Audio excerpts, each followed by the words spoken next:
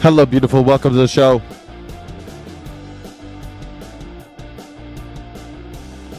Oh my gosh, thank you so much for being here. It's a beautiful day. I am glad that you're alive. It's the day after Memorial Day weekend, and I'm sure that you had a great day. I'm sure that you were having fun with your family. I'm sure that you were out there making sure that everybody was remembering the dead. It's Taco Tuesday. Trump always chimps out Tuesday. Indeed. Whoop, whoop. How you doing? How you doing? Hey, how you doing? The Dread Pirate Rob. How the heck are you? I'm Rob, going through a breakup, so I come and go life sucking right now. Not really, but you know what I mean. Oh man, I know what you mean, the Dread Pirate Rob. It's not hard going through it's not hard going through life single, but it's hard going through a breakup for some reason. I know what you mean, man. Breaking up is a hard thing to do, buddy boy. It's hard. It ain't for everybody, Dread Pirate Rob. It's difficult. I guess it is for everybody. Everyone has to do it, right? Most people have to do it. Most people have to go through a breakup, and it sucks. It feels like something's been stolen from you. It feels like someone's died. But a friend of mine told me that unlike when people actually die, you will get over this. You will get over it, and then you'll have somebody new, and you'll be like, who's that other person? Why did I care so much? Why was I so upset? Some wounds are deep. But hopefully you will learn from them. That's all we can do. Hey, Chai Pixie, what's up? Hey, another damn vegan. Hey, I'm in the empty room again. You're in an empty room? I'm in the waiting room. I'm always in the waiting. It feels like something is missing. Yes, I know how it feels. It feels like your arm's been chopped off. It feels like something's been going there. It feels like something was there that isn't there anymore. It's difficult. Your memory feels like there's parts missing because you backed up your memory in somebody else. Yeah, man, it's hard. I was looking for something yesterday, and I was like, wow, I wish I still had my ex-girlfriend here. She would know where something is. And then I started blaming her for misplacing it. Because in my head, I didn't misplace it. It must have been her. And she would know where it is, but I'm not going to reach out and ask. So I just am upset. I know exactly. And then you're stuck in this weird loop where you're upset with yourself, but you're upset with the other person. It's horrible, man. It's horrible. You're waiting for this moment too. I feel you. You've been waiting for this moment. It's a difficult life out there. Well, you don't have to be a loner, but you do have to be a rebel. And I hope that you are here as a rebel. Thank you, Sky City Rebels, for being here. This is the #1 news reaction show on YouTube. And this is the Morning Sky Show. But I don't want to get mixed up with a guy like you don't have to be. I'm a loner, Daddy. A rebel. That's it. You got it. Way to go. That's it. For some reason my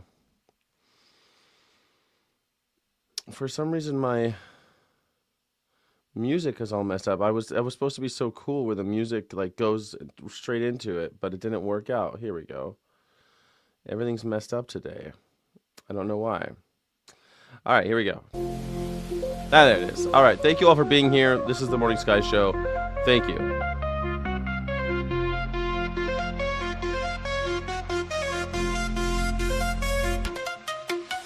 Yeah. Eyes on the horizon. Sky is blue, no denying. News with Skyjack Morgan. Bright and early new dawn. Every headline, every story. Is your morning some glory. Stay informed, stay tuned as the day greets new blue. Good morning headlines with Skyjack Morgan. Start your day just fine. Information for you, darling. With coffee in your cup, used to feel You can feel it right up. Cleansing weather on the go. Morning show you need to know. Join us on this daily ride with your morning side by side. Catch the latest, feel the vibe. Sky will keep you well supplied.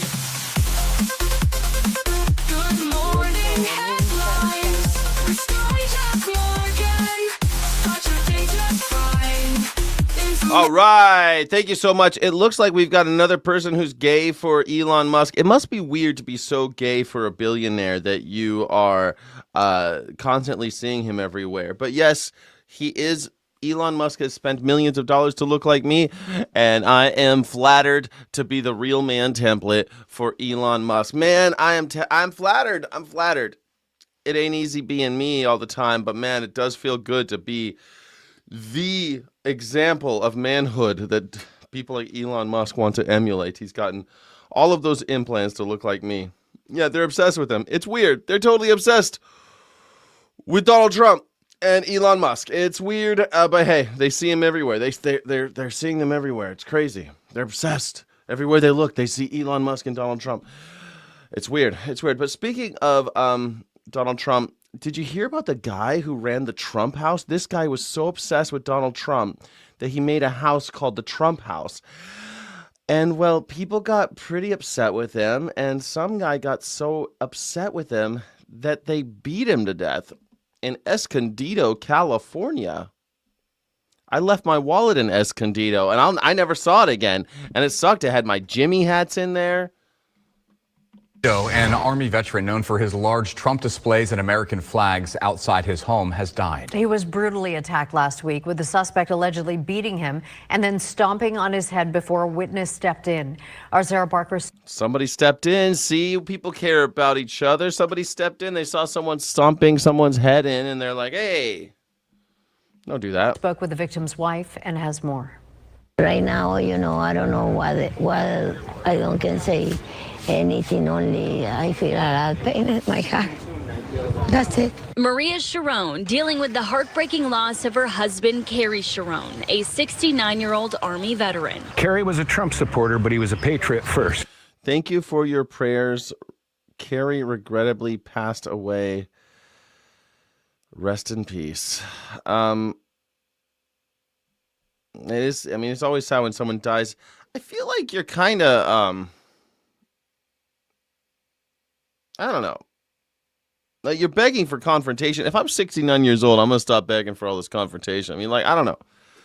You're kind of, I mean, I don't know. Bro, you think that California is immune to this shit? It ain't. It ain't immune to this. And he was a strong believer in freedom of speech. And when people would approach him and give him... I love when people say that I'm a strong believer in freedom of speech as long as you are having speech that supports the state, is really what that means. As long as your speech supports the state, then freedom of speech, A-okay. As soon as you say something that we disagree with, no can do. Sorry. I mean, that's the thing. Like, you have freedom of speech to support Donald Trump, but Donald Trump hates freedom of speech. You see how you get in kind of an Ouroboros there? You get in kind of a circular logic there. The snake eats its own tail. The snake is always going to eat his own tail with that stuff like that. I support Donald Trump, and I have the freedom of speech to say so. And I support Donald Trump's suppression of freedom of speech. What? So you don't like freedom of speech? I support my freedom of speech. I love freedom of speech as long as it's supporting Donald Trump. If you say anything against Donald Trump, then we want to cancel you. We'll threaten your boss. We will literally go to your boss and tell your boss to fire you. We will. Oh, Jimmy Kimmel, if you tell a joke like Stephen Colbert about Donald Trump, kibosh, destruction. We will destroy you. We will threaten your bosses with billion-dollar lawsuits. We will sue you for billions of dollars. Completely bullshit lawsuits that we know we can't win, but we know they'll settle. So just to fuck with you, just to make it really hard for you, that ain't freedom of speech. That is not freedom of speech. They hate freedom of speech. Donald Trump despises freedom of speech. It's his, I mean, he hates all of the Constitution, but freedom of speech is his worst one. He hates it. Unless, of course, you are supporting Donald Trump or, white supremacy or any of those things, then freedom of speech is A-okay. But if you dare say Antifa, you are a terrorist. If you go to a protest against ICE, you're a terrorist. You're not a free speech. You're not exercising your free speech. He thinks the world only falls into three categories: the taxpayer, the consumer, and the terrorist. That's it. There is no freedom of speech in there. And those people are often the same person. The terrorist, the consumer, and the taxpayer are often the same guy. But Donald Trump doesn't see the world like that. He hates it. He hates freedom of speech. Thank you so much. I appreciate this. One of my favorite things is watching maggers say you're a clown or you're a whatever, and they can't spell your. I love the insults when you can't, you're illiterate. You know what I mean? It's upsetting, but the system has failed you. The education system has failed you. And Donald Trump has done away with the Department of Education. He's making it worse. I'm sorry, you're probably from Missouri or something where they don't teach you how to read, but you know how it goes. And I love the idea of a clown.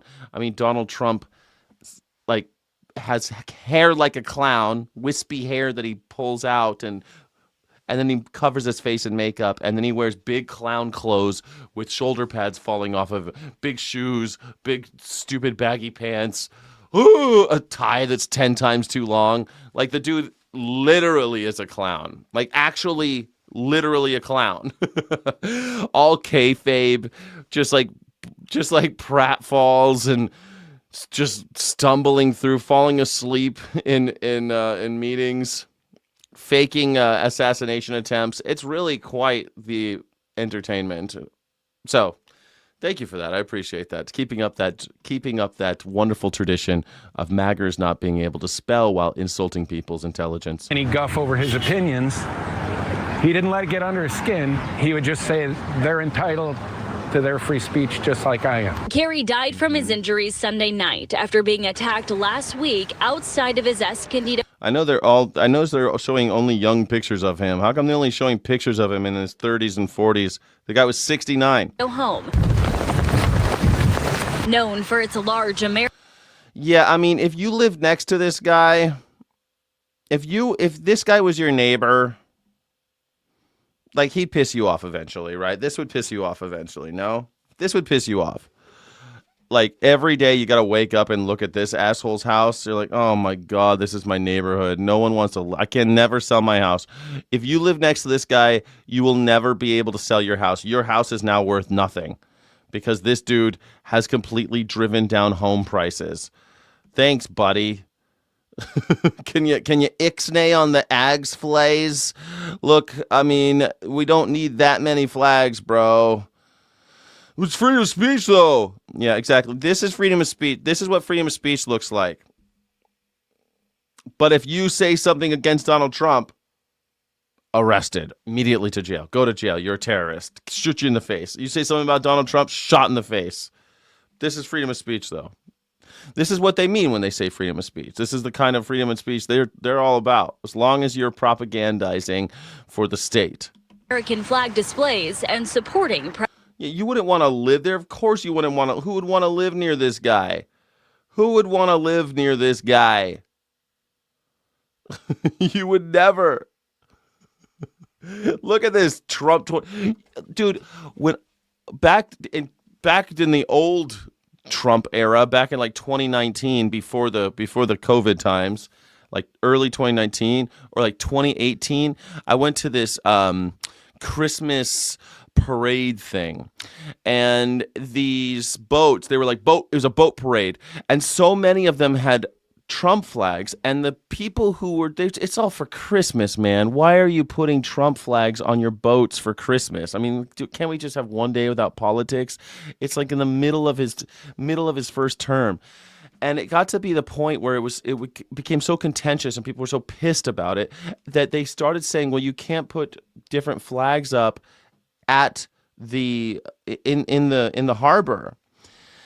And that became a whole thing because people were like, oh, I want my Trump flags. And then finally they said, okay, no Trump flags, no flags of any kind, no flags other than the American flag. That's all you're allowed in the parades. God damn it. Why can't we just have a little we can't even have a parade in America because of Donald Trump. Donald Trump has ruined everything. We can't even have Christmas. Donald Trump has literally ruined Christmas. I don't ever remember anyone on a Christmas parade float doing anything, having Obama flags. I don't remember that shit. I don't remember any Obama flags. God damn. And so then they made this thing where like you can only have the flags during like November, like whatever, in the lead up to the election. So then you saw Biden and Donald Trump flags and people arguing with their neighbors. For fuck's sake.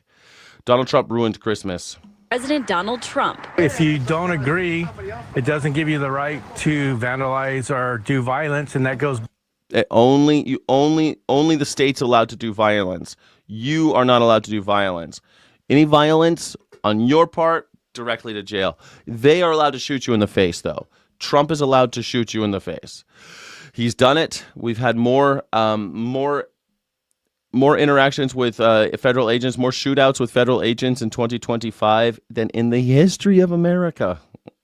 In 2025, more people were killed by ICE than in the history of ICE in 2025. Violence is okay as long as it's the state doing it. But if you do it, it's your ass. Both sides. Both sides. Both sides shouldn't do violence. Unless it's, of course, Trump's side. Thank you.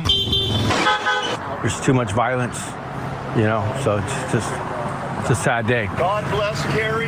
God bless Maria. Now, oh, no. God bless. You've been talking about this house for years? Yeah. And now he's dead. Yeah. He's dead, though. Dead as a doornail, that guy. Someone stomped his head in. They stomped his head in, man. I feel like you're begging for confrontation. You got a house like this. I don't think the guy should have got his head bugged, stomped in. But I'm saying if I had a house, shit. You wouldn't even if you came in my neighborhood, you wouldn't even know where I live. I don't advertise, but I still got guns. And if you came heavy, I'd shoot you. If you came in, you'd be done.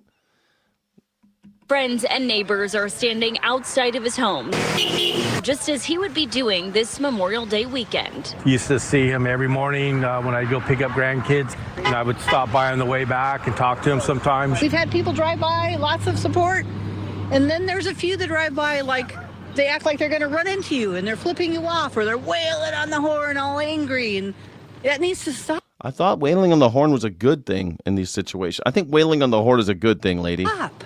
I think you just stop. Just stop. Why? It needs to stop. You can have a different belief, but you don't have to threaten people. Literally half of America feels like they're being threatened every day right now. Right now, you want to just take any group, any minority right now feels like they're being threatened. But the white person feels threatened now. So, but why? It's got to stop. Intimidate people. Even as Maria goes through the pain of losing her husband, she says she feels bad for the suspect's family. I feeling bad for the mother, for the guy who do that, because for him too, because I ruined his life. Have a kid, have a girlfriend, have a mom. I'm feeling bad for her, but the stuff he do with my husband is terrible. The suspect, 32-year-old Thomas Butler, pleaded not guilty in court on Friday when he faced charges of attempted murder. Only when he say. Ooh, but then he died later. I mean, he didn't die right there. He got attempted murder, so now he's going to go up for murder. He'll be in jail for a long time. He's going to prison forever. Thank you for us, sponsor, and all my friends coming, and thank you very much. I reached out to the district attorney's office to see if any of the suspect's charges will be. Yeah, I mean, her shirt, like, she's there, seriously just found out that her husband's dead, and she's got the Trump kayfabe thing where he's like, fight, fight, fight t-shirt on. Like, these people are cultists. They don't like. She still cares more about Donald Trump than she does her own husband. It's shocking. It's sad. He changed now that the victim has died. We haven't heard back yet, but courts are closed for the Memorial Day holiday. Meantime, I had a chance to talk with more members of the victim's family, and they have started a GoFundMe to help support his wife. One thing she says she's worried about is making sure she can keep the home that they've lived in, as he was the breadwinner. We have a link to that GoFundMe up on our website. Just click the Scene On tab. I thought that they were trying to get rid of GoFundMe things like this, weren't they? Weren't the Republicans trying to get rid of the GoFundMe stuff? You can't tell where the money's coming from. You're not allowed to take money from GoFundMe. Can't do it. Can't tell where the money's coming from. But we could take all the money we want, unlimited amounts from AIPAC. That was fun. It is kind of sad that when these cultists die. I feel sorry when the cultist dies, because it's like they've been hoodwinked. They've been swept up into this mayhem, into this mass hysteria. I mean, obviously someone who puts that many flags on their house and has all the Trump shit, they're clearly not okay. Clearly something's going on upstairs. Something fell a little loose, you know what I mean? Got a screw loose. Maybe it happened when he was in the service. Maybe it happened, who knows, man. But of course, these cultists, they're going to die. And they keep on dying for Donald Trump. And they think it's like, I don't know, they think they're going to get 72 virgins or something. They're all in. They're all in. And it's tragic. It's a tragedy. Victims are MAGA. I mean, the victims are MAGA. It really is. Of course, the MAGAs, they're victims as much as Donald Trump is the guy in Times Square with the fake Rolex selling it to you. He sells fake sneakers, fake watches, fake phones, fake university, fake steaks. And these hayseeds and rubes, these people from like Louisiana, they come in and they're like, oh my gosh, look at all these pretty buildings. I just think this is amazing. New York City, here I come. And then these people in New York take advantage of them. Well, it's different now. Donald Trump doesn't wait for you to blow into New York City like a hayseed. He goes to your houses now through the miracle of mass communication, miracle of mass communicating. And he comes in and he says, I got the best watches. It's the best watches. Trump watch. Like literally the URL is the bestwatchesoftheworld.com. bestwatchesintheworld.com or something. That's the URL for Trump watches. And these people fall for it. They fall for it. They get hook, line, and sinker, man. And they're done. They sign over their souls to Donald Trump. I mean, it's just like these Heaven's Gate people. Remember Heaven's Gate? They all thought that the Hale-Bopp comet was going to there was a spaceship in the tail of the Hale-Bopp comet. These people thought that the aliens were coming for years. They were in, man. They were in, and their identity became Heaven's Gate. And then eventually they all killed themselves. Like, would you be surprised if a bunch of Trump people killed themselves when he died? Would you be surprised? Like, honestly, would that... You got six, I got 6 of his watches. Yeah, I got as many as I could, man. I also bought Melania coin. Today, everybody, all my Cash App, if you do Cash App or Venmo Skyjack23 and Cash App is Skyjack Morgan.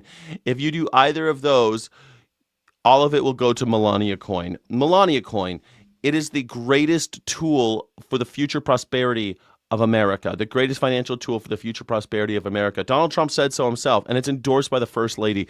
So you know it's legit. Just like his watches, just like his steaks, just like his university. You could trust it. It's Donald Trump. I know it looks like a rug pull. It looks like a pump and dump scam, but it's not, okay? It's Melania coin. Buy it today. Buy Melania coin. Please. TDS at its potency. Do you have how much Melania coin do you have? Dennis Moore. I don't believe that you are a Trump supporter until you tell me how much Melania coin you own. If you believe him, then you should own Melania coin. If you believe a word he says, because he always tells the truth, right? See, the real TDS are these cultists buying up, snatching up Trump coin and buying his sneakers and buying his perfume and going and decking their houses out with flags like this is like even in World War II they didn't do that shit. It was a little much. Even after 9/11, when we were all fucking putting flags up, and New York Times printed a whole newspaper where the whole thing was a flag. So if you didn't have a flag, you got one with the New York Times, and people put it up in their windows. Flags everywhere. Even then, houses like this, dudes, little much. Yes. Thank you so much for being here, everybody. Gen X Wolf, what is it with Gen Xers and supporting the pedophiles? What is it with you guys? Why do you guys, you really want attention from daddy, huh? You latchkey kids. All the latchkey kids, they miss daddy so much. They love Donald Trump. He'll be your daddy. You need daddies, right? You need your daddy? Of course you do. Make sure you get yourself a Trump coin. Make sure you get Trump coin, guys. Yes, guillotines, Chip, guillotines. That's the trick. Yes. Love Trump from Minneapolis. Well, most people hate him there. Hawk Productions. You're a big Trump fan? Makes sense, right? Makes sense. Buy Melania coin. I hope that no, I won't say that. But I do feel sorry for the Trump cultists that end up like this guy with his head stomped in. Who knows what their argument was about? It could have been, hey, you're driving down my home prices. I'm trying to sell my house this year, and I can't because your fucking ass keeps putting up more American flags and standing on the corner screaming about some chomo being innocent and not being in the Epstein files.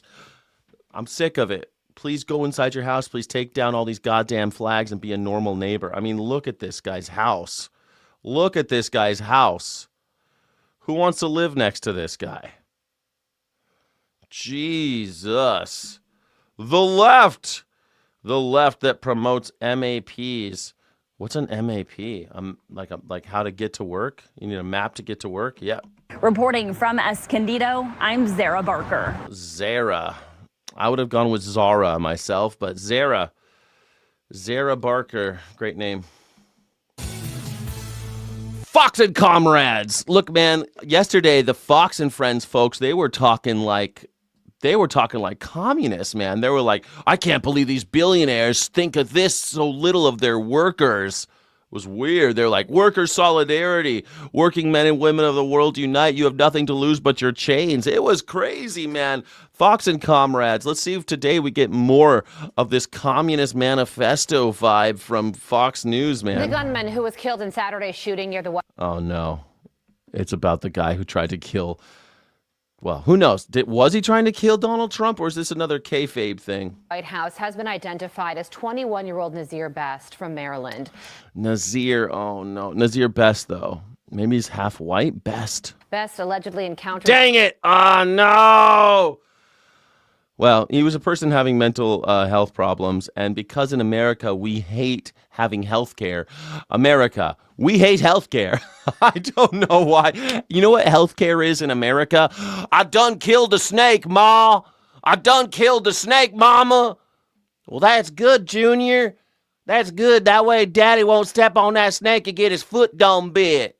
I know, Mama, I killed that snake. That's American healthcare system.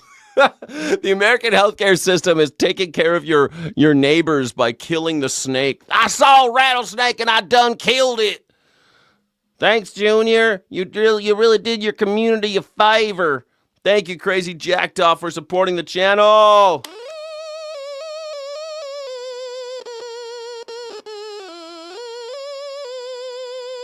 Thank you so much, Crazy Jackdaw. Please, can I have some jubilation in the chat for Crazy Jackdaw? Jubilation ensues. Thank you. Let's listen to what happened with this person who should have found help in the American system of health. This person who needed health care ended up getting shot to death. That's the American healthcare system. Mama, I need help. I don't feel so good. I'm starting to feel a little violent. That's okay. I'm going to call the police. They're going to put you down, Junior. Mama, I don't want to die. I just don't feel good. I feel like I'm confused and scared. I think I might be hearing voices, Mama. Something's wrong with me. I think I got me one of them chemical imbalances. That's okay, Junior. I'm going to call the police. They going to do one trick real quick. They're going to put you down like Old Yeller. Okay, Mama, if that's the only way.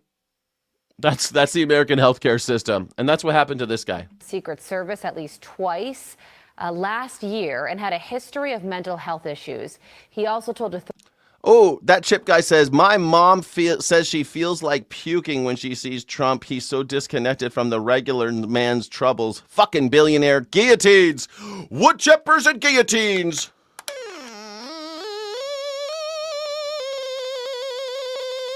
Thank you so much, Chipperoo. Chipperoo, I appreciate you. I mean, if you look at Donald Trump and you don't feel like vomiting, you might be a chomo. So at least we know that your mom's not a chomo. Thank you so much for the donation. Can I have some jubilation in the chat for Chip? Thank you so much. You know, Chip, I know, lives in Amsterdam where they have this thing called healthcare, and you can go to this thing called a doctor, and they don't take all your money through, I don't know, your asshole. So isn't it cool? But in America, if you want healthcare, it's the police. The police are the healthcare system.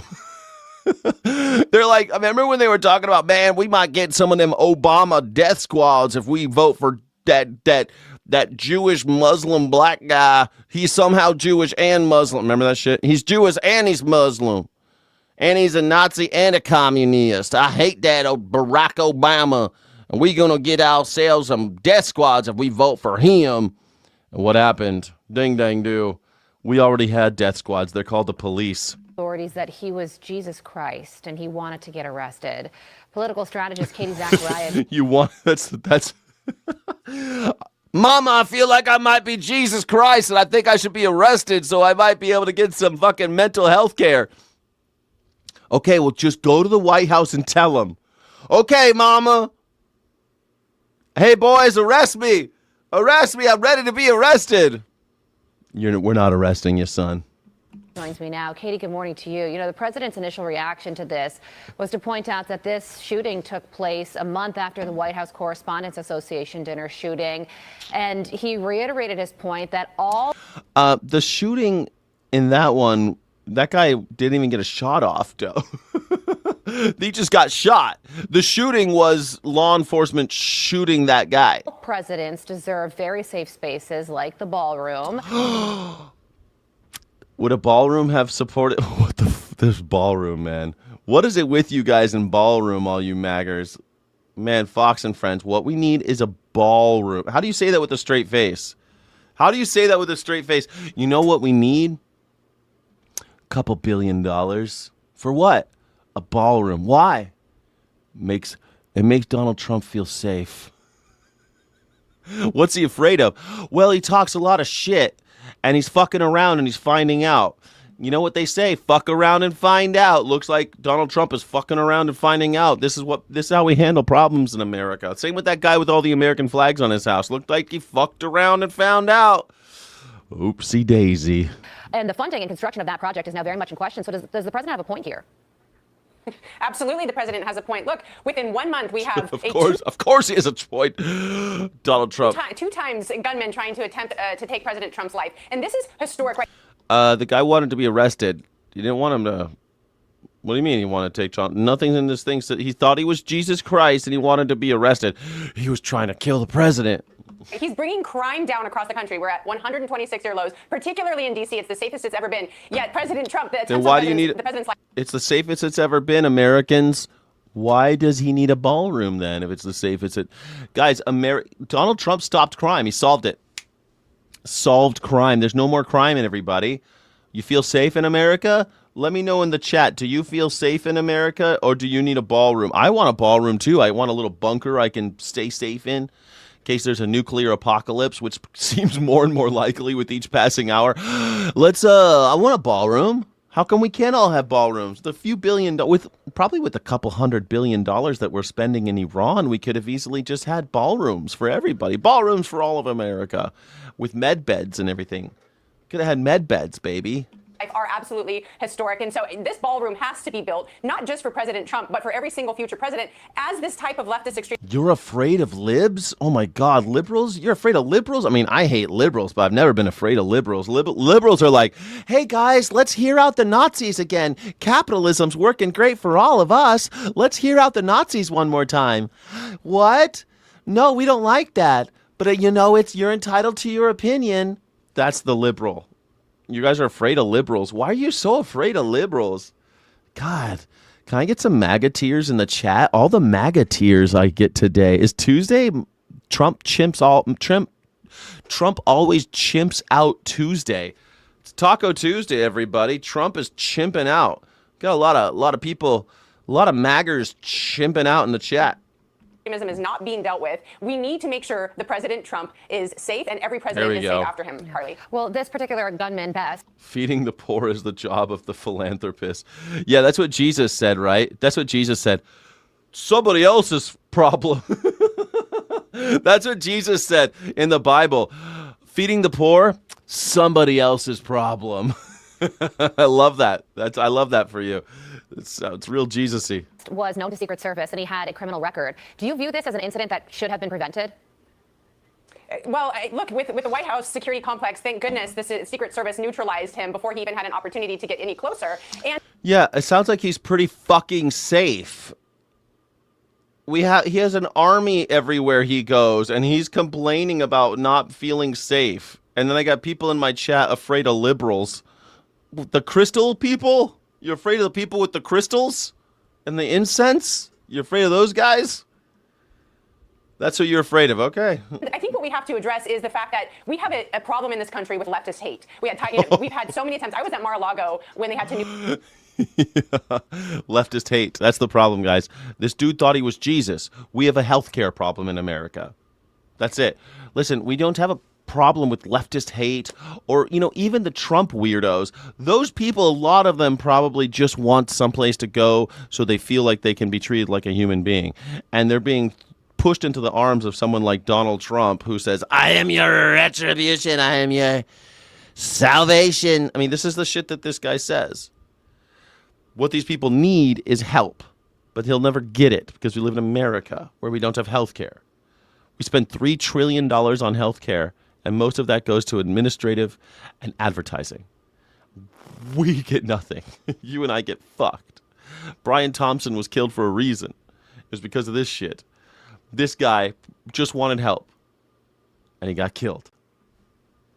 Neutralize another attempted assassin on President Trump, and thankfully he wasn't there. But if we don't tune down, if the left does not get a hold of the violent rhetoric, this is historic. Look, you have these 21, 22, even early 30-year-old men that are very extreme and being indoctrinated online, and so we have to get to the bottom of this. So, or they're just already a little off, and then someone like Donald Trump comes around and starts saying crazy shit. He polarizes us. He is a cancer in America. He's destroying this country. He destroyed Christmas. You can't even have Christmas anymore without seeing Trump flags and seeing people with the little salute. This is Nazi Germany. I mean, when I go to a Christmas parade and I see Trump flags, this is Hitler-y shit, man. Lizard people shit, dude. Could it be prevented? I think that we need to take a hard look at what's driving the extremism, and a lot of that, Stephen Colbert, Jimmy Kimmel, this violent rhetoric. There you go. But he loved freedom of speech. Look at that. They love freedom of speech when it's the guy on the corner with 1 million American flags saying Donald Trump is king and I want to give my daughter to him. That's freedom of speech. But Jimmy Kimmel and Stephen Colbert, that's left-wing hate terrorist. Jokes. Seems to be continue going, although Colbert was held accountable finally. Yeah, Kate, that's a great point. And if you could dive into it a little Wait a second. I thought it was purely financial. Look at that. Oh, Stephen Colbert was held accountable for his jokes. Wait a second. I thought it was purely financial reasons. You guys are just totally okay with the lie. I see. Stephen Colbert was held accountable for telling jokes about Donald Trump. Is that freedom of speech, everybody? Is that freedom of speech? there, because clearly there is a real issue when it comes to young men and this mental rot that's taking place that's leading to extreme violence among young men in America right now. Why do you think that's happening, and how? Could it be this? There's this little thing called January 6th that went down. It seems like all bets are off. There is no use for decorum anymore. There's no use. Donald Trump ended a 250-year tradition of the peaceful transfer of power. The peaceful transfer of power is something that Americans can no longer rely on. Americans can no longer rely on their neighbors because they've been taught to hate their neighbors. Americans can no longer rely. You can't even be born in America without going $10,000 in debt. When I was born, it cost my mom like $68 to have me. It was like $68, and she wanted a refund. I get no respect. I get no respect at all. When I was born, I get no respect. Let me tell you, I get no respect. When I was born, they wanted a refund, and it was only $68. I get no respect. I don't really have a Rodney Dangerfield, but I love Rodney Dangerfield. Look him up, kids. Google Rodney Dangerfield. Do we prevent this? Two of the attempted assassins have come out of California. And now we have this, including on Justice Kavanaugh. And we haven't seen, Carly, this same tick across the board from the right. Although the left wants to continue saying the right is the violent side, it is all coming from the left with the assassination of Charlie Kirk and all these attempts. Assassination of Charlie Kirk. That was the right. That wasn't one of ours, guys. That wasn't some anarchist wanting to overthrow the government. That was one of yours, a righty-tighty buddy. That guy was raised in MAGA churches in a MAGA family with a MAGA grandma.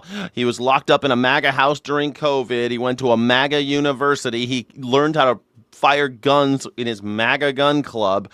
And you're like, he's a leftist.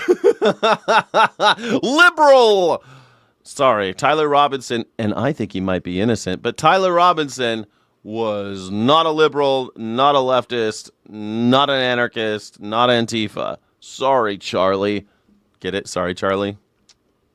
On President Trump and the attempted assassin of Justice Kavanaugh. So what is driving this is, in my mind, you're looking at Maryland, California. You have this, President Trump had actually signed an executive order on dealing with radical indoctrination in K through 12 and then in higher education. And we have to get to the root of what is driving this radical indoctrination, particularly from the left. He did live in Utah, but not everyone who lives in Utah is a Mormon. The left is violent. This kid was not even a leftist. He didn't even have any political shit. He thought he was Jesus. That's leftist! You're hearing it on Fox and Friends today that Jesus was a leftist. And if you think that you're Jesus, you're a leftist too. This is what Fox and Friends is saying. Jesus was a leftist. And he was. He was a proto-anarchist. He hated the state. He wanted to overthrow the government. He hated the hierarchy of religion and all of these clubs that everyone had to kowtow to. He wanted to turn over the tables. The first will be last and the last will be first. How's that for anti-hierarchical conversation? I mean, the guy really did just want to flatten society so that everyone's equal and the poor and rich will rub elbows, because there's no such thing as poor and rich. Give all your coin to Caesar, after all. A rich man can't pass through the gates of heaven. Well, he can, just like the camel can through the eye of a needle, man. Donald Trump doesn't know about Jesus Christ. Donald Trump hates mercy. He hates compassion. He hates charity. He loves theft. He loves getting something over on somebody else. He loves avarice. He loves greed. He's a rapacious gentleman. Not a gentleman. He's a rapacious animal. Not an animal. He's a rapacious demon. Jesus would not get along with Donald Trump, I'll tell you that much right now. And they're saying on Fox and Friends that Jesus was a leftist. And if you think you're Jesus, you're a leftist. If you worship Jesus, you're a leftist. Sorry. Among young men, and why they think that they have the opportunity to take these types of situations into their own hands and portray violence on American people. This is also Mangione. And also Hey, don't you talk about Luigi like that. He didn't have anything to do. We don't even know how Luigi feels about Donald Trump. We have no idea. And how would a ballroom help Brian Thompson?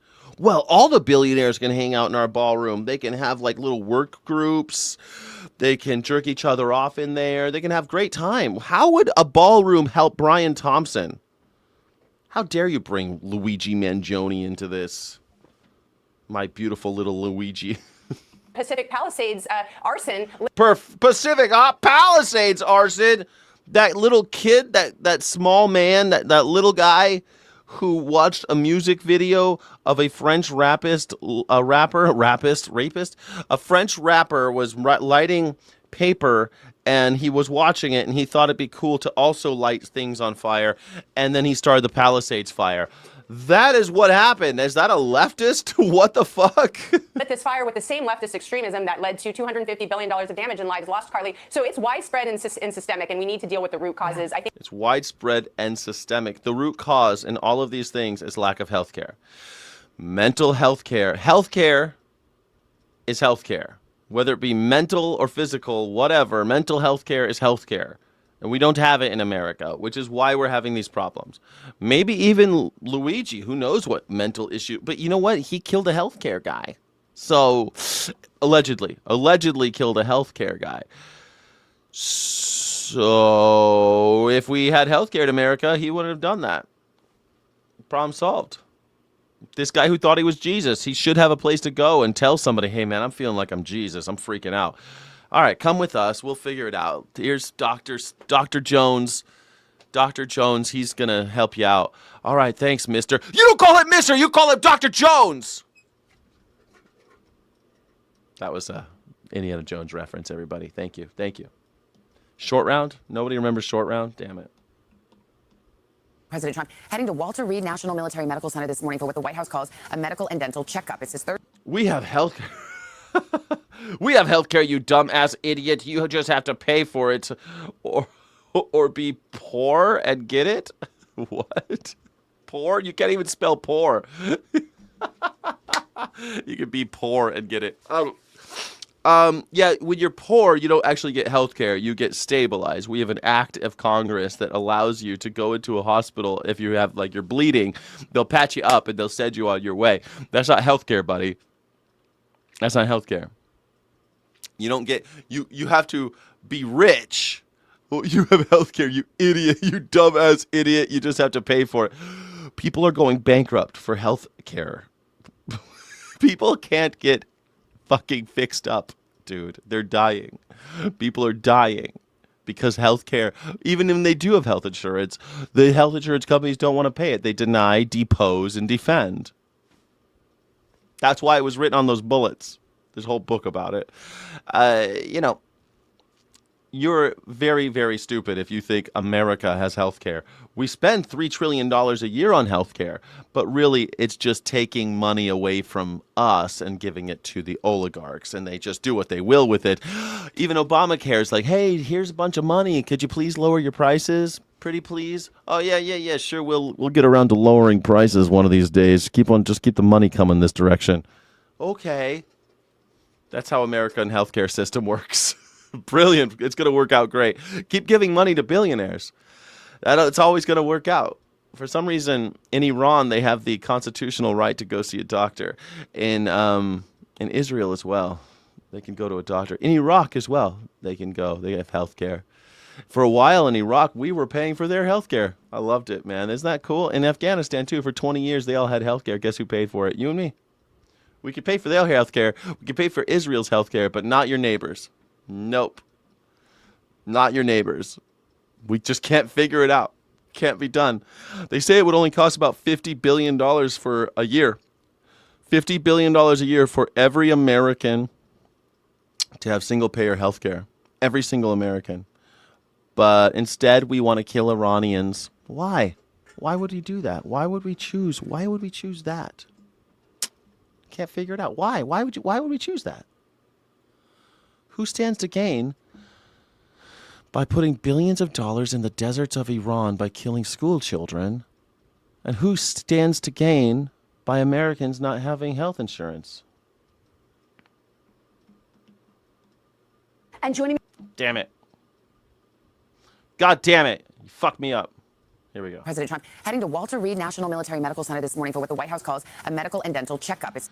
Donald Trump is having his third medical and dental checkup this year. I have not had a medical or dental checkup in over 10 years. And here we are. Donald Trump has plenty of health care. He's sick. He's going to die. His third visit in third visit. I think that he will be dead before the end of 2026 from natural causes. 15 months and puts a spotlight on the president's health ahead of his 80th birthday next month. NBC's chief White House correspondent Garrett Haake has more. Garrett, good morning. Hey, Savannah, good morning. Look, the White House says this is just a routine doctor's visit for President Trump, but as he approaches that 80th birthday, his physical and mental health are under a growing spotlight. Now, the president has had some visible health issues that he and his doctors say are minor. He's been seen with bruising on his hand, which he says is from aspirin usage.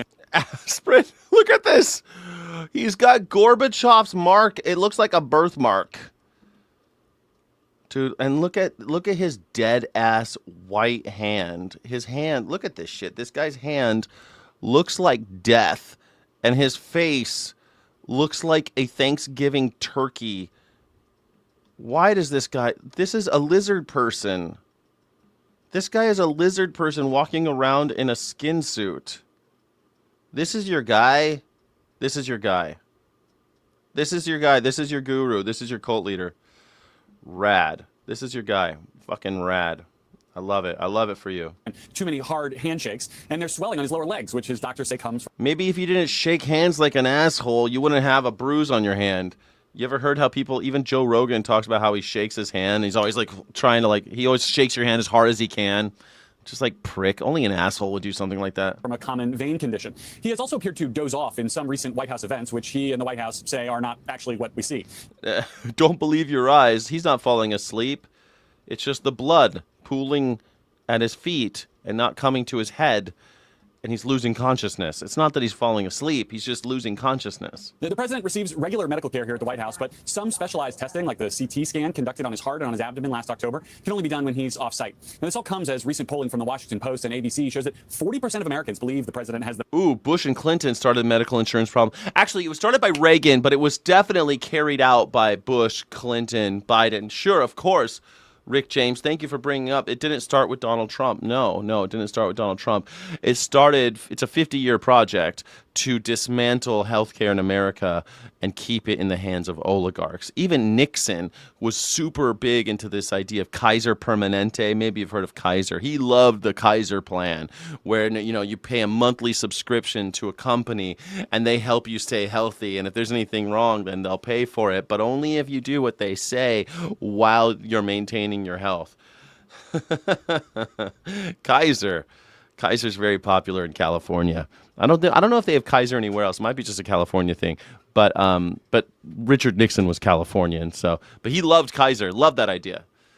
And he hated the idea of universal health care. The whole world was doing universal health care for all of their citizens, but not in America. Maybe because of Nixon, but it's gotten worse. And it really got going during the Reagan years when he deinstitutionalized anyone with mental health issues. Any mental health patients, he just deinstitutionalized everybody and said that, don't worry, we're going to give money to the communities to take care of this. And that never happened. Of course not. That never happened. Mental sharpness to do what is one of the world's toughest jobs. That's a 7-point drop from September. And in terms of his physical capacity, that number stands at 44%. That's a 10-point drop from 8 months ago. For his part, the president said back in February that he feels decades younger than his 79 years. Savannah? Garrett Haake at the White House. Thank you. Hey, thanks for watching. Don't forget. He feels decades younger than the 79 years. That's your guy. That's your guy, Donald Trump, my favorite president. Fucking, I feel decades younger. I don't feel 79. A man's only as old. Oh my God. That's a Groucho Marx quote. A man's only as old as the woman that he feels. And Melania is almost 30 years younger than he is, so yes, of course he feels younger. Just like Groucho Marx says, a man is only as old as the woman that he feels. So Donald Trump feels about, he feels about 30 years younger. Just like you said, decades younger. He feels about 59 instead of 89, 79. So he feels 40. He feels about 50. He thinks he's 50. A man's only as old as the woman that he feels.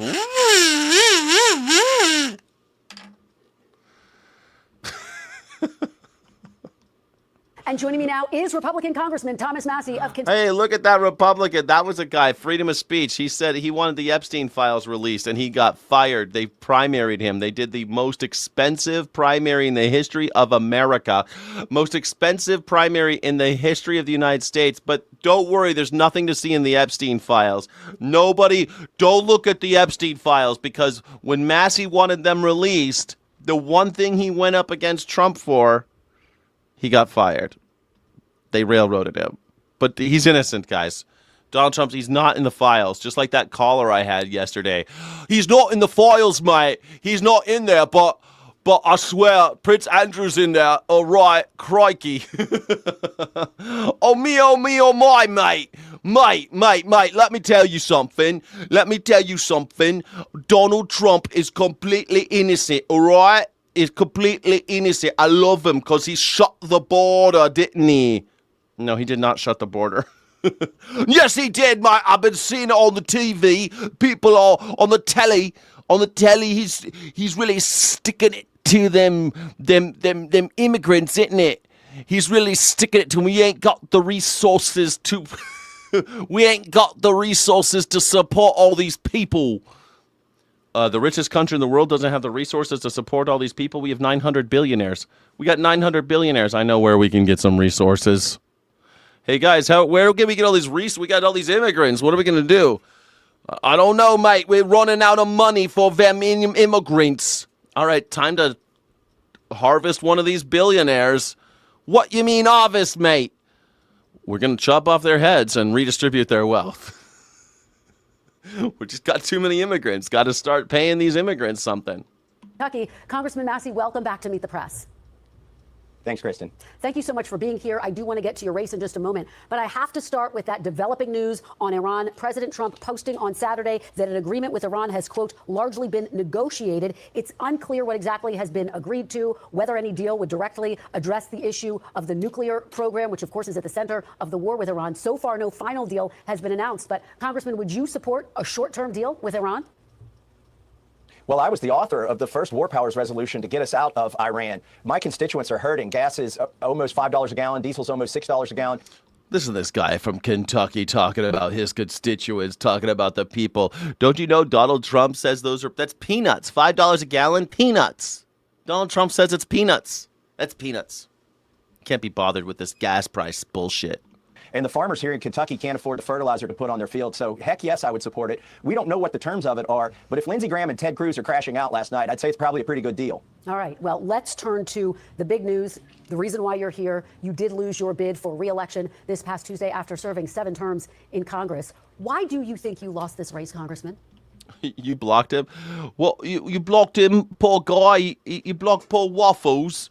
Waffles, I don't think he's in the chat. I don't think he's a normal one who watches. He's just a guy who was passing by, isn't he? Just passing by.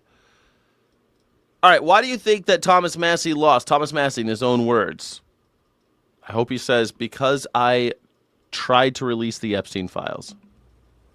Well, listen, since the day I got to Washington, D.C., I've been doing this job like I thought people wanted you to do it. I read the bills. I didn't give my voting card to the speaker. I've never given it to a president. I don't even give my voting card to the Freedom Caucus. I vote for people over party. And, you know, that means 10% of the time I vote against the party. I've exposed a lot of things in Washington, D.C., the cronyism. I would say, you know, and also bankrupting our country, whether it's Republicans or Democrats. I point out how they're bankrupting our country and how these are all fake fights. They love to divide us. I think the biggest crime I committed against the swamp, Kristen, was showing the American people that somebody on the right could join somebody on the left and get... That's code word for Donald Trump. When you say the worst thing I did against the swamp, he means Donald Trump. The worst thing he ever did against Donald Trump, who is the swamp. Something done, which is releasing the Epstein files that everybody knew needed to be done. That's probably the only bill that's passed Washington, D.C. in the last 10 years that lobbyists haven't written. It was written by me and Ro Khanna, and we used the pressure of the American people to cross the aisle and get things done. That's when they decided I had to be taken out, that I was becoming effective. So they wanted to eliminate me. And by the way, they couldn't buy my vote in 14 years, so they bought this seat. This was the most expensive race in congressional primary history.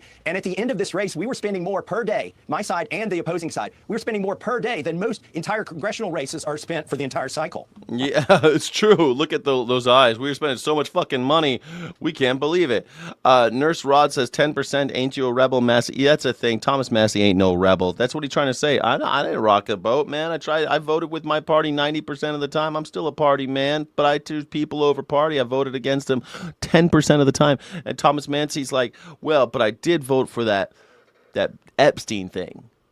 That's what got him fucked. They crucified him over Epstein. They crucified him. And, well, it's perfect. It's perfect. Crucify him over Epstein.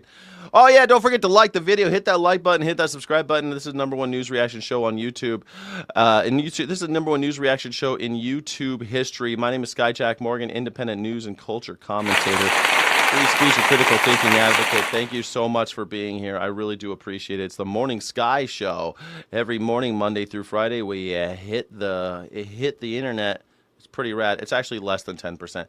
I know, it's ridiculous, but that's exactly the thing. It's ridiculous to call him anything other than a MAGA Republican. The only thing he did was, they crucified him with $32 million. They spent millions and millions of dollars in order to get rid of him because he had the audacity to say, hey, maybe we should look into this Epstein thing. Wow, it's just extraordinary to put it into that context. You reference the Epstein files, the fact that you and Congressman McConnell, who I'll be speaking to next, pushed to have those files released. You also broke with President Trump on other key issues, voting against the so-called big, beautiful bill. You're opposed to the Iran war, as you just stated. Congressman Massey, was it all worth it? It was absolutely worth it for me. Now, I don't think it's going to be worth it for the party. Look, the left, some people on the left have Trump derangement syndrome. They call it TDS. But there's a growing number of people on the right who have a form of TDS called Trump disappointment syndrome. And I think what's going to happen to the party this fall is they've disenfranchised a large portion of that constituency that Trump assembled to get us in the White House, in the Senate majority, and in the House majority. They've alienated MAHA by kowtowing to the pesticide manufacturers and the pharmaceutical manufacturers. They've alienated the fiscal hawks by running Doge out of town. They've alienated the people who don't want to fight another war for other countries. He wasn't bending the knee to Israel, you morons. Yes, okay, fine. Yeah, Massey's a freedom fighter against them. Israel, sure, whatever. Israel. Is it enough? Israel. And so I'm worried that in November this is going to cost the party a lot. But for me, it was completely worth it. And I've got 7 more months to keep going against the grain, which means voting for principles and for people over party. Let me ask you big picture, because you... People over party. Does anybody believe that anymore? People over party? It's all cultist shit, man. Red or blue, red or blue, red or blue. That's all I hear. Every time I hear someone say it's blue or nothing or something like blue until I die, it's like, you're just a cultist like MAGA. Why don't you just paint your face just like Donald Trump? Just start waving flags with your guru on the flag. I mean, it's weird. It's weird to see people waving flags with another man's name on it. What the hell, dude? We're Americans. We don't do that shit here. Now we do. We're a country of cultists. It's crazy. You have said that you vote with Republicans more than 90% of the time. You split when you think it better serves your constituents. One of your constituents told a local reporter this, quote, I just got to the point where I couldn't support him anymore. I saw Massey as almost what they would popularly call a rhino, Republican in name only. What do you say to that voter and others of your... Damn, Republican name only used to mean something totally different. Like, it's a Republican name only would be like Arnold Schwarzenegger, who's Republican. He's a fiscal Republican, but he doesn't really go along with all their culture war shit. And there's a lot of Republicans like that around America who just don't go in for all that bullshit when it comes to like the gays are gonna take our children or crazy shit. But they love low taxes on billionaires. They love that. That's a rhino. Used to be. Now a rhino is anyone who doesn't support Donald Trump. Anyone who isn't MAGA is a rhino. That is a dangerous place to be. Getting real Hitlery in America these days. Constituents who might agree with him. Well, they spent at least 20 million, maybe 25 million against me. And what they did is they expanded the pool of voters. And there were a lot of misinformed, uninformed voters. In fact, my daughter, who lives outside of my congressional district, she heard somebody in the voting booth next to her trying to find my opponent's name on the ballot because he didn't even know I wasn't his congressman. That's how much they've bamboozled the people here in Kentucky. They used artificial intelligence to create a video, lifelike video, that showed me checking into a hotel room with AOC and Ilhan Omar and holding hands with them. It was actually very effective on the boomers. But here's the thing, Kristen, that's only going to work for a little bit longer. The boomers are going to, leave this country to the Gen X and the Gen Z and the Gen... They're going to, leave this country. The boomers, they're going to, shuffle off this mortal coil. They will eventually venture to the undiscovered country from whose bourne no traveler returns, if you know what I mean, and I think that you do. Leave this country to us. And when was Thomas Massey born? What year was Thomas Massey born? Thomas Massey was born in 71, Gen X, a pretty young Gen X too. Actually, right in the middle, Gen X. 71 years old, Thomas Massey. We still have not had a Generation X president. It's been baby boomer and older. Eventually, the boomers will, eventually. And Y and the millennials. And those folks are the ones that I won overwhelmingly. That makes me really hopeful for this country. They don't get fooled by artificial intelligence, and they check the news. Well, every time I look this up, everybody, Gen X is between 1960 and 1980, and millennials 80 to 2000. And then we can argue about what's after that. It doesn't really matter. Those people can't vote yet. Actually, some of them can, can't they?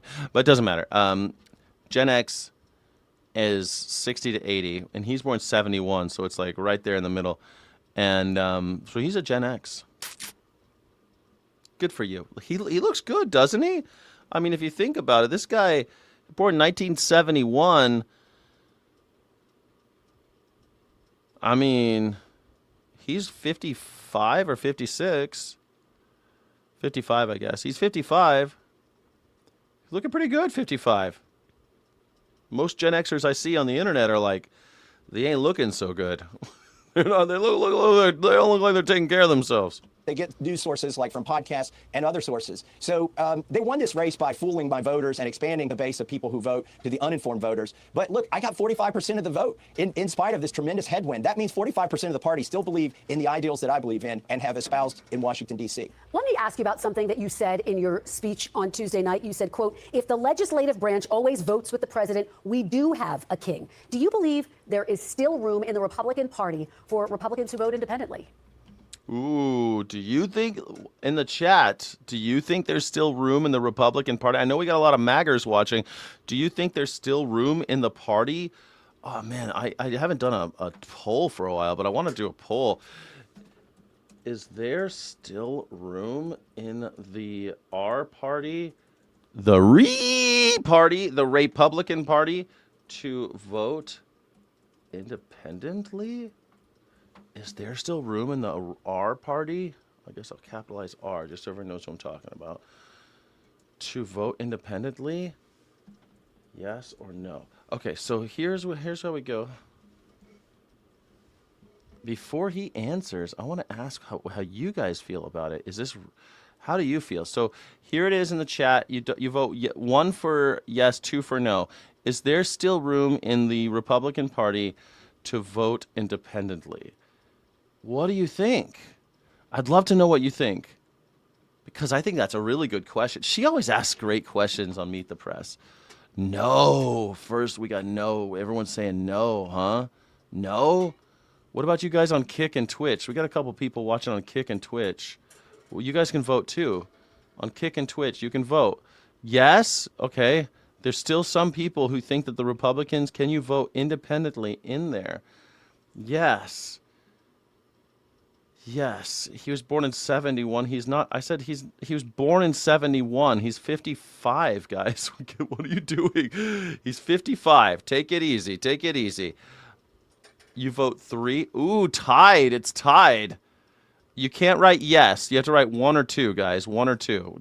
You can't write yes. If it's yes, you got to put 1. You got to put just the number 1 in the chat. That's how it works. It's 1 or 2 in the chat. That's how the widget works. Okay.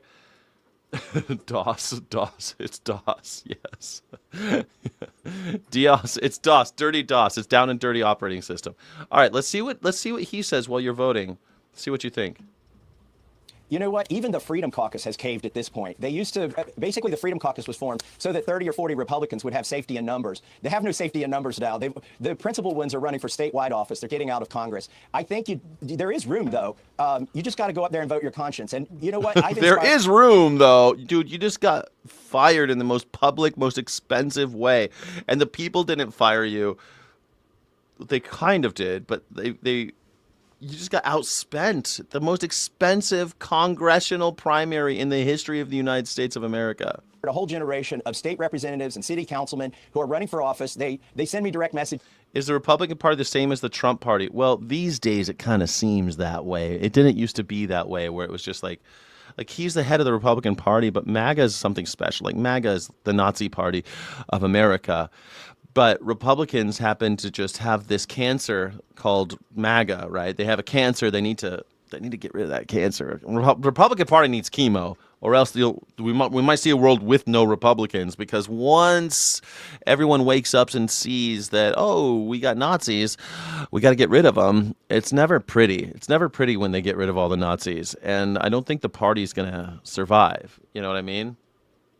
Like the Nazi Party of Germany didn't survive.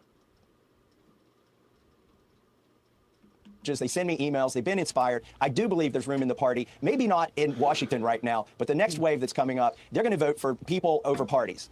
Well, I want to ask you about some of the issues now, Congressman. As you know, this week we did see Republicans in Congress actually reject some of President Trump's priorities, refusing to vote on funding for both his ballroom and that $1.8 billion so-called anti-weaponization fund. Some of the strongest opposition, quite frankly, that we have seen from members of Congress, Republicans, to President Trump to date. Do you think that the party is... Oh, the Republicans are already eating each other. Look what just happened. They might be losing.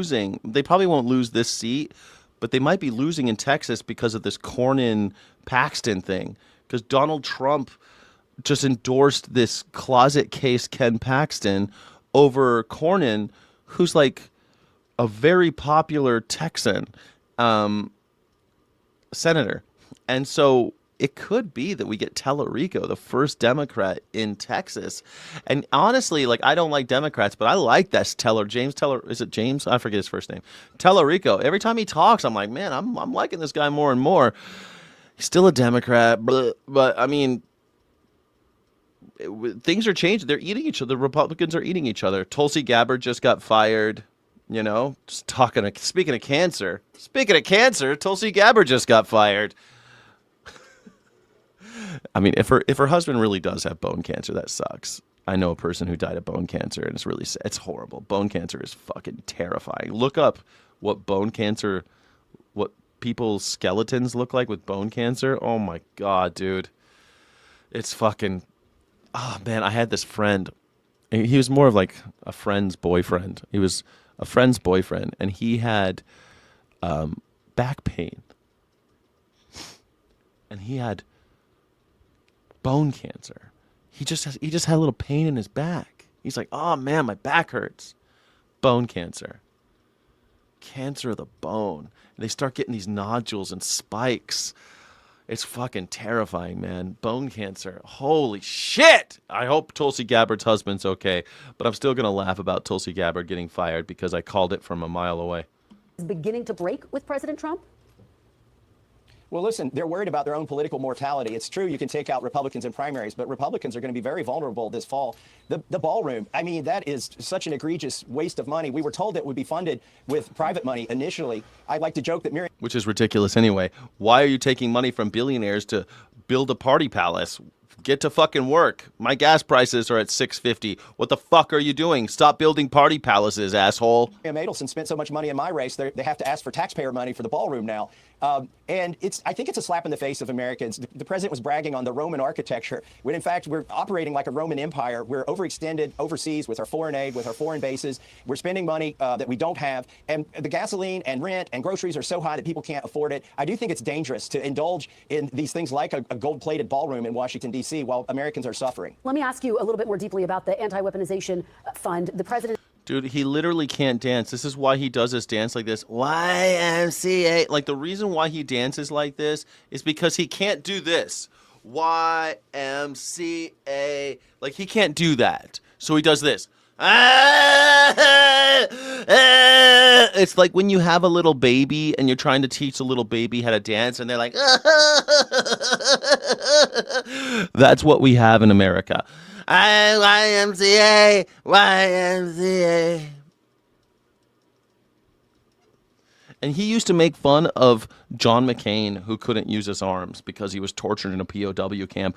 Donald Trump made fun of John McCain because he couldn't use his arms because he was tortured in a POW camp. But Donald Trump can't do the YMCA dance.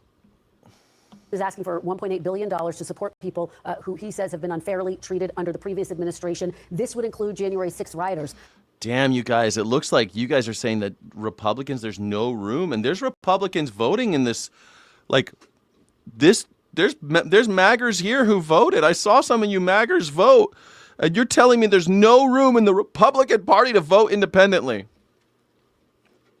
Damn, man. Even the Republicans know you're a cult.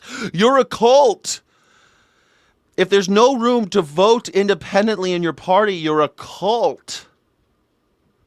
Congressman, do you support taxpayer dollars going to those who attacked police at the Capitol and attacked the Capitol on January 6th? Well, Give me a create fucking fund, break. It has to be voted on by Congress. The president can't do this by executive authority. Our founders would say, no, you can't do that. Listen, though, people have been harmed on the left and the right. Their First Amendment, Second Amendment, Fourth Amendment, Fifth Amendment rights have been violated. And I do think that they should have some recourse. But the would you solution rule out isn't to giving hand out money? Would you rule out giving money to those who attacked or assaulted police officers? The solution isn't to hand out money. The solution is to change the laws of this country where if you have been harmed, that you go before court and you hear both sides of this. And you could. We already have that. We have that already. We have a way to get money if you were wronged by the government. It's called the court system. You can sue them. We have that already. Adjudicate those things about whether the person deserves the money or not. But that's what's so hard is it's so hard to go against the federal government, whether you're on the left or the right. We need to change the laws when they infringe on your First Amendment, for instance, or your freedom to travel or your freedom not to be vaccinated, that you put in laws where there's liability for the people that force that, whether it's private or government. Congressman, we're almost out of time. Couple more here. I want to ask about the Epstein files. As you've noted, the speech and debate clause actually protects you from being prosecuted for whatever you say on the floor of the House. You have named names in the Epstein files in the past. Can we expect you to name more names in the coming weeks and months? Please? Yes. Todd Blanche is violating the law. There's still millions of files they haven't released. We know from talking to the victims' lawyers that their own 302 forms haven't been released. We know the files have been overread. Why haven't they been released? How come they're not releasing? How come Donald Trump's not following the law? How come Todd Blanche is breaking the law? I have released at least 3 names of billionaires who are implicated in this. I don't think it's possible to get to convictions with Todd Blanche. Oh, wait a second. 15% of ethanol destroys engines, period. Vehicles are not designed to run on 15% ethanol without shortening the life of the engine. Well, great. Well, that's a job creator, right? That'll make Detroit make better engines, right? Or make more cars because we'll have more cars failing. And then we'll have all these auto shops open back up. Aren't you happy? Aren't you happy? I mean, we're going to 20% ethanol. And I'll push back a little bit. People who are using their cars a lot, ethanol won't be a problem. But people who, like me, my car sits. Like, I don't run my car every day. I run my car every few days. Sometimes I run the car just because I want to run the car, just because I don't want the engine to sit, you know? Those cars will be toast. If you don't run that car every day and you try to run it with old ethanol in there, you're basically putting water through your engine. You're going to destroy your engine. But hey, you know what? It'll create more jobs. You don't know why you get shit about why Donald Trump can or can't dance. He has a rhythm. All he could do is hit a tiny ball in a big green bat. He could do that though, right? Ain't that special? We have a Donald Trump. We have a president who has played more golf than any president in the history of the world, and waxes poetic about famous golf legends' penises.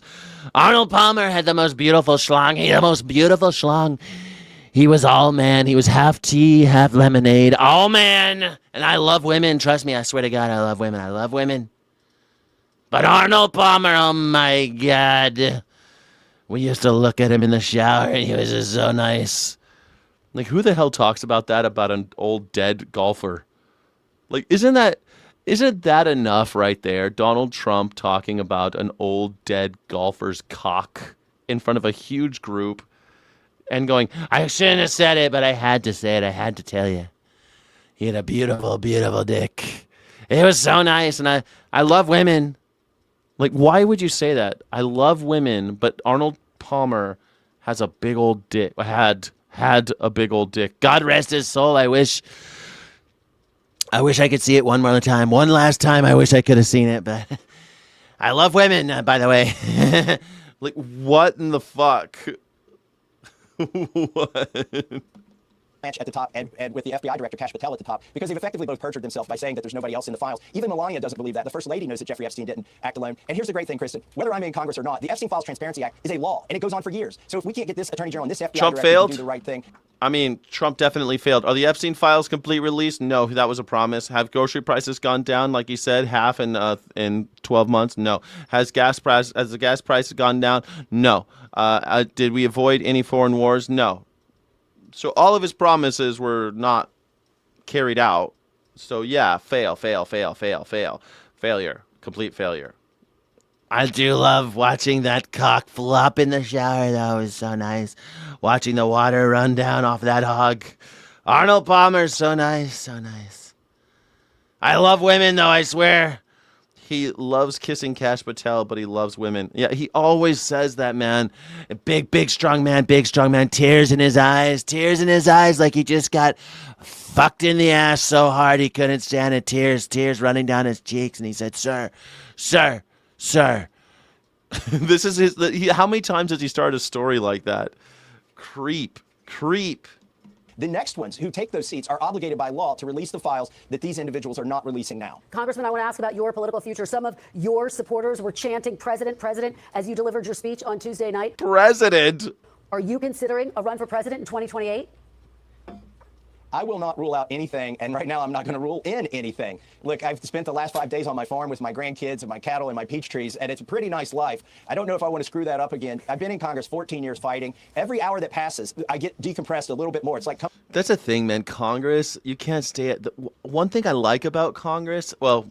The thing I hate about Congress is that they're supposed to be representing the people, but instead they represent their party because that's where the money is, and they want that money, son, and instead of representing the people, they represent their party. That's bullshit. We need to fix that. But maybe with this whole thing that happened in Hawaii against Citizens United, maybe we can get rid of effectively Citizens United. How cool would that be? And then we would fix that problem.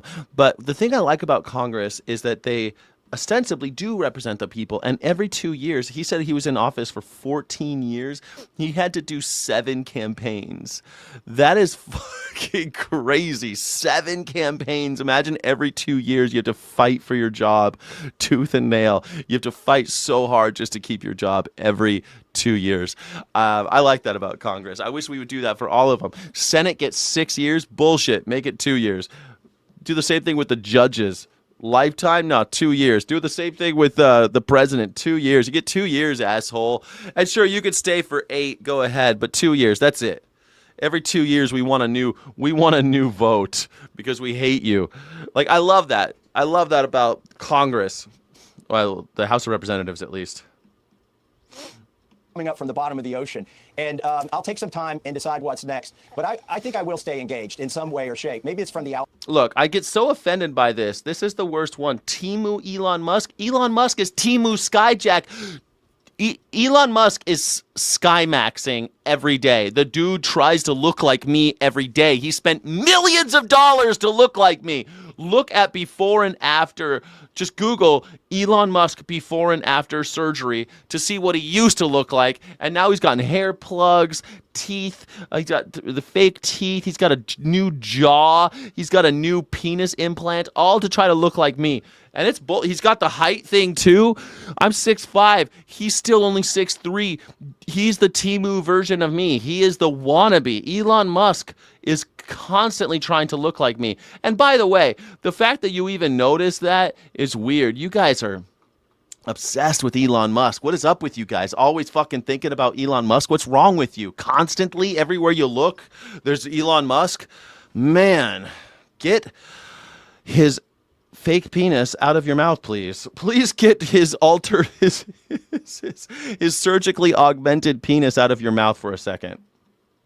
Outside. I've been exposing what's going on in Washington, D.C. Yeah. Thomas Massey, everybody. Gonna go out to his peach trees on the Kentucky farm. Listen to some bluegrass. Leo taking on the rapidly advancing world of AI, laying out a pretty stark warning that technology of its kind is fueling world conflicts. He spoke about his concerns just moments ago from the Vatican.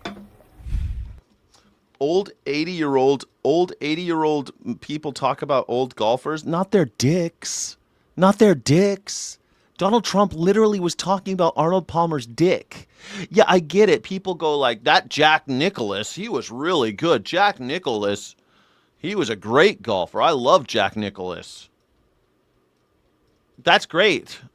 Who's Jack Nicklaus again? It's okay to talk about old golfers.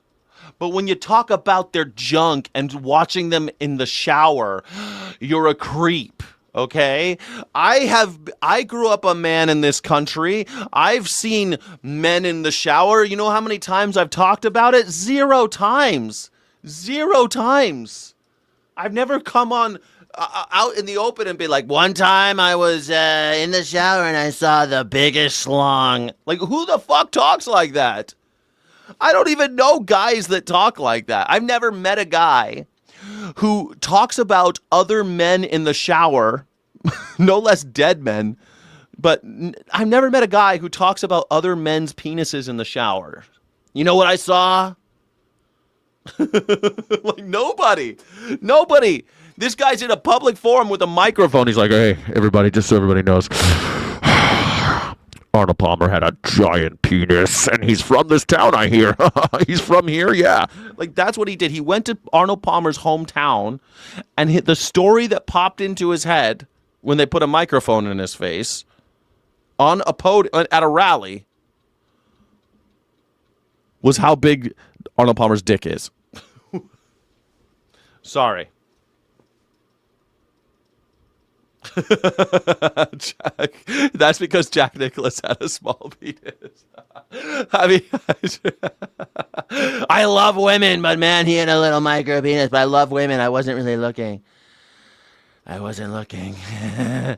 Artificial intelligence already touches many areas of our lives and affects decisions that shape human coexistence. It is also dramatically changing how war is waged. Artificial intelligence needs to be disarmed. So this is Pope Leo's first encyclical, a theological document that goes out to all bishops in the church. Interestingly, the 235-page document was written with the help of one of the co-founders of Anthropic, the AI company in a legal dispute with the Trump administration over the use of its technology in military and defense operations. Now, CNN's Chris Lamb, following this story for us from Rome, and join me now. Firstly, tell us why the Pope has chosen this issue, and why now? Well, Becky, he's been concerned about the development of AI really since the beginning of his pontificate, and he does believe that the church has a role to play in essentially trying to offer a more ethical development of this technology and to. All right. Someone said they don't care about the Pope hating the AI. They want to know about Arnold Palmer. Now, he talked about 10 minutes about Arnold Palmer. This is only a 35-second clip. Let's see what they clipped. But Arnold Palmer was all man, and I say that in all due respect to women, and I love women. But this guy. Yeah, women! This is a guy that was all man. What? This man was strong and tough. And I refuse to say it, but when Refuse to say it. he took showers with the other pros, they came out of there, they said, oh my God. That's unbelievable. I had to say it.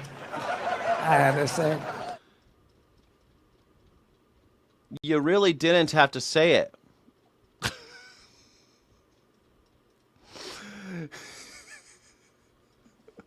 He was a man. I mean, that shit never gets old to me. This is who your president is. That's who you... I love women, with all due respect to women. His dick was so big. Why would you say with all due respect to women? How does that make any sense? I love women. Yeah! I shouldn't say it, but I can't say it. They told me not to say this shit, but his dick. Oh my God. What the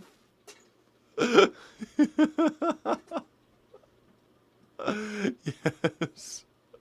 Yeah, my dick's name is Epic Fury. Yes. My dick is called Epic Fury, and it scares the hell out of Iranian school children. Trump loves it. It's crazy. It's weird, man. It's crazy. Come on. It's so crazy. Oh my God. Donald Trump. I love women. Oh my God. He went on for 10 minutes. That was 35 seconds. That was like the worst part. But he talked about Arnold Palmer's dick for 10 minutes.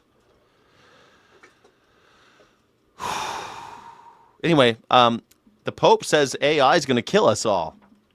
to offer some theological input. The Pope saying that he says the Church is not offering scientific or technical solutions, but says it has some wisdom to offer in the development of this very important technology, which is changing everyone's lives. And I spoke to Chris Uller earlier after the presentation, and he said that he welcomes the Pope's intervention because the development of AI is not just a scientific question, it's also one that raises big theological and philosophical ones. And so I think that's why Pope Leo really feels the need to intervene in this debate, and not just to be a voice on the sidelines, but to try and really shape how AI is developed, hence him having the co-founder of Anthropic, Chris Olah, on the platform with him. Well, Maria Ceskaku is the International Policy Director at Stanford University's Cyber Policy. The Pope says AI needs to be disarmed because it's going to kill all of us, everybody. And the Pope knows how to kill. I mean, the Pope is cool, though. He's from Chicago. They got all that jazz and razzmatazz, and each time I roam, Chicago is calling me home. He's from Chicago. Who doesn't like the Pope? Who doesn't like that Chicago Pope? Everyone loves Chicago. Centre. She joins us live from Haarlem in the Netherlands. It's good to have you. Thank you. We just heard from the Pope there saying that AI needs to be disarmed. Obviously, he's referring to its ever-increasing use in warfare. I do wonder whether he's a little late to the party with this and whether the train hasn't already left the station. Well, I mean, yes, a lot of developments have raced ahead, especially between a handful of big players, companies, countries that are, risking a race to the bottom in their eagerness to think about their own. It says that she's from Haarlem, but Haarlem's changed. Oh, it's Haarlem, Netherlands, the original Haarlem, not the, okay. Pole position, instead of thinking about people all around the world. And I think in that sense, the voice of the Pope here, coming from a moral leadership perspective, putting people at the heart of the consideration, not billionaires, not technology, not state power, is crucial. It's interesting. It's interesting that we're all going to die, and the Pope is saying, "Hey, everybody, maybe we shouldn't give these robots guns." I love that. Let's not give the robots guns. Let's disarm AI. Duh. We needed the Pope to tell us that. Hey, everybody, as the train left the station, I'm going to ask you in the chat. All right, I want to ask you. I want to ask another one. Let's do this one. How about this? Has the AI train left the station, or is there still time to disarm the robots? Let's find out. Still time. Too late. Okay, so here we go. I'm creating and showing this right now. Here is the new. All right, guys, please leave in the chat 1 or 2. Is there still time to stop the robot apocalypse, or is it too late? Are we all going to die? Is there still late? Don't write no. You got to write 1 or 2. 1 or 2. Fucking Christ. 1 or 2. 1 or 2. Still time or too late? What do you think? What do you think, people? Still time or too late? Oh, shit. Oh, some people still think it's still time. Oh, no, it's too late. It's too late.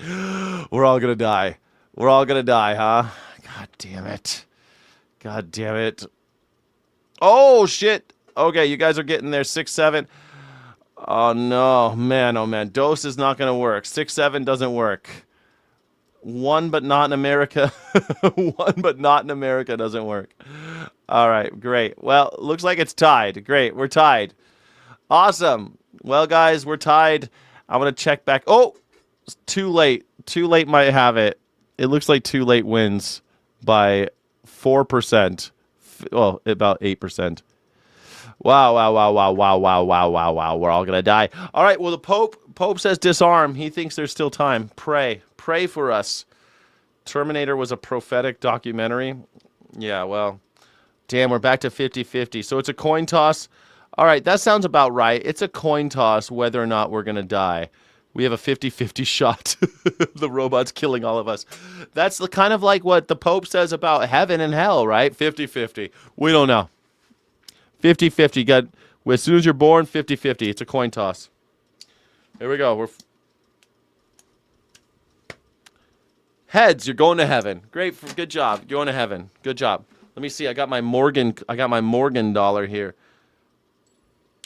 Heaven or hell? Heads for heaven, tails for hell. Tails? Damn it. I'll be hanging out with Charlie Kirk. All right, shit.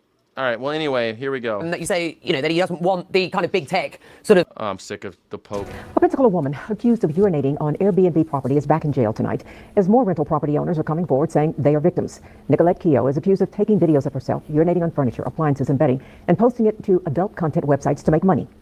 And with these latest charges, she's now in jail. What the fuck? This lady is that a fetish, going to Airbnbs and urinating? People are paying this lady to go to Airbnbs and urinating on their furniture?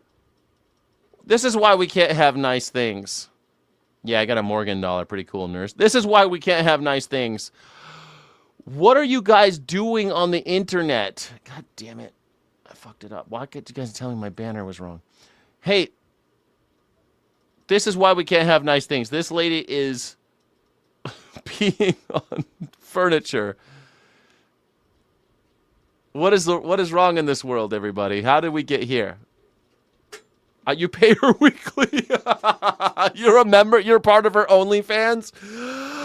I started watching this show called Euphoria in the 3rd season. It's all about OnlyFans, kind of. OnlyFans and drugs. It's a weird show. I don't know if I like it. But it's entertaining, I guess. Sydney Sweeney doing OnlyFans isn't that far off from what she was doing. Remember when she sold bathwater? She sold her bathwater in the form of a soap bar. I mean, if Sydney Sweeney is selling her bathwater, how is that different from what this lady's doing with peeing on furniture? I mean, off her nut. She's just making her money, man. She's just making money. Why you say she's off her nut? Is she a cat? Maybe she dresses like a cat. Oh, man. Maybe she dresses like a cat. Nicolette Keogh. Nicolette Keogh. Nicolette Keogh. There she is. What kinds of videos did she make? I mean, did she get dressed up? I want to say she probably dressed like a cat. She was content creator involved in legal proceedings related to significant property damage in several rental locations. $22,000 damages, $23,000 in damages to furniture and appliances. Appliances. The videos were reportedly created for adult subscription platforms. What the heck? Did she wear a cat costume? What fetish was she serving? I'm gonna ask the Google AI, see if it'll give me an answer. It's getting kind of saucy. They don't like that shit. Specific niche she was serving is a sexual fetish known as urolagnia. Urolagnia, commonly referred to as piss play or water sports. I don't know if I like piss play. Which do you like better, America? Okay, first of all, this one, you guys, 53% say it's too late. Okay, we're going to stop that one. But we're going to do another one. Which do you like better, piss play or water sports? Which is a better name? Because I really think that piss play, water sports, I don't know which one's better, but I think they're both great. Which one do you like better, piss play or water sports, guys? Let's go, team. What do you think is a better name for what this lady did? Her name was Nicolette Keogh. She did piss play and water sports. According to court and police records, she marketed her subscription content around outdoor urination and squirting. The property damage charges stemmed from her filming herself urinating directly onto indoor furniture, floor, and appliances inside multiple rented Airbnb homes. Holy crap. I mean, that makes perfect sense, right? I mean, hold on. Let's go. This is what she looks like. Oh, everyone's into water sports. Okay. I'm with it. Okay, water sports. We're doing water sports. Here's what this is her. This is her OnlyFans picture, I guess. I don't know what this is. Her in like an evening gown. This is a good-looking woman. There she is at a body of water. Look out, she's with a body of water here. She's ready for some water sports. And there she is arrested. She looks like she might have been recently wet. She smiles when she had a mugshot taken. That's how you take a mugshot, MAGA. This is how you do it. Remember when Donald Trump got peed on? All right, so there was a young lady inside making money in a very unusual way that damaged someone else's property. Oh, no. Oh, this poor girl. Nicola tells followers she loves to pee outside and more. People pay to see this pretty woman pee on stuff. You know what? This is America, man. You can't get health care in America. This is how you get your health care, America. Go pee someplace. Oh, man, you guys are into... Okay, one person likes the piss play. Everyone else likes water sports. Yeah, I'm torn. I kind of like piss play because I like the PP, the double P, the piss play. I mean, that's great, right? So she is definitely in on this poor woman. She's just trying to make money in America. What did she do wrong? Without bond. And she made an appearance in video court today. Brent Carney was there, and Brendan, in past cases, Kia was allowed to post bond, but not this time. Keogh's bond was revoked because of a previous battery charge. That was learned in court today. Pensacola police say more charges could be coming if more homeowners come forward. Battery charge? Who did she beat? What other kind of stuff is she into? I thought it was just water sports and piss play. Nicolette Keogh's story has gone viral across the world. This is a different one, yeah. Pensacola police officer Mike Wood says they arrested Keogh again on Wednesday after another homeowner came forward. She looks so nice. I think she's just a nice young woman trying to make a living. How dare you shame her? How dare you? She identifies as a feral cat and pees on furniture. She serves as a... Oh, she deserves a psychiatrist. Yeah. I mean... I don't know. I could fix her. I'll take her. I'll take one for the team. I can fix her, guys. I can fix her. I'll take her. She'd fit right in with my other ex-girlfriends. Was first arrested in March after a homeowner claimed she filmed herself urinating on the furniture inside 2 Pensacola Airbnbs. Police claim she... Oh, of course it's Florida. Pensacola. What do you know, Florida? What do you know? Pensacola. I love Pensacola. You ever been to Pensacola? It's such a nice little town. Caused more than $5,000 in damage. This time, the arrest report states she urinated on a leather sofa. A leather sofa? What do you mean? It's dead animal skin. What was the problem? It could take it. Sleeper sofa? $17,000. A blue coral chair? King-size Spartan copper mattress? $4,000? Multiple luxury mattresses and a chair at a different rental on Riddick Street. The homeowner told police the damage was $17,395. If you put all the reported... I could fix her. I'll just get some rubber sheets. Poor Nicolette. Nicolette, let's meet up. Nicolette. Crimes together, police say Keogh's urine caused $22,750 in damage. This has been going on for several months, involving several different properties. And with this latest arrest, there's one more, and we do believe that there's going to be... She's just a young girl. She just needs to be housebroken, gents.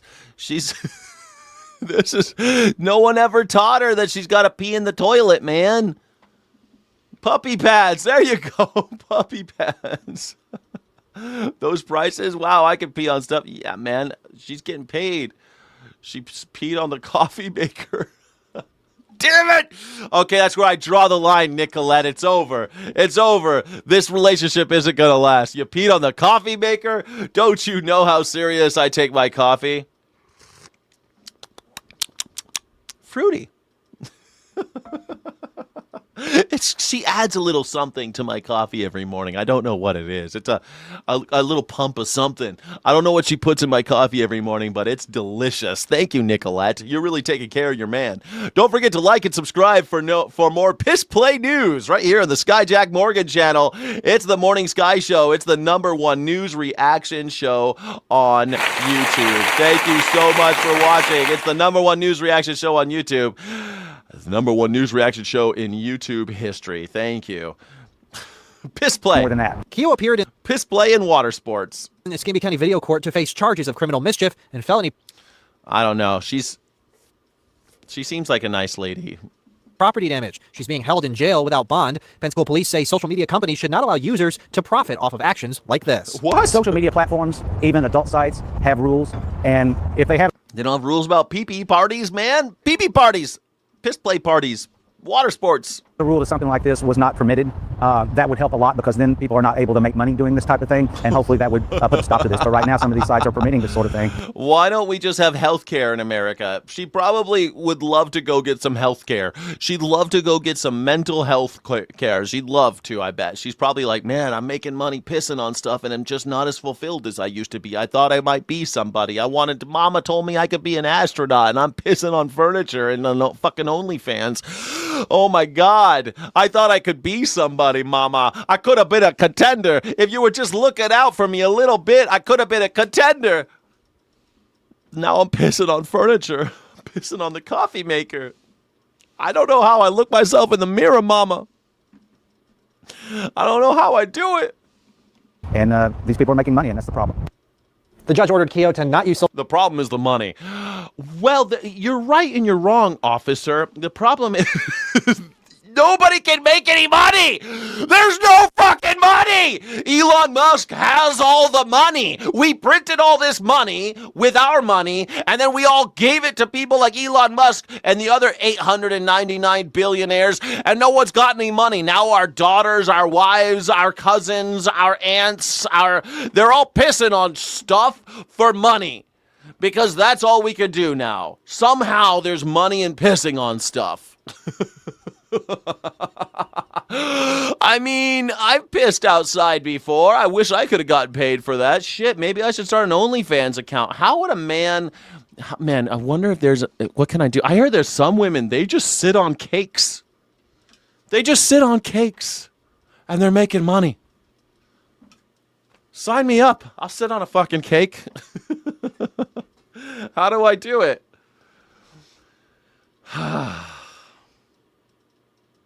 How do I get in on that? Because I don't have any fucking money. I need Let me Google. This is going to be a weird Google. All right. I've been reading about Nicolette Keogh and how her piss play... Oh, damn it. I've been reading about Nicolette Keogh and how her piss play content made lots of money. How could a man get into fetish in content, and what kind of content would he make if he wanted to make that type of money on OnlyFans? Dude, it won't answer. It won't answer. Come on, man. Let's try it again. Hold on. If Nicolette Keogh can make all that money doing piss play content, what kind of fetishes and content niches can a man fulfill on something like OnlyFans to make real money?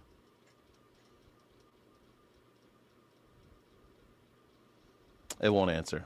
Damn it. Fucking Google, you suck. Hold on. What if I go into AI mode? Okay, yeah, okay. AI. I'm in AI mode.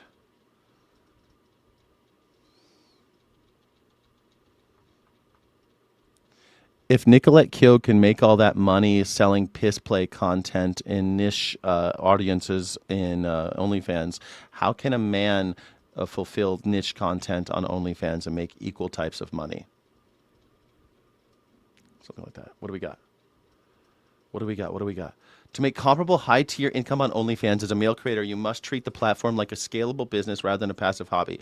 Top male creators pull in 6 figures annually, but the income distribution to OnlyFans is highly concentrated.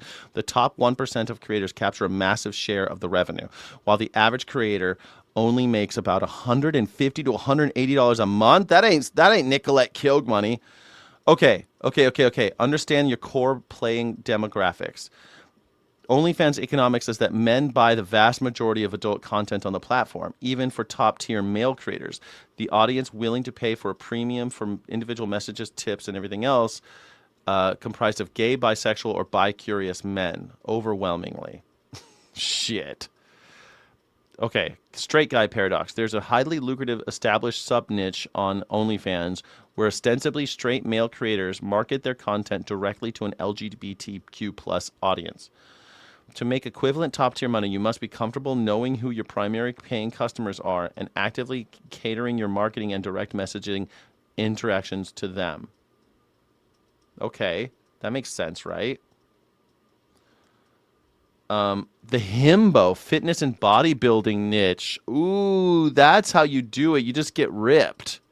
Muscle growth and fitness coaching, highly sexualized teases.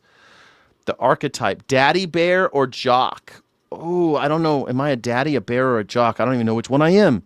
Leaning heavily into a specific physical or age-based fantasy. For example, the daddy archetype relies heavily on dominance, deep voice notes, and authority-based role play. Man, I feel like this is too much studying. I can't do all this. I don't know how to make money doing. I thought I could just piss on stuff.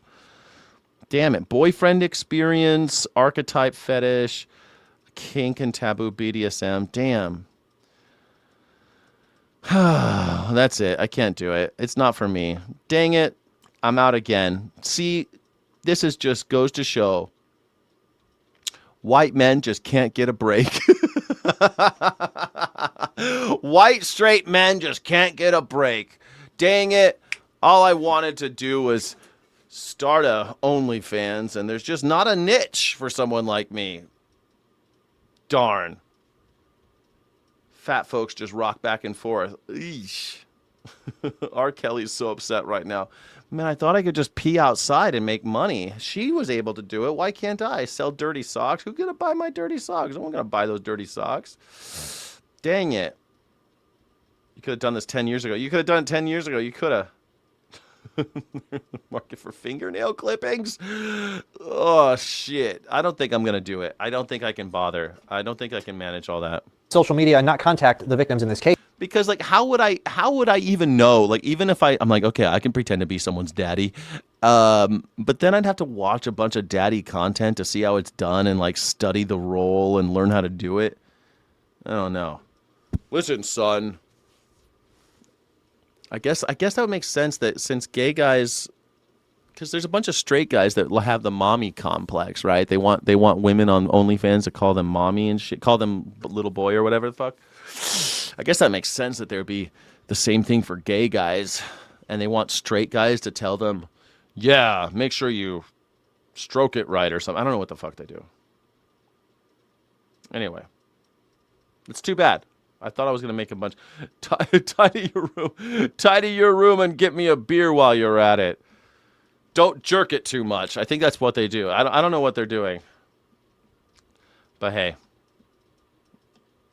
Young people in this... Nicolette Kyogue pissing on furniture, making all this money. She's like, 20,000. I pissed 20,000. She's like, $20,000? Shit. I pissed $20,000. Country are feeling a tremendous amount of frustration when it comes to what they view as the basic necessities of life, and young men in particular, those who powered Donald Trump to victory back in 2024, well, they're feeling a lot of regret over their vote choice. So what are we talking about here? Well, let's talk about what is right at the bottom. If you were building out the house in terms of the American dream, it is literally the ability to buy a home, and young people... She didn't do it by accident. She was making money pissing on furniture and outdoors. Like, she had an OnlyFans where she would go outside and pee outside. She's a pretty girl. But her thing was that she would go out and piss on things, and then she would check into an Airbnb and piss on all this stuff for money. And now they're charging her $20,000 for the property damage of the piss. And Nicolette Kyogue is like, whatever. But she's in jail because of some battery charge from back when. An unrelated charge. Because she has a previous, they're keeping her. But normally she wouldn't even be in jail. The girl has a temper too. This woman... Man, I'm in love. I'm in love. She knows how to make money. She's a businesswoman. She found a niche. And you know what? I'm in love. Nicolette Kyogue, give me a call. I'll be your daddy. I'll piss on stuff with you. She's got a temper, man. She's going to beat me up. She's mean. Man, mean and pretty. Those are the women I go for. Really mean and really pretty. Those are the type of women I like. By accident. I always try not to get really mean and really pretty, and yet I always end up with really mean and really pretty. I'll settle for really cute. Really mean and really cute. Those are the women I go for. It's a That's my fetish. My fetish is women who treat me like shit, but they're cute. Well, there's not a lot of hope for them when it comes to buying a home, and these numbers have changed tremendously. Look at this. Okay, age 18 to 34, that is adults under the age of 35, will buy a home in the next 5 years. You go back to 2016, 2018, Gallup surveys, look at that. The majority, 53%, said they would buy a home in the next 5 years, those who didn't already own one. That number has fallen through the floor. Look at this now in 2025, 2026, just 29%, just 29%. That is nearly half the level, dropped by nearly half in just under a decade's time. No wonder young people are feeling so much frustration. Now, of course, if you're building out that home, right, in terms of what young 18 and 34, who will buy a home in 5 years? 29%. Now imagine in China, 90% of the people there own their own homes. 90% home ownership. people want, what Americans want in order to fulfill the American dream. Well, it's not just buying a home, it's a good job. This guy sells out to Coke mid-segment. Man, I swear to God, this guy, Enton, I think his name is. Yeah, he's so like, wah!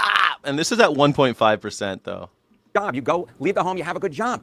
But young people at this point don't believe it's a good time to actually find a job. Take a look here, age 15 to 34. Say it's a good time to find a job. Now that percentage is just 43%, less than half. Less than half of young people say it's a good time to find a job. And look at this trend line. What? In China, 90%, it's 90% own their own home. What are you talking about? 90% of Chinese people own their own home. It's insane. Now they have other problems, but 90% are homeowners. That's a fact. Look it up. Google it, motherfucker. No, they don't own anything. You guys don't know what China is, do you? People are 29% of Americans think they're going to own a home in the next 5 years. 18 to 34. That is insane. That is insane. Line is going completely in the wrong direction. 4 years ago, it was 75%. Look at that. That's a drop of over 30 points in just 4 years' time. In 2019, back when Donald Trump was at the end of his first term in office, it was 70. Glorious leader. That's North Korea, brother. No, man, in China, they own their own homes. Okay, there's no like private property when it comes to land for production, but they can own their own homes. Personal property exists in China. They're not some communist country. They are just they're called the communist country, but they're not a communist country.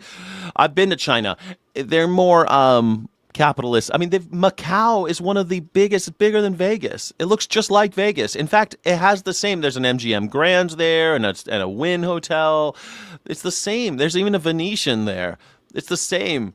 China is not that different. They got different values and different culture, but they're not that different, guys. You think, except that 90% of them own their own homes. Google it, guys. Stop arguing with me. Fact check me if you think I'm lying. 7%. That's a drop of, what is that? That's a drop of 34 percentage points from where Donald Trump was in term number one, in terms of young folks saying it's a good time to find a job. And young men in particular, those who powered Donald Trump to victory, well, they are feeling a lot of frustration with the economy. Not a big surprise when they say it's hard to find a job and say, in fact, their aim to buy a home has fallen below 50%. Look at this. Young men on the economy, those that powered Trump to victory, men under 30 on economic conditions. Before Trump came into office, this is 2024 and early 2025, before Trump was inaugurated for a second term, 66% of them said it was, in fact, the economic conditions were poor. They were hoping that Trump would solve it. But they view the economic conditions even worse today than just before when Trump got into office. Look at this. 79% this year say that, in fact, economic conditions, young men, those under the age of 30, say that economic conditions are poor. I mean, if you're a young man under 30, I can't imagine being a young man. I mean, sometimes, I got to be honest with you, sometimes I feel a little like I'm getting older, you know, I'm getting older. And I was talking to my friend from high school, he's a year older than I am. And we're talking about how, like, it's tough out there, man, because, like, you're getting older and you're single and, you know, my friend has a kid, but I don't have any kids. And I kind of I wanted kids, but, you know, it never really worked out exactly for me. And am I supposed to date a 50-year-old woman? Probably not. They've got 3 kids. I don't have much in common with a 50-year-old woman. I would if I found one that was like me, but it's very rare. So I generally date women that are like in their 30s or earlier, like 28 and older. And it's like, it's difficult, man. It's difficult. So, and then I wonder, well, why do women in their 20s want guys that are older? Well, shit, if you're a guy in your 20s and you have 0 prospects and you have no money, and even if you are in college, you're in college hoping that maybe you'll get some shitty job that pays you nothing, like you've got no hope. Holy shit, man. It's got to be rough out there. I am so glad that I'm not in my 20s right now. Especially like when I was in my 20s, I was living in Europe. I just left, and when I was 19 years old, I left the country. And like they can't even do that anymore. You can't just show up in somebody else's country and just start living there like I did. Americans, you used to be able to just show up anywhere you wanted to, and everyone's like, "Oh, America. Okay, cool. Love Americans." Not anymore. Donald Trump ruined that. George W. Bush ruined that too, but our wars ruined that, our foreign policy. But man, it would suck. My girlfriend likes stability. Yeah, that's the other thing. Yeah, girlfriends like stabilities. I'm 67, 68 old and looking for a woman between 35 and 50. That's what I'm talking about, Robert. It's weird, but it's weird, right? It feels weird. It feels weird to me. But it's like, what am I supposed to do? Where's my option? I'm supposed to find someone my age that has my experiences, has even read what I've read or done what I've done. No, it's impossible. So I might as well date someone younger because at least they won't have all the baggage, because it's going to be the same. Like to me, a woman who's 28 and a woman who's 50 are identical, except the 50-year-old has 3 kids and 2 ex-husbands.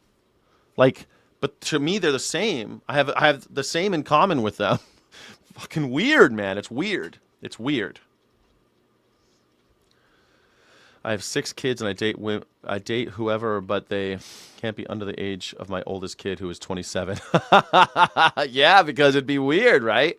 40 years old and found the perfect partner in form of a Chihuahua. Well, that's good. That's good. Chihuahuas, they're friendly. They kind of shiver too much, but you know, girlfriends are like that too. They're always cold. You always got to worry. You want a jacket, baby? You want a jacket, baby? Good percentage? It was 34%. It was just 1 in 3. But now it's just 1 in 5. 21% say economic conditions are good. And you know who they're taking their frustrations out on? Well, it's the man 1600 Pennsylvania Avenue. That's who, because look at how they view Donald Trump and the economy. Men under 30. These again are the voters who powered Trump to victory back in 2024. In the fall of 2024 versus Kamala Harris, Trump was more trusted on the economy than Harris by, get this, a 7-point margin. Holy Toledo, look at that percentage now. Look at how young men have turned. The net approval among young men for Donald Trump and the economy, minus 59 points. What? I'm laughing because the turn is so absurd. This is a turnaround. That is absurd. Holy shit. Under 30 plus 7. 2026, negative 59 points? What is this? Do the math with me right here. Of 66 points. 66 points in less than 2 years' time, just a year and a half, in terms of feeling towards Trump and the economy. That's insane. That is insane. I totally agree. I saw someone say, go read The Third Chimpanzee by Jared Diamond. I'll read it. But I'm not really that interested in the biology of it.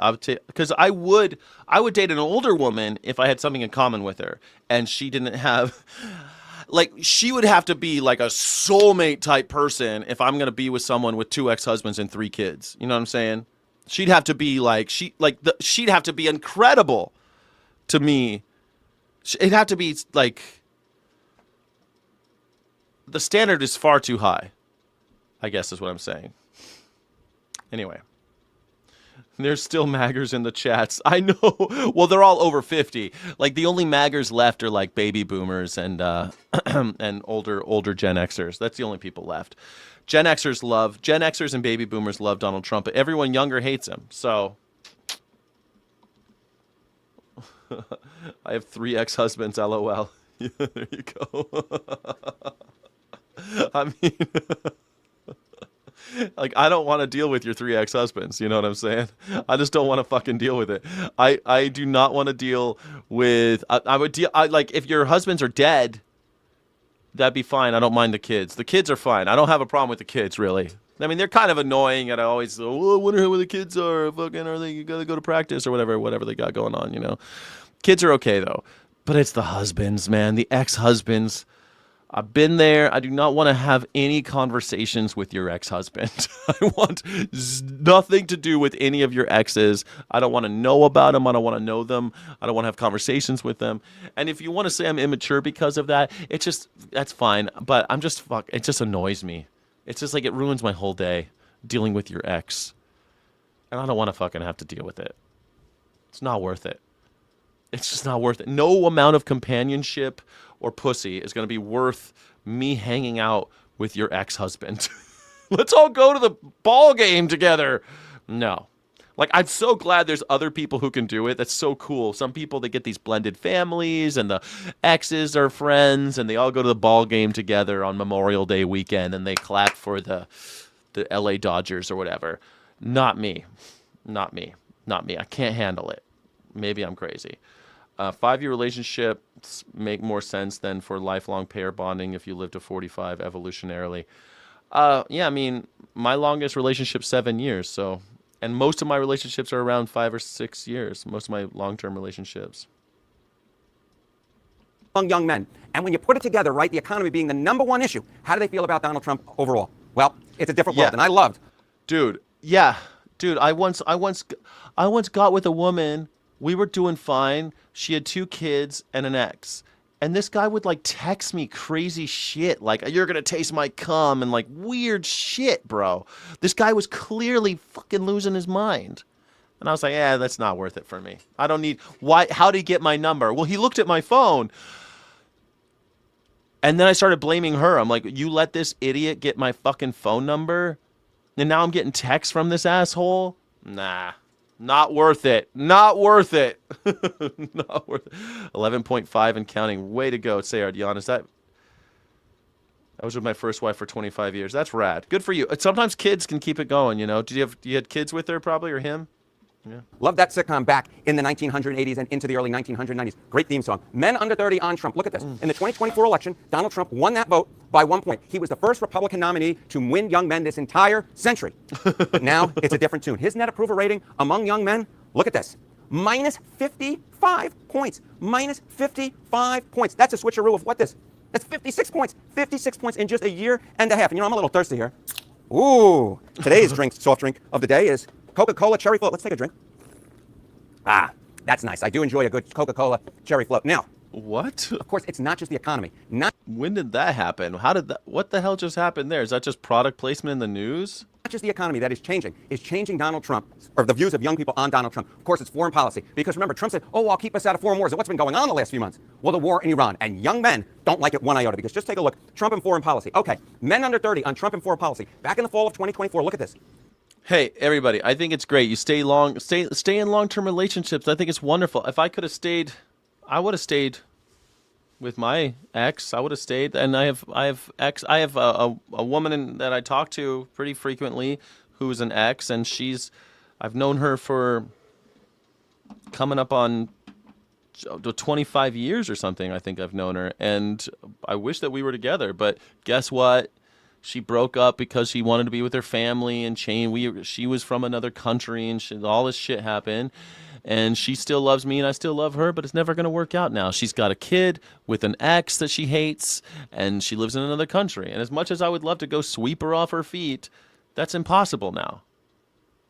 That's never going to happen. It's so cool that other people that does he only ever drink Coke, man? It's so weird. I don't know why it's just sponsorship. Yeah, it's just corporate sponsorship, huh?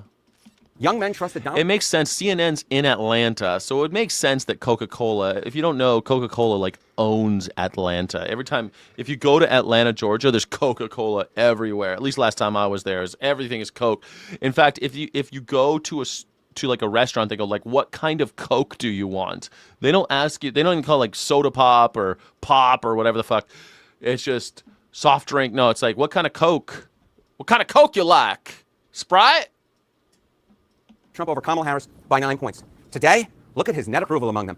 54 points underwater. Jacques Cousteau never got that low, my friend. Jacques Cousteau never got that low. 54 points underwater. Again, this is a switcheroo of what?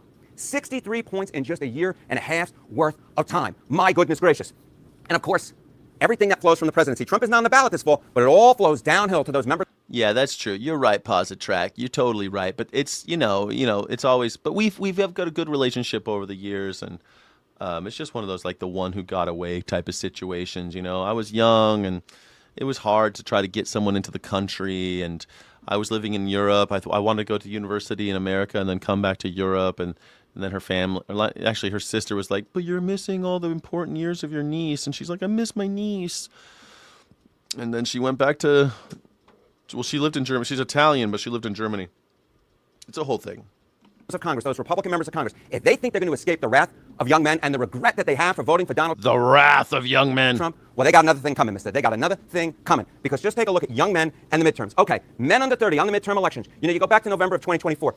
Democrats did slightly better than Kamala Harris, but not really. They won it by 3 points, which is a historically very small portion for young men Democrats winning them, okay? Look now, though. Look in the average of polling right now, the 2026 race for Congress. Well, hello. I don't know. Don't worry. Democrats will fuck it up somehow. Democrats, they'll run women in the most misogynistic country in the world. They'll run a woman against Donald Trump. They keep on running women against Donald Trump. Democrats are now favored by 28 points. Now favored by 28 points when it comes to the race for Congress. Young men overwhelmingly favoring Democrats. That is a 25-point switcheroo. A 25-point switcheroo. And again, when did he start this Coca-Cola thing? Just a year and a half. Where people like, dude, this guy talks so fast, people think he's on Coke. They're like, I see a sponsorship. Let's get him on some Coca-Cola. Worth of time. Now, we're talking about 2026 right here, right? But what about 2028? Because we're going to have presidential primaries starting in the beginning of 2028. Those folks are going to start running very quickly once the midterm elections wrap up. Well, the two Republican frontrunners, take a look. Yeah, AOC next. AOC running against whom is the question. And they'll run AOC. I think they'll run AOC as vice president. That's my prediction. I think the Democrats maybe will learn that America is ready to have a woman as a vice president because we are filled. This country is a big country. Everyone thinks that this country is all fucking coastal California or some shit. It ain't. This country is filled with misogynistic racists. You got the whole middle of the country, and all in there you see a lot of that stuff. They're misogynist, racist, or both. You could run a black man or a white woman, and the white woman might get close. Black man, he might even win it. But running a black woman in America? Look at the net approval among men under 30, 2028 GOP contenders. J.D. Vance, 48 points underwater. 48 points underwater, of course, he being being the vice president. Sometimes all these cabinet officials get him stuck in my head. The vice president, the member of the cabinet, 48 points underwater. Look at the Secretary of State, Marco Rubio. He's doing a little bit better, but not really much better. A little bit better. 39 points underwater. So the deficit that Trump is facing now among young men, that is transferring over to the cabinet members as well, and that is so important. That is so important because these two men on your screen are the two leading candidates for the Republican Party, and I bet that they, dare I say to borrow a word from earlier, are feeling some regret for how younger men are now feeling regret for Donald Trump. So the bottom line is this. Young men, historic performance for Trump back in 2024, but now they have historically shifted well away from Donald Trump and the potential 2028 nominees, as well as those Republicans running for Congress in 2026 later this year. Folks, if you like what you heard, leave a comment. Perhaps leave a comment what I should cover next time, and maybe... I'm surprised that CNN has leaned so heavily into this influencer vibe with the Coca-Cola and asking for comments. Wow, CNN, they've gone full Happy Jack. I almost said the R word. I hardly ever say that, but I always like that part in Tropic Thunder is like, don't ever go full. Anyway, thank you all for watching. Make sure you double tap the screen and hit that like button. Make sure you leave a comment, leave a chat. Let me know what city you're in, what's the deal, and how you feeling. We are going to open this up to the chat. If you guys want to call in, I forgot to put the link in. Here's the link.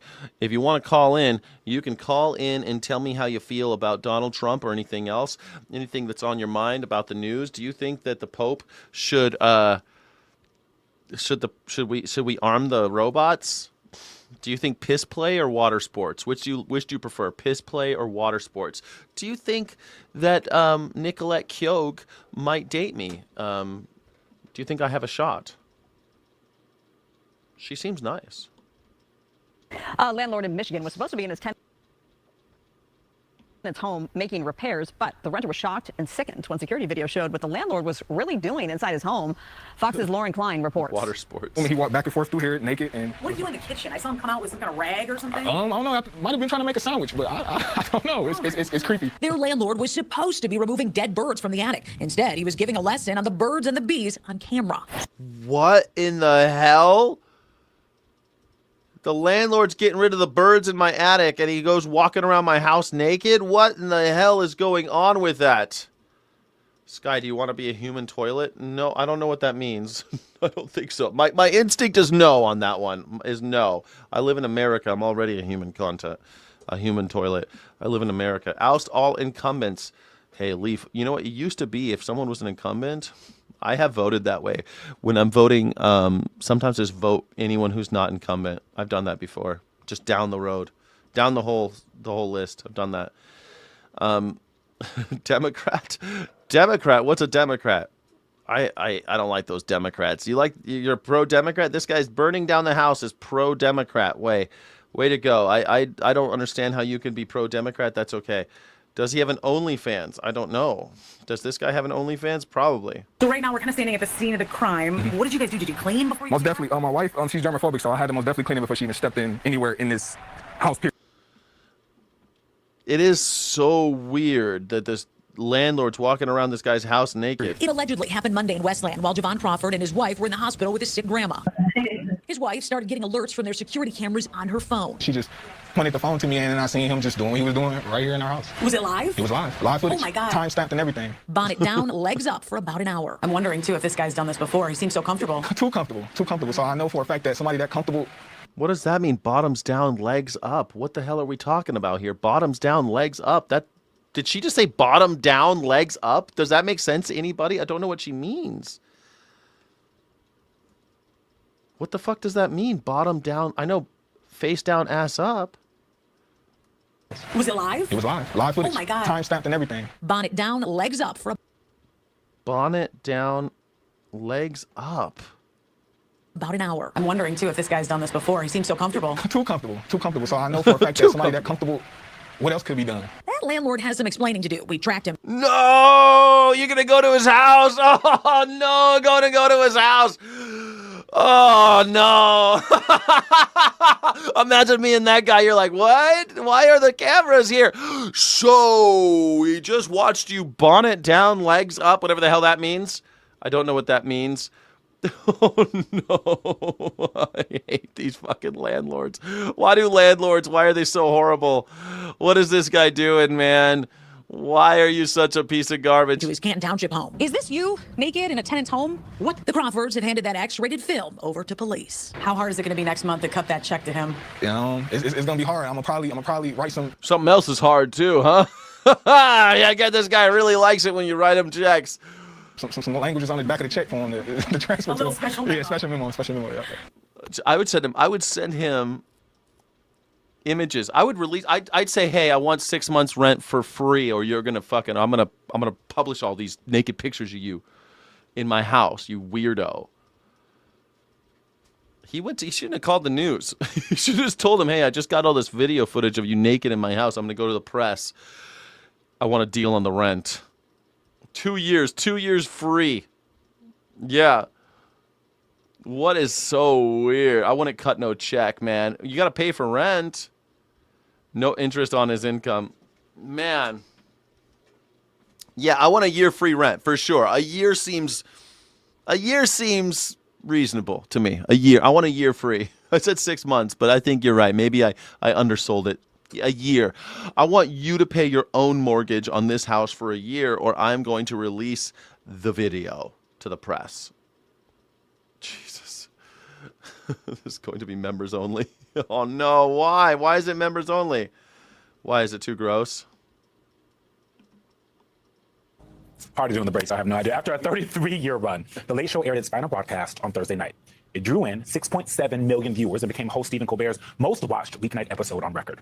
And even though he wasn't mentioned at all by name in the episode, President Trump just had to weigh in, posting an AI video of himself on Truth Social, taking Stephen Colbert and throwing him into a... What in the hell? But it's purely for financial reasons. Remember, they said this was purely for financial reasons, that Stephen Colbert had nothing to do with the threats from Donald Trump. That had nothing to do with it. Dumpster, and then dancing, of course, to the gay anthem YMCA. The gay anthem. But this finale, notably, was not about President Trump. And for his last opening monologue, Colbert thanked his team, the audience, while reflecting on the nearly 11 years he has spent as host. I tell you what, I think he kind of stuck the landing. I finally watched the last video, the last episode of Stephen Colbert. I thought it was good, man. Paul McCartney is the final guest, and then they sing hello, goodbye, and even the little part where like the Jimmys and like the and Seth Rogen and all them come out. Not Seth Rogen, Seth Meyers and all them come out.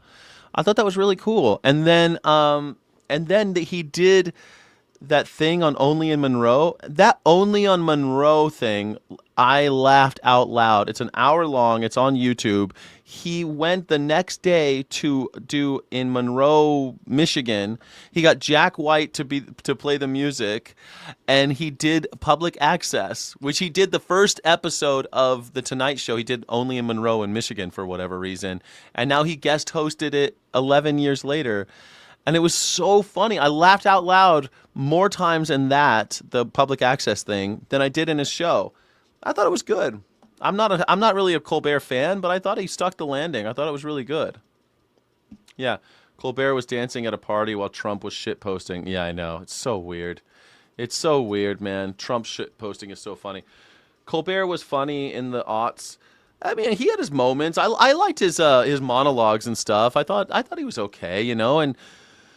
You know, it's not like groundbreaking comedy on a late night talk show. Okay, like people want. I don't know what people want. They want Johnny Carson. They get Johnny Carson. This is what he got. He was like Johnny Carson or David Letterman. It's very similar stuff. Conan O'Brien. These aren't like groundbreaking comedic performances. It's a daily slog with a little humor. And I like it, you know. But anyway, I thought they stuck the landing. I thought it was good. I don't know if you saw it, but the last episode I thought was great. And they had fucking Paul McCartney with his bass. He played his Beatles bass. He actually had the bass from the 60s that he was playing. I thought that was really cool.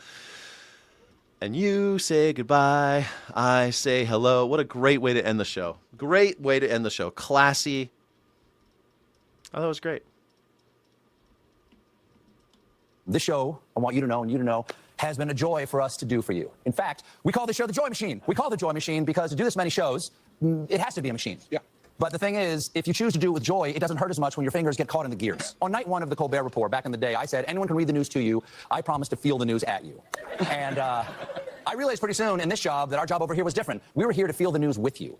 And I don't know about you, but I sure have felt it. He sure has felt it. I mean, this guy got railroaded by the government. This guy lost his job because the government got involved. Because Donald Trump doesn't like jokes about him. And Donald Trump, imagine the president posting those shit things about you and stuff. That's gotta hurt, man. I have people posting shit about me every day. I've had people make AI videos of me. I've had people make YouTube videos about me. And, you know, it hurts sometimes, especially if like a big creator does it. But the president of the United States of America? Holy shit. And then he gets you fired? Conan used to write for SNL for years. His show was Riot. I mean, he also wrote for The Simpsons, by the way. I mean, Conan was a talented guy. After a series of surprise celebrity cameos. I mean, that was great, having Paul McCartney. What a great last... Paul McCartney. Great. And bring the Englishman in. You know, fantastic. You know, he went to jail in Japan for marijuana. He's got a record. He's a criminal. He's a criminal, that Paul McCartney. Colbert brought out none other than the great Paul McCartney as his final guest. A direct callback to the Beatles' first live American TV performance on The Ed Sullivan Show on February 9th, 1960. I think that's so cool, too. That was the theater where he said he'd never been... And he played that bass. That was the bass that he played. He played the bass. No one talked about it, but I noticed it because I'm a weirdo. Maybe I'm a little autistic. He played that bass on stage for the last show, and that's the first bass he played in the United States of America. Isn't that crazy? Like, he'd never been to America before, and he went to that theater, the Ed Sullivan Theater. 64, which launched Beatlemania in the U.S. for decades to come. That performance took place on the very same stage as Colbert's show. In the show's last performance, Colbert and McCartney were joined by John Batiste and Elvis Costello as they signed off with a timely rendition of the... That was cool, too. The Elvis Costello came out, man. I liked it. I loved all the musical stuff.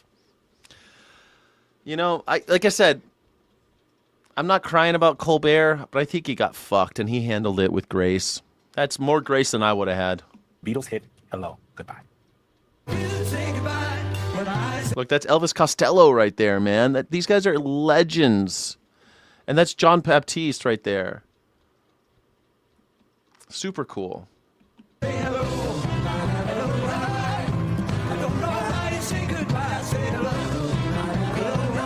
Look, see, he's got the same bass. Well, it's the same model. I thought it might be the actual same bass, but it's the same model. It looks like he doesn't have the same pick guard. It's a little bit different, but still, same bass. Pretty cool. Joining us now is Bill Carter, editor at large at Late Nighter, and author of 2 books centered on late night TV. An icon. How about that? We'll leave it there. Yeah, that's cool too. Yeah, and I failed to mention that the last guest was a famous animal rights activist, Paul McCartney. Like, the guy has stood up for animals for the last 50 years. And he's been vegan for 20 years because of his daughter. But he was vegetarian before that. Everyone loves Paul McCartney. Elvis Costello's cool as fuck. Yeah, Elvis Costello's great. Who doesn't love Elvis Costello? I mean, he writes songs that are very difficult to play, but I like Elvis Costello. Sir, thank you so much for joining us this morning. One of the things that I have taken away from just this whole, over the last, 4 months of conversation about Stephen Colbert is that late night... What's so funny about peace, love, and understanding? Whoa! ...has always been political. Johnny Carson, to a certain extent, was even political. What does it mean that utilizing the First Amendment as a late night host in 2026 gets you the door? What does that mean for the rest of us? It's not a good development for the country, obviously.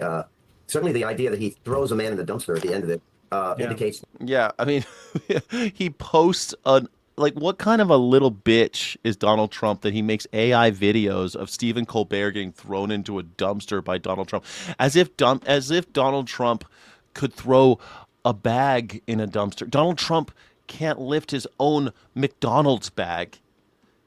He's too sick. He's a sick old man.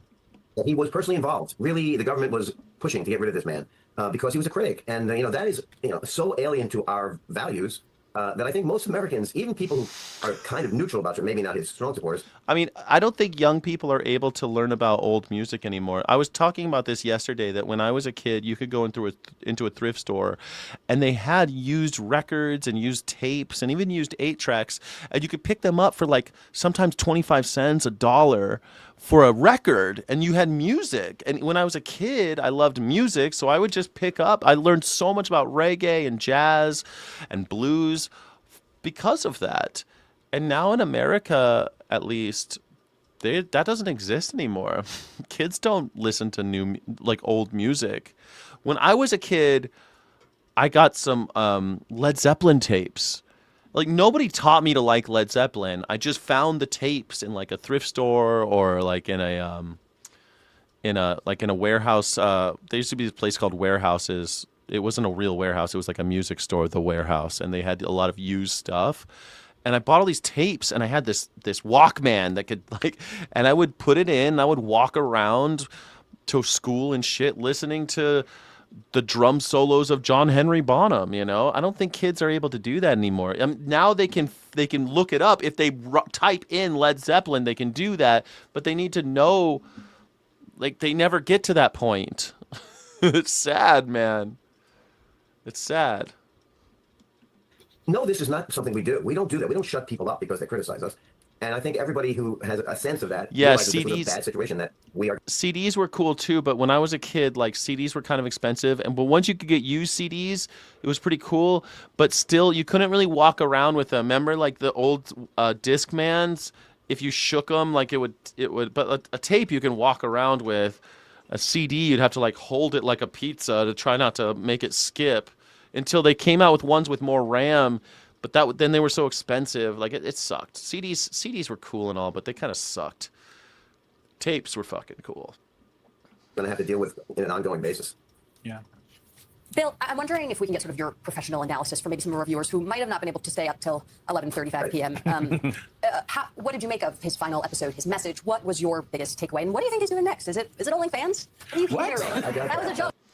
Is it OnlyFans? What is it? Today's just the OnlyFans episode or something. Sky, I disagree. I know a lot of kids who are getting into older music. My brother loves Chuck Mangione. That's good. That's good. and he got me into Fleetwood Mac. He's 21 and I'm 39. That's pretty cool. I mean, I hope that's pretty cool. Look, I know not all kids are like that, right? But I mean, I don't know how he got into Chuck Mangione. How did he get into Chuck Mangione? I mean, it's rare that I hear about Chuck Mangione. I love Chuck Mangione, by the way, and I love Fleetwood Mac, but I don't know how you guys exchanged that. How'd you get to that? I know that there's a lot of folk sounds coming back, and I hope that folk really does make a comeback, because I think a guy in a guitar is way cooler than a guy with an overproduced sound. It's so annoying. I want to get back to playing music on the porch with people and in smaller stages, smaller environments. I love that so much more. Yeah, LimeWire. So I don't know how people got on that. I don't know how you're doing that. How are you discovering that? My dad had some old Doors cassettes that I played until they stopped working. That was the other thing. You could raid your parents. The medium still existed. My parents had some records, but actually my grandparents had records, and they had like old Foxtrot, the 78 speed, like the old plates. You know, you had to be careful because they would break. My parents had those, and I would play them on the old Victrola, and I would be like, "This is an old Hawaiian jazz and stuff that I would never have heard." I really haven't really heard since. But He made that joke. It's not my joke. Napster, yeah. I think he did what he promised at the top of the show. It was a joyful show. He celebrated, the things they did well. There was a lot of energy in the show. He had this kind of cosmic idea about dropping into a wormhole at the end. He brought on his colleagues who are his friends now, his late night Strike Force 5. There was a lot of positive things about it. It felt very positive, and notably, he did not mention Trump. And of course, for the longest time, because he's been such a strong critic, you've heard people say, "Oh, there's too much politics. He's talking too much about the president," and he didn't do that much. He took a few shots glancingly at CBS for their claim that he was removed for financial purposes, which I think most people now know is just a fig leaf for a political decision made because they needed approval for merger from the president. And like many other corporations, Everyone knows, and they're not even like for financial reasons only. Bullshit. Everyone knows that was bullshit. It was a lie, and you fucking maggers believed it. They capitulated. So I think there was that message in there, but I think basically it was a very positive message. As for what he's going to do, he is not really shown much of an idea. He's pretty settled, I think, on the fact that he will perform again, but I think he will look for an opportunity that's different. I think he's not going to just do it. Don't worry about 8-tracks. 8-tracks were kind of stupid, but they were how people. They're mostly for cars. People had 8-tracks in their homes, but they were kind of useless. I thought they were cool because they were like they felt like Nintendo cassettes, but I think they only had a couple songs on them. It wasn't a full album, and you had like I don't know. 8-tracks kind of sucked. The sound kind of sucked. Cassettes were where it was at. Cassette was smaller, a lot more sound range, so much better. Plus, like the old cassettes, they'd go boo boo boo beep beep beep beep, and then in the end they go boo boo boo boo boo boo boo beep beep. I love that. The old cassettes, like old Beatles cassettes, they would play that sound bar. Boop boop boop boop beep beep. I thought that was cool. 8-tracks kind of sucked. They look cool. Television show like this again. He was great at it. He was strong at it. Did great. He did a fabulous number in his finale. I think Trump will say it was terrible, probably, but it was really good. I've thrown out the idea, totally my idea, no one else's idea, I don't think, that he could do a one-man show on Broadway. Maybe bring back his old character, which I think would be really great. Bill, let me quote you back to you, an opinion piece. Yeah, I've seen 4-tracks. I'm telling you, I used to live. I managed a thrift store really young. Kind of a long story how that happened, but I mean, yeah, we had all that crazy shit, man. People would drop off anything back in the old days. That you wrote on May 16th, where you write, enforcing Mr. Colbert out and shutting down a 33-year late-night franchise while selling that post-local news hour of airtime to a syndicated show instead of replacing him with an original program of the network's own creation, CBS is assenting to its own diminishment. The biggest loss is to core American values, such as the right to speak freely, even in brutally mocking terms about those in power. And so I'm thinking it's not just Stephen Colbert's show, but it's also what's happening inside CBS News and what's happening inside the evening news, 60 Minutes, you name it, CBS This Morning. That is the broader diminishment that you're talking about. Yeah, I mean, I see the CBS logo now, and I'm like, fuck it. I haven't watched 60 Minutes. I used to love 60 Minutes, and I haven't watched it because of all this nonsense. I don't want to watch, like, they own Star Trek, and I'm like, fuck, man, how does CBS, like this hated company, own my favorite thing? I'm so upset about that. It's like Disney bought Star Wars and CBS owns Star Trek. And so it's like, man, it's just like if you love something long enough, someone will come around and just shit on it. Cassettes sucked when CDs were affordable. I don't know, man. Like, cassettes in the car were fantastic, were better than the CDs. Even when they had the 10-disc CD changers and shit, it was so annoying. Like CDs were like always so they're bigger and they were fucking annoying. I loved CDs. I had so many CDs, but cassettes were so much better. So much better. Cassettes were the best ones, I think.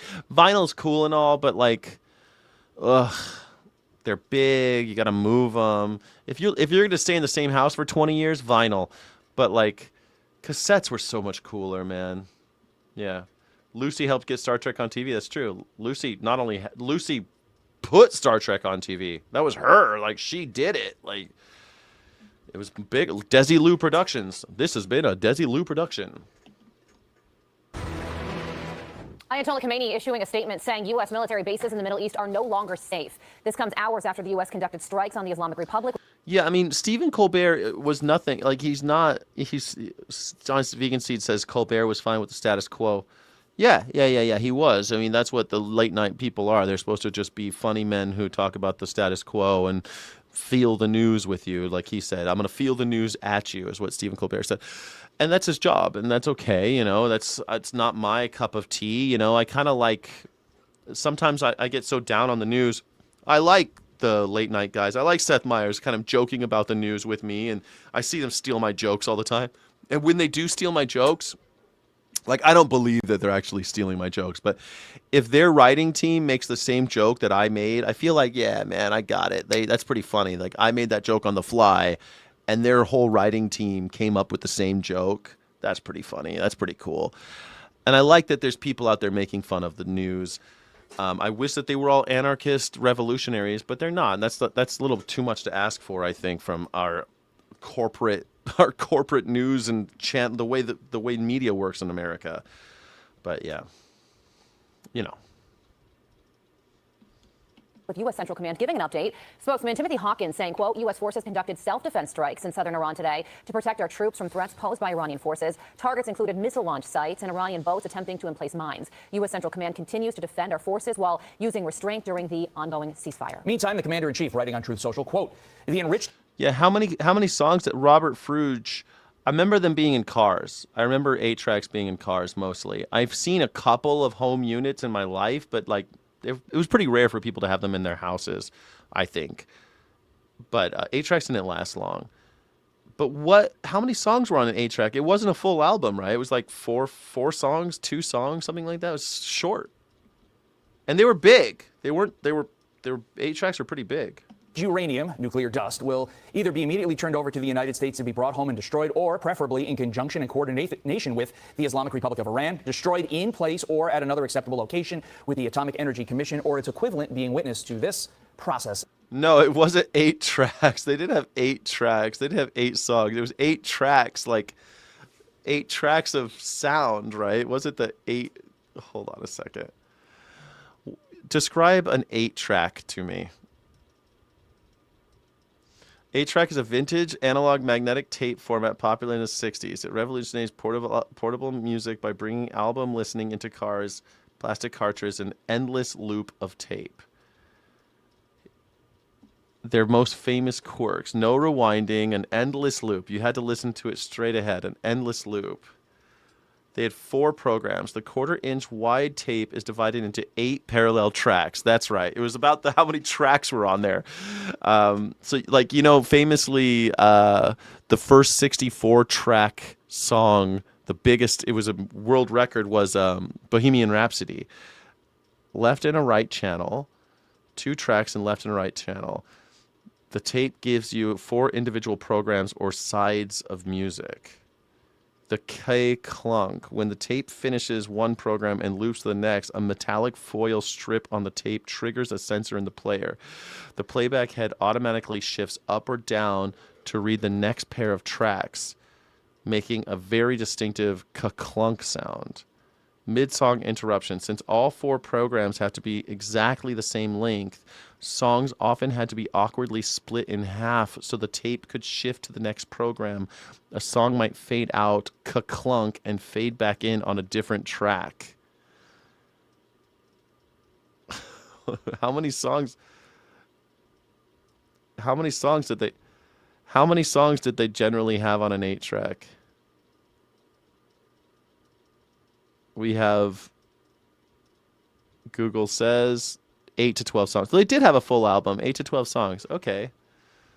Each program contained 2 to 3 songs, and then they would clunk. All right. Interesting. A 40-minute album was divided in 4 strict 10-minute segments. Interesting. There you go. I don't know. It's not that bad. Yeah.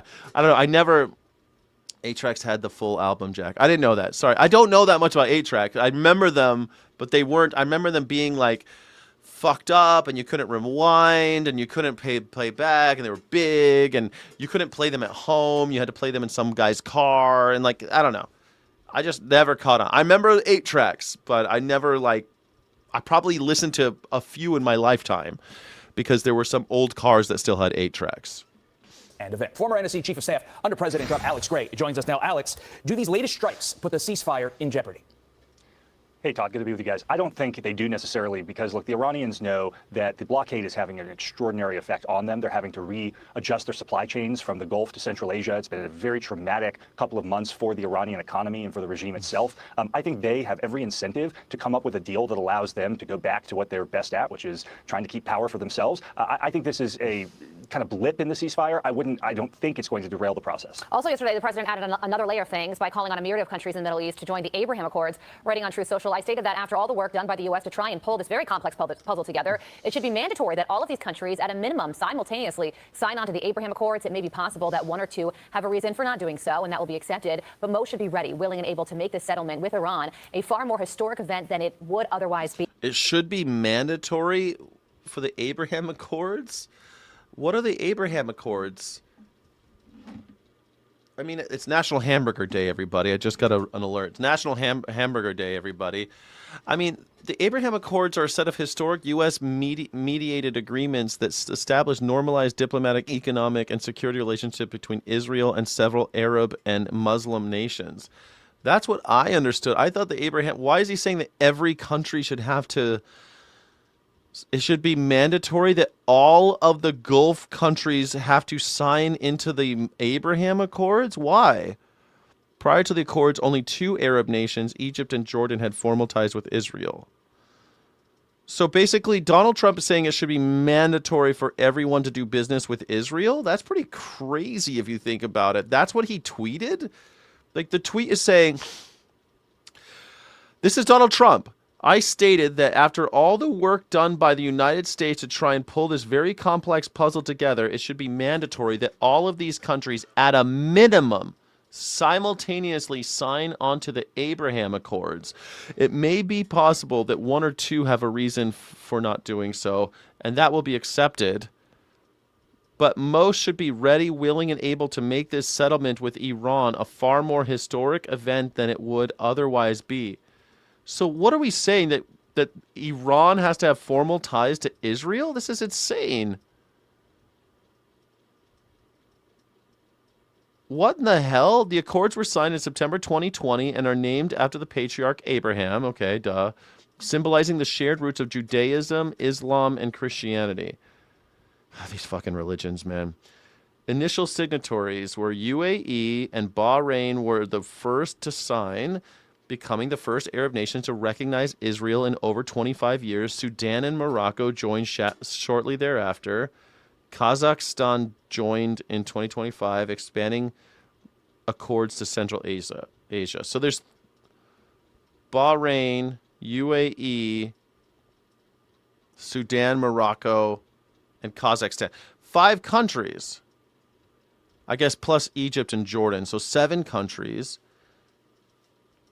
They already had formal ties, though, so maybe they're not in the Abraham Accords. But man, I don't know. I had to look it up because I didn't want to. I know about the Abraham Accord, but why is Donald Trump saying that all countries involved in the Gulf states have to join? Kazakhstan is the greatest. Well, Kazakhstan's the greatest because their potassium is superior to other potassium. Very nice.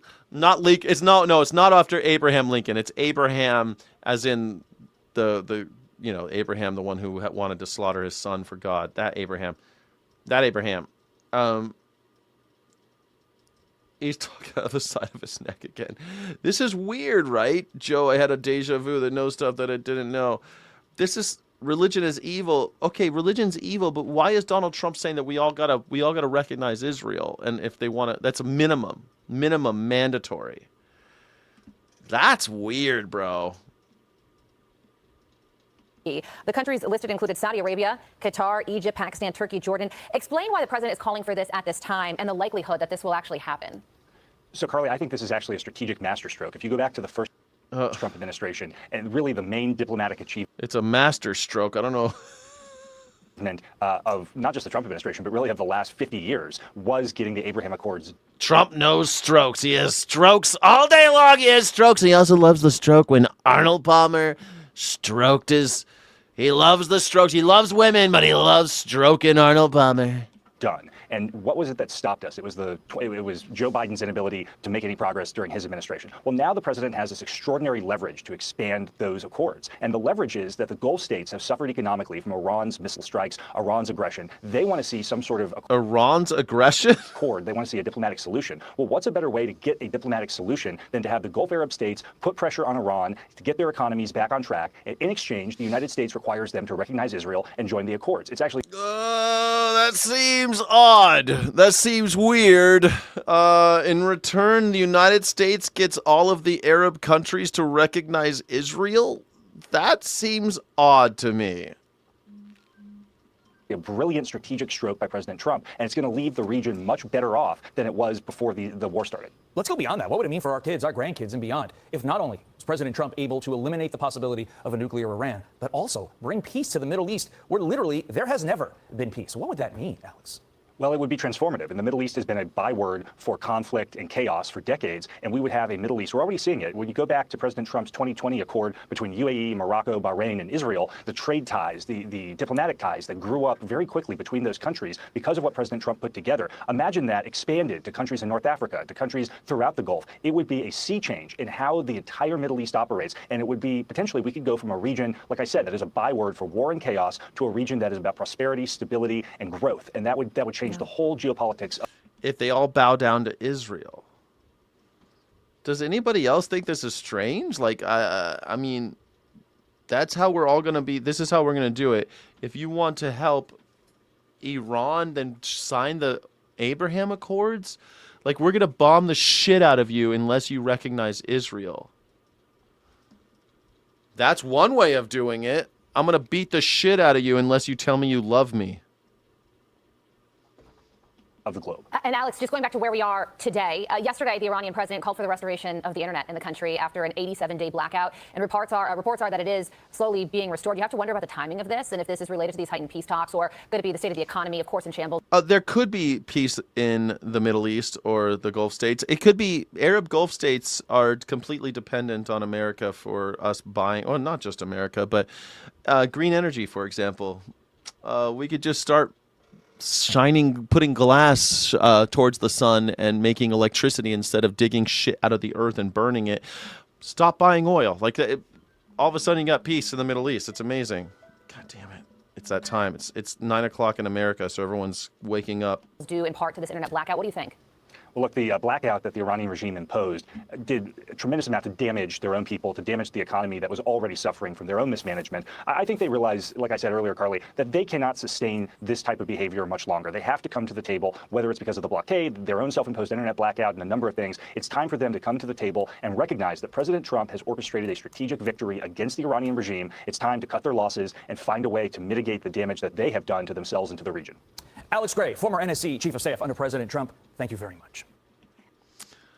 Master stroke, everybody. It's extraordinary that governors of states, that United States senators, that members of Congress who actually fund these, what many people inside are calling concentration camps, I think that really internment camps certainly do fit, that they can't get in. You're a governor of a state where they have concentration camps and internment camps. Let's look up the difference, huh? What is the difference between a concentration camp and an internment camp? In historical and legal contexts, internment camp is the broader term for confining people, usually enemy aliens or citizens, without trial during wartime. That's an internment camp. Are we at war? But Joe Scarborough, famous Republican, wants to call these internment camps. Concentration camps are a severe, highly abusive form of internment where large groups are detained outside the rule of law, frequently under deadly conditions and subjected to forced labor. Okay, so it's a concentration camp. That's it. Internment camps, we did it to the Japanese during World War II. Famous, right? But Soviet gulags and Nazi camps like Dachau and the British camps during the Second Boer War were considered concentration camps to persecute, punish, exploit, break the spirit of a population. There you go, concentration camps. So we have concentration camps. Places where large numbers of people, often political dissidents. Let me just ask very quickly.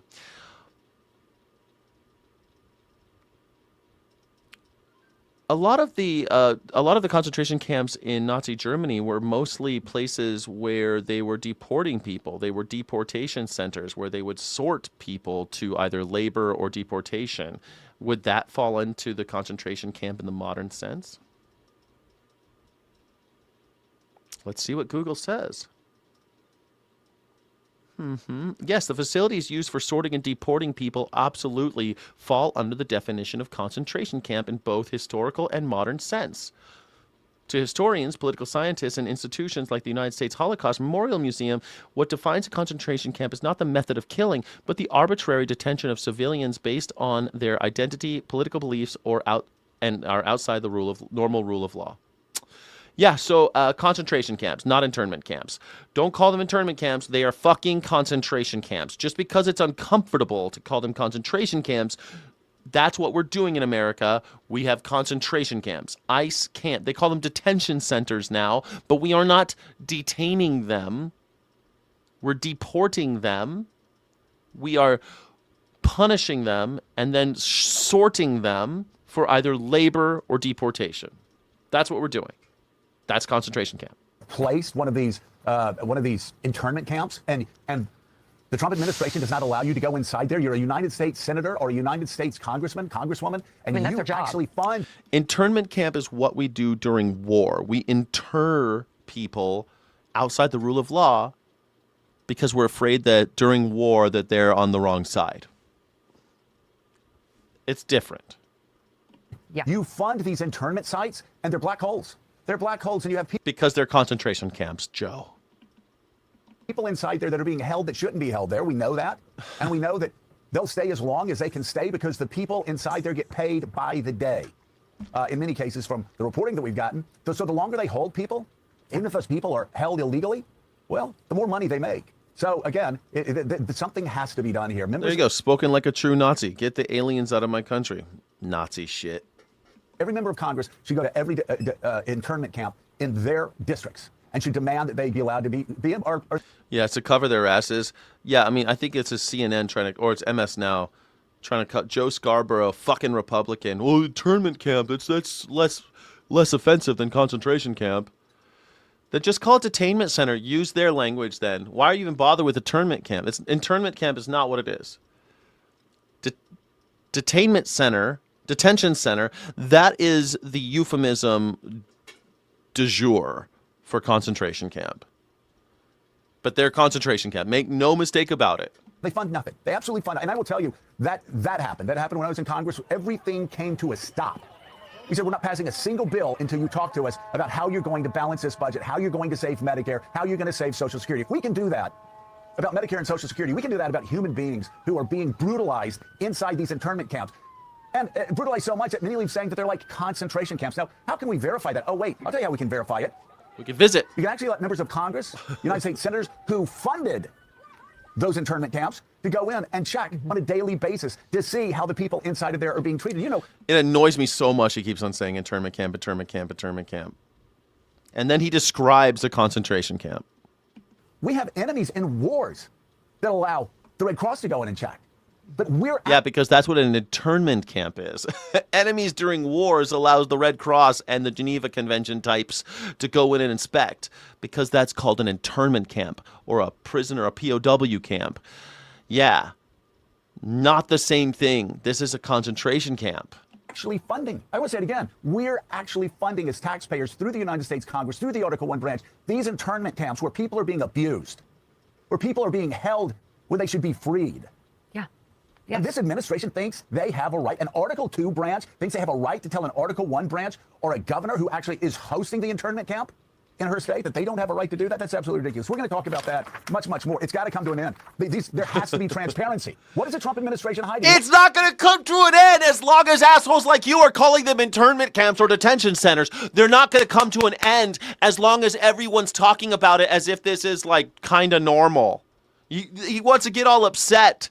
What are you upset about? You won't even call them what they are. What is the DHS hiding? What abuses? What serial abuses of human beings? They're killing people. Are they hiding? And I want to say for everybody who's stupid enough to say, well, they're here illegally. We don't know that. You don't know that. You're just making that shit up. You don't know if they're here illegally because they haven't had fucking due process. You don't know who's in there. And you don't know if they're here even illegally someone or not. here illegally has rights to due process. That's right. And what is going on here is...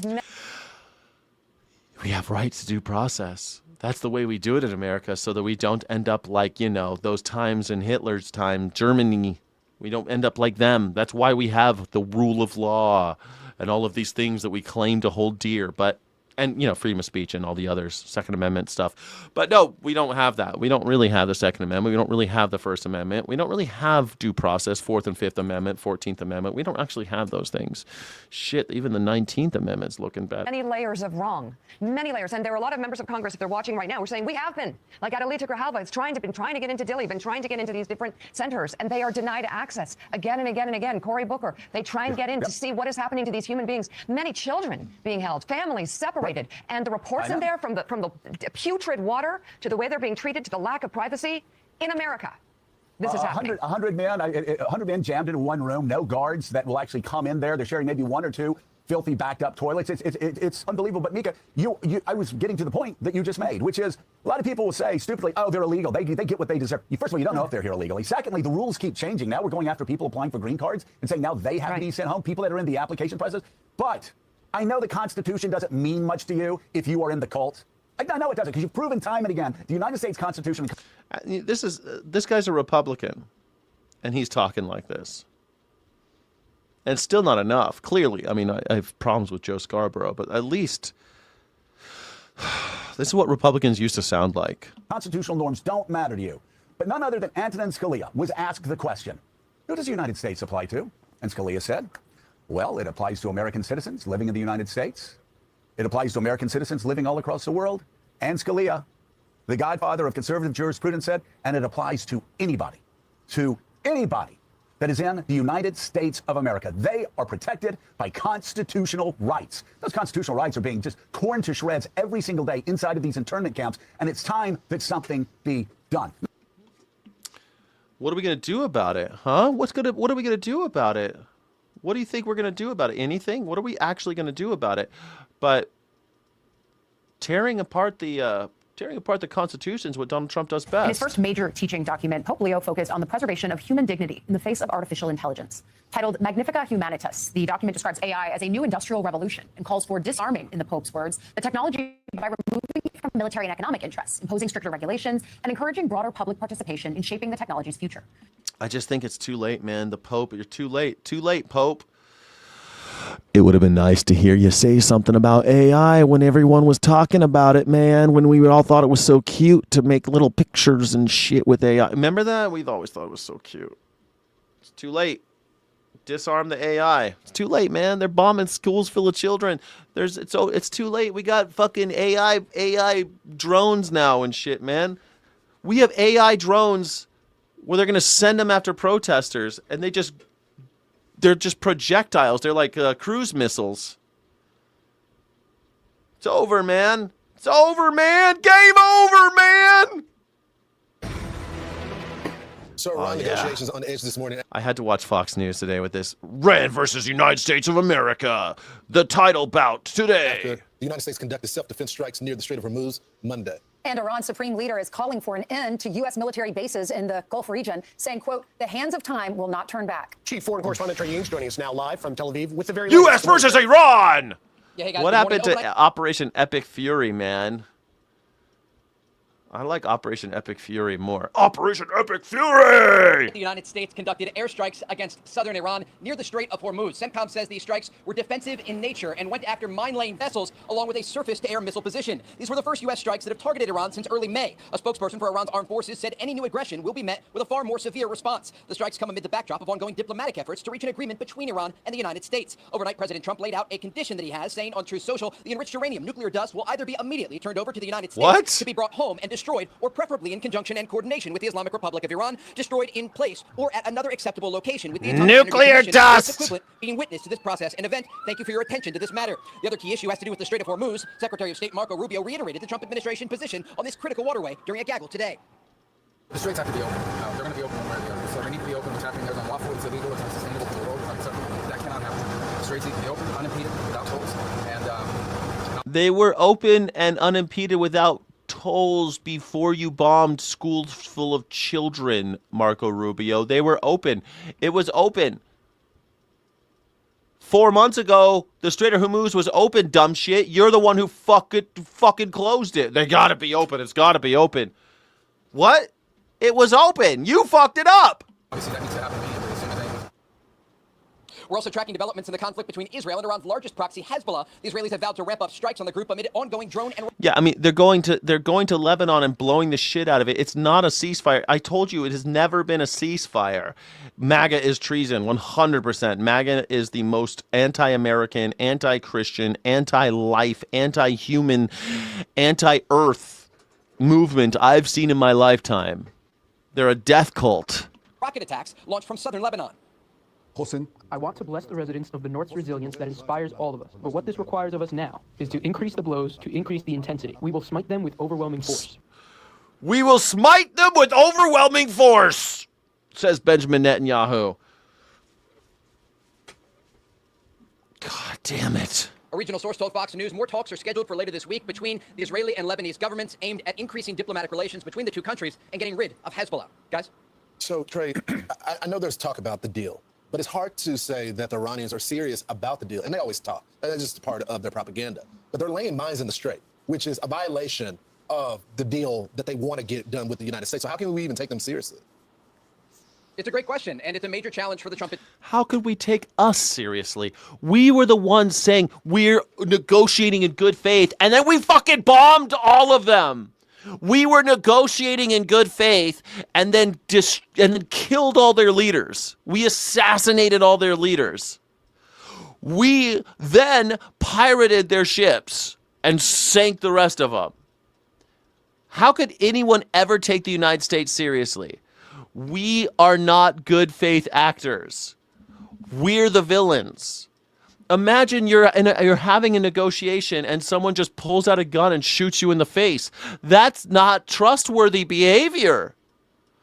Donald Trump, don't you remember? They stalked those guys for 3 months in order to determine where they would be, and then they murdered them. And on the same day, bombed schools full of children to break their spirit. And mosques and historical sites to break their spirit. That's why they did it. But in the lead up, they started parking aircraft carriers and shit in the Gulf. And we were like, what the fuck's going on? And I said, yeah, they're going to bomb Iran. It's going to happen. And everyone's like, no, it's just, regular old stuff. We just parked the warships in the Gulf for funsies. Funsies, huh? Right outside of Iran. We just parked it there because we're just good faith actors. We want to negotiate. Attorney General, thank you. I recognize now the chairwoman of the full committee, Senator Collins. Thank you, Mr. Chairman. Mr. Attorney General, yesterday the Justice Department announced the creation of a nearly $1.8 billion... Oh my God, Susan, what are you doing? Trump is a homo. I mean, Trump, I don't think he's a homosexual. I think he'll have sex with anybody he can own. I mean, I think he likes cock. He clearly, there's all these rumors about him, boner bumps, doing little bumps of coke off of men's erections in Studio 54. But, and doing the gay orgies with Roy Cohn, his best friend. So, I think he swings both ways. A lot of those real powerful guys, they do, because it's all even the sex act is a power act. It's a power thing. his kink is power. That's how he gets off. It doesn't matter if it's boy or girl, human or animal. He doesn't give a shit. If it's power, that's what he likes. Anti-weaponization fund to compensate individuals who were purportedly targeted by the Biden administration, in exchange for which President Trump dropped his $10 billion lawsuit against the IRS for the completely inappropriate leak of the president and his organization's tax data. This is a Republican? Amounts for this new fund will come from the Judgment Fund, a permanent law appropriation for paying claims and settlements brought against the United States government. Amounts in the Judgment Fund have traditionally been used for the payment of specific claims against the government or amounts owed for the settlement of those claims, but not for future claims that have yet to be bought. So I have some questions for you. First, has the DOJ ever used amounts in the Judgment Fund to pay? I haven't heard this lady so fired up in her life. I mean, Susan Collins has been around for a long time. Where's she from? I think she's in Maine. Is she in Maine? Susan Collins, where's she from? Maine, yeah, Caribou, Maine. She's a Maine senator. Susan Collins, Republican senator. I've never heard her this fired up. She's like, this is completely inappropriate. I can't believe, like, goddamn, she's fired up. What did you guys do to Susan Collins? You woke up a sleeping dragon. Holy shit. Susan Collins is on the case. She hates this shit. Completely inappropriate for Donald Trump to sue the IRS for $10 billion and then settle for $2 billion in order to give money to all of his friends and J6ers. Yeah, it's completely inappropriate. You're going to get primaried, Susan Collins. They're going to get rid of you. Claims they're going to kill. I think Donald Trump is going to kill Susan Collins. That have yet to be brought against the United States government based on the settlement of a completely unrelated case. Thank you, Senator. So the short answer is yes. I mean, we have done this in the past. This was done during the Obama administration, something almost identical in structure to what we announced yesterday. In that case, there were allegations made by Native Americans that the Department of Agriculture had systematically treated them unfairly, and some have filed claims. I guess, yeah, you're right. She's afraid for her job because she's got to fight Graham Plattner in Maine. Graham Plattner's running against her. So now she's woken up. Maybe Graham Plattner happened. I thought maybe she was fired up about this $1.8 billion that Donald Trump's sex crime attorney Todd Blanche just handed over to him. But maybe you're right. It's all about this. You're probably right. It was a pending lawsuit, but many had not. A fund very similar to the one that was established yesterday was set up. It was funded by, in today's dollars, a little over $1 billion. Yeah, she's up. She's up. And a single claims commissioner was appointed to review the claims and to distribute funds. In that case, at the end, there was around $300 million left over, and the Obama administration had set it up so that money from the Judgment Fund was distributed to nonprofits and other NGOs. So what we've done with this fund, and by the way, it is true that this is unusual. That is true. Yeah, it's pretty fucking unusual. You're not even the Attorney General. But it is not unprecedented, and it was done to address something. It's unprecedented. Thing that had never happened again either. So there is an unprecedented nature of what we did yesterday in response to years and years of weaponization, just to correct. Weaponization. The guy cheated on his taxes and got caught. A few things, Senator. It's not limited to Republicans. It's not limited to Biden. It's not limited. It's not limited to. Great, then Kat Abigazela should get a piece of that action, huh? The Biden weaponization. It's not limited to, in any way, scope, or form to January 6th or to Jack Smith. There's no limitation on the. Who gets to control it? Donald Trump. Donald Trump gets to decide who gets the money. Donald Trump just got $2 billion. He could do with whatever he wants. Sounds legit. On the claims. And the other thing we've done, just to finish up in comparison to what was done previously, is we intend to appoint 5 commissioners. And also, at the end, the money goes back to any leftover funds go back to the federal government. Oh yeah, Ilhan Omar, she should get the funds, huh? She should get that. She should get a piece of the action, right? Kat Abigazela, she's been wronged by the government. She should get a piece of the action. Yeah, totally. So how will the commission that you've just referenced that oversees the fund determine whether future claims from the fund are eligible to be paid out of it, and how will they determine how much will be paid for each claim? What's the legal basis for those decisions? So there's commissions that are established all the time. Nothing. We have no fucking plan. Donald Trump's just going to decide. We have commissions all the time. So we'll cross that bridge when we come to it. But in the meantime, we're going to hand Donald Trump $1.8 billion. Makes perfect sense, says Donald Trump's sex crimes attorney, Todd Blanche. Acting Attorney General. Sir, when the fuck... Hold on, let me Google that. How long is Todd Blanche allowed? I think he only gets 180 days, right? How long is Todd Blanche legally allowed to work as acting Attorney General? 210. Shit. 210 days. So basically almost a year. What is that? What is that? Like 8 months? It's something like that. 8 or 9 months. 210 days.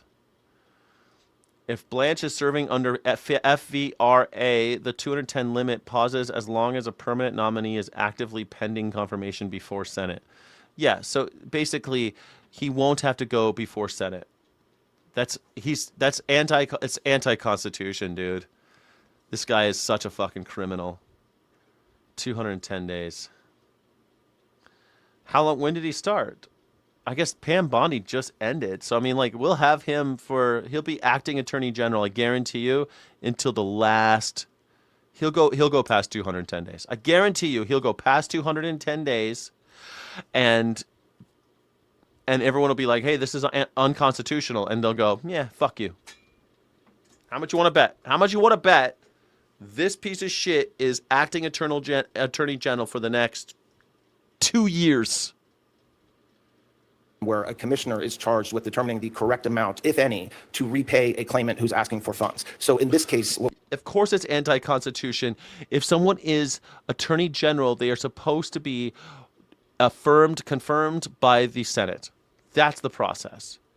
And because 210 days is this old-ass thing where someone 210 days he's allowed to be acting Attorney General, it's unconstitutional. It's against the spirit of the law. Is it technically against the law? No, because we wrote these laws 250 fucking years ago. So it used to take a long time for people to get from place to place. Not anymore. So Donald Trump is using a quirk in our system to appoint his sex crimes attorney, someone who would not be affirmed, like Matt Gaetz. Like, remember when Donald Trump nominated Matt Gaetz as Attorney General? And now we have Todd Blanche, who ain't much better. He's smarter. He's smarter than Matt Gaetz, but he's not that much better. He's just Donald Trump's sex crimes attorney. Literally, that's what he is. Like, that's not even a joke. He is the guy that took care of Donald Trump's sex crimes as his personal lawyer. Now he's acting Attorney General. Fuck, you can't make this up. We expect is the commissioners will take in information. It's entirely voluntary if an individual wants to apply and assert that they were a victim of weaponization, and the commission can do anything according to what was set up yesterday, from issuing an apology to the claimant to awarding compensation and the monetary compensation. So it depends on the claim, and there will be 5 commissioners. Yeah, good question. Why is it 210 days? Explain why it's 210. Explain why it's 210 days for Todd Blanche to serve as acting Attorney General. Why 210? 210-day limit. It's the Federal Vacancies Reform Act of 1998. Limit for how long an individual can serve as an active within a Senate-confirmed position. The specific details of how this works. 210-day clock. The statute limits acting service to 210 days starting from the date the vacancy occurred. So, remember when she was still Attorney General and he was speaking for her? The clock probably didn't start until later. The nomination loophole. If President Trump formally nominates someone for the permanent Attorney General position, including nominating Todd Blanche himself, a 200-day timer pauses. Blanche could then legally remain in the acting role indefinitely while the Senate considers his or anyone else's nomination. While the 210-day window sets a standard time limit for acting cabinet member, it provides multiple avenues for the administration to extend or alter the tenure based on their legislative or nomination strategies. But why did they decide on 210 days?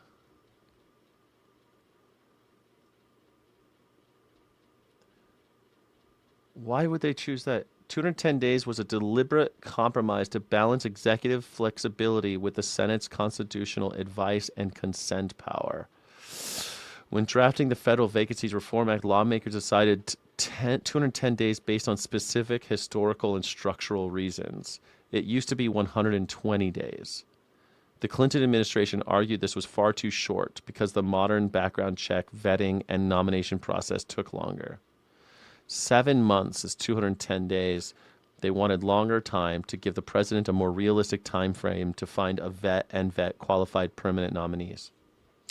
So just overreach from the fucking president. That's all. Again, a president clawing more power. And so now this president, this is why I constantly say, if you hate Donald Trump, then you need to hate all the presidents before him. All these presidents led to this. Bill Clinton clawed more power for the executive branch, for Article 2 branch. And what happened? We lost power in the legislative branch. And the legislative branch represents you, the people. So every time more power is taken out of Congress and taken to the president, you have less power.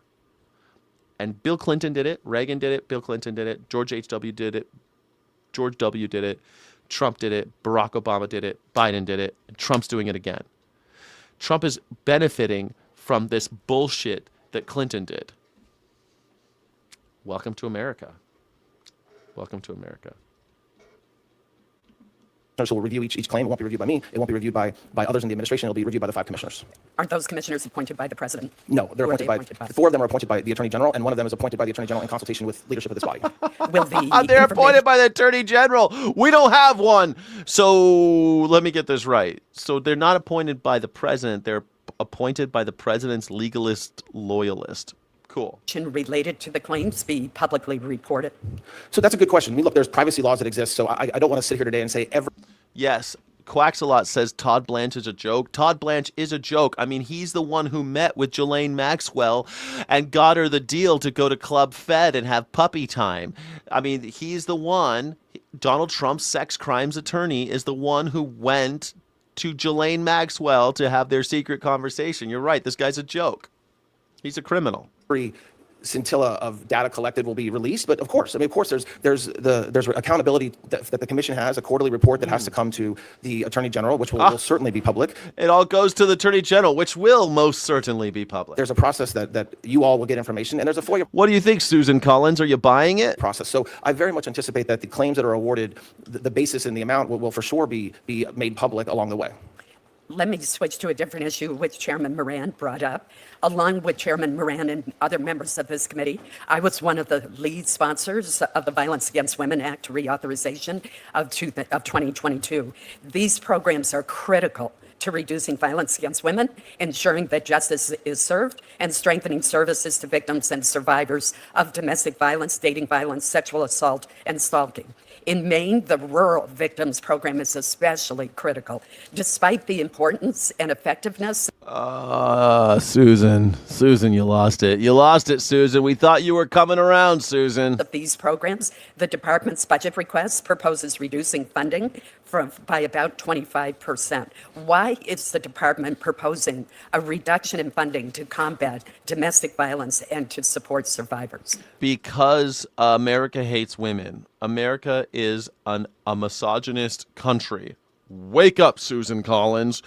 Wake up, Susan Collins. They hate you. They hate women like you. You sold your soul to support men who hate you. Just like Pam Bondi and Kristi Noem and Tulsi Gabbard, all 4 cabinet members so far who have been fired were women. Susan Collins, they will turn on you. Already, Susan Collins, just asking questions about this administration is going to get her on her ass. She's lucky she didn't get primaried. She's doing this after the primary season, so she's lucky. But they're going to fuck her. She's done. She's done. You dare to ask why we're cutting funding to battered women? Well, first of all, I completely agree with you that these are extraordinarily important programs, and the funds are well used to support these programs. We have asked for $539 million, I believe, in money to support. But $1.8 billion to Donald Trump and his friends. For all these programs, and that, I mean, look, there's a lot of money that goes, $190 million for grants to combat, to stop the stop grants, which is extraordinarily important, and so it is a priority. Obviously, we have to make choices, and the president's budget has to make choices on where to spend that money, but it is extraordinarily important, and the $539 million that we've asked for. women on the far right, they are people. It's not Stockholm syndrome. A lot of people in the Nazi regime always are so afraid of being pushed down a rung. They will cozy up, and they'll double down. They'll triple down. Like, look how vehemently Pam Bondi and Marjorie Taylor Greene defended Donald Trump. Look how hardcore ride or die they were, and they still got fucked. It doesn't save them. You have this over and over again throughout history. Henry VIII had Cromwell and more. I mean, like, you have these loyalists that they just get axed, man. You will not be saved by cozying up to the dictator. That will not save you, because your loyalty will always be tested. And the second you even ask a question or have a doubt in your head, it's done. That's what I think in The Boys they were trying to show with the Homelander thing. Like, all these people who love Homelander, and then what they do, they had psychics like read their minds. And if anybody even had a doubt that Homelander wasn't God or something, kill them.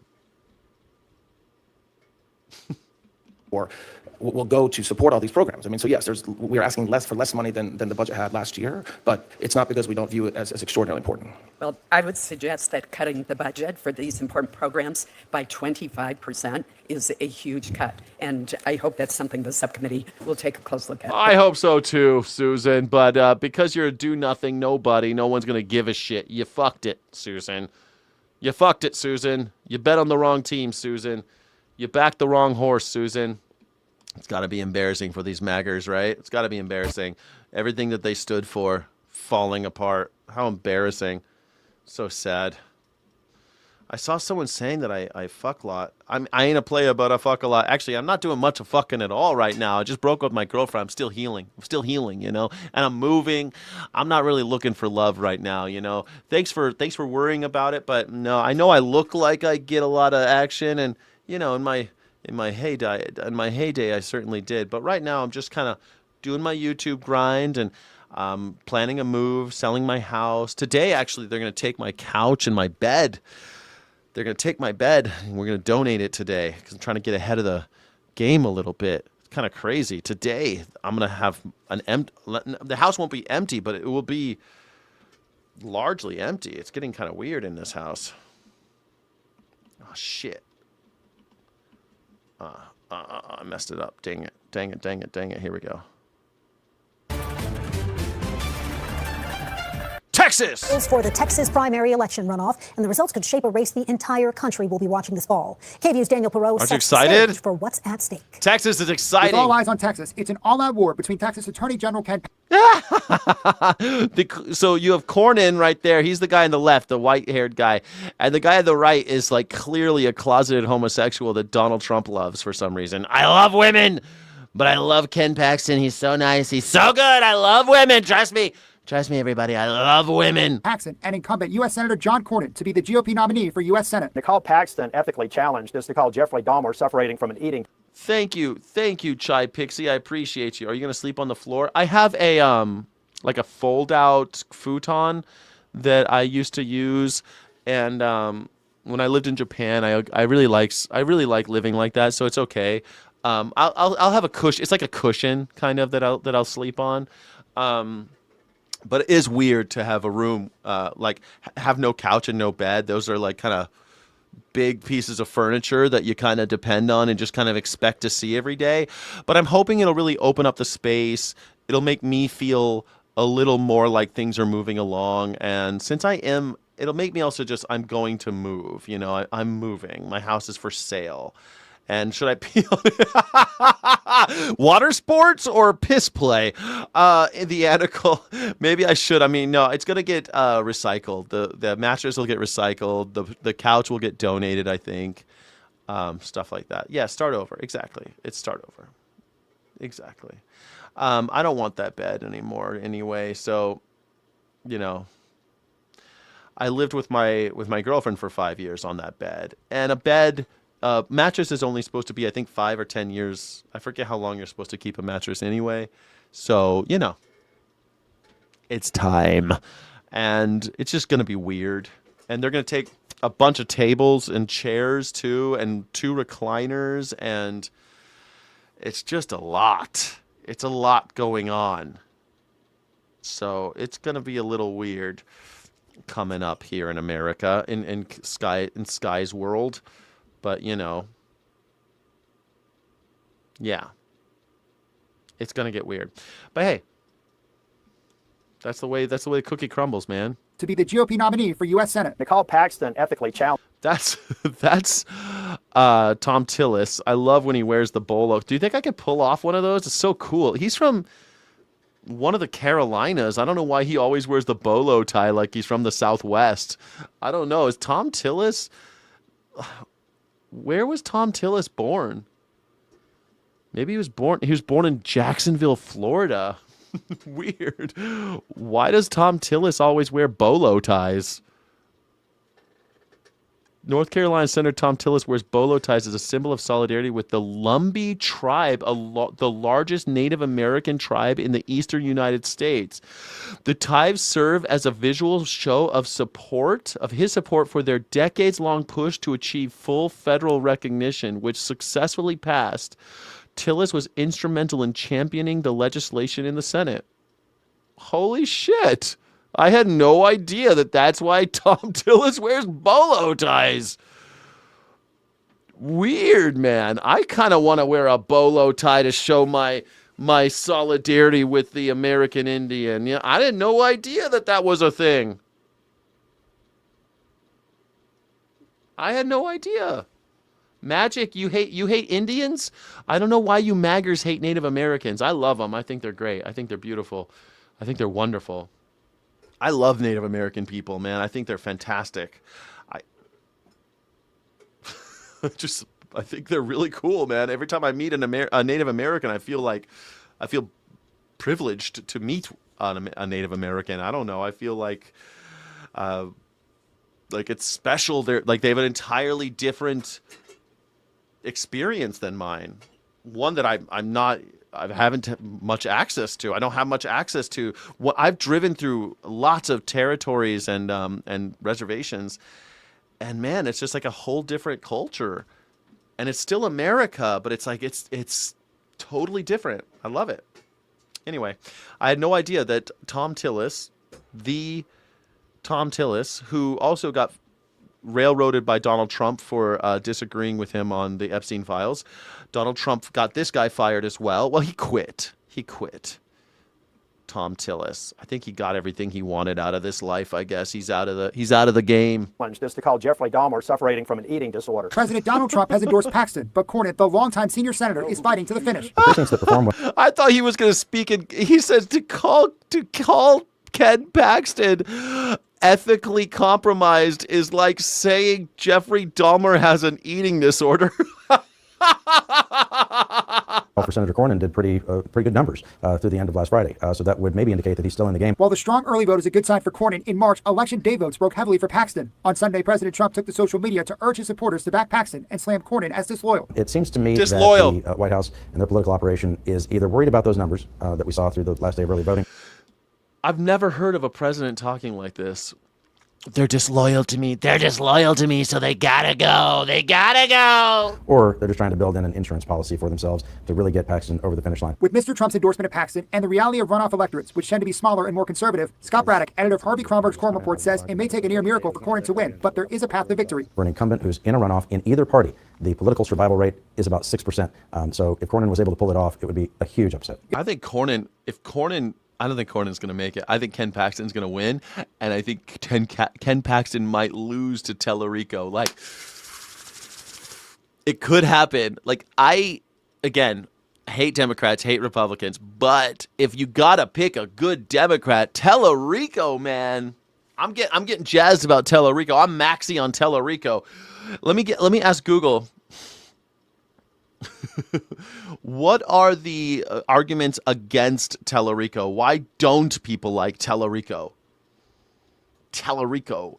James Tellerico, a Texas state representative Democratic nominee for the U.S. Senate, faces intense criticism from conservative opponents and some intra-party rivals, largely due to his progressive politics and his unapologetic approach to his Christian faith to justify them.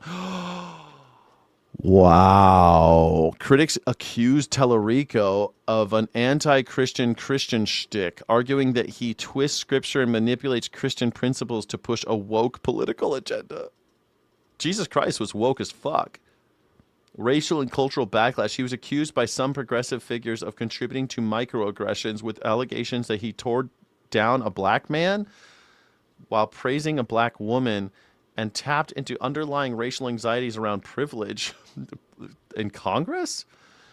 Skepticism of electable strategy. Some left-leaning critics argue that Tallarico's strategy of using the Bible to win over religious conservatives is naive, believing that GOP voters are motivated by right-wing cultural values rather than sincere biblical alignment. Well, yeah, we know that. So, okay, so nothing? No one really cares about him? God is non-binary? That's the biggest... God is non-binary is the biggest criticism of James Tallarico? No, Trump blew Bubba, and my name is Bubba. That was my nickname. Yeah. Native Americans are the original American, way more noble than any European immigrant, and my ancestors are French. I don't know about nobility, but I mean, I think it's important to recognize that they were here, right? When white people got here. I don't know, man. I also like their whole vibe with the councils and the fucking communal property shit. I love that stuff. I love all that stuff. I don't know. I love the Pueblo, man. I went over to the Pueblo Indian Reservation. So cool. What's not to love? What's not to love about the Indians? If Cornyn has any shot at winning, he's going to need big turnout in places like Austin, San Antonio, Houston, and Corpus Christi. His campaign is really banking on some of those voters who would never, ever vote in a runoff to try to get this done.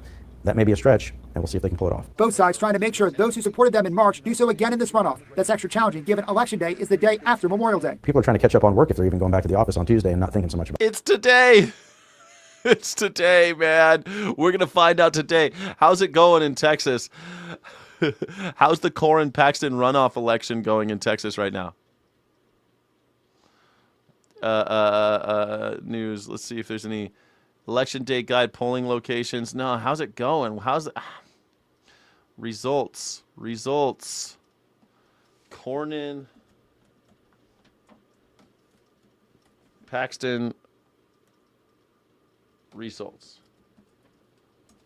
Let's see if we got it. Any results? Live results. Texas midterm runoffs. How we doing? Oh, they're still reporting 0%. It's noon in Texas. What do you mean it's 0% they're reporting? Whatever. I guess we'll have to wait. We'll have to wait to find out who wins. But I think it's amazing.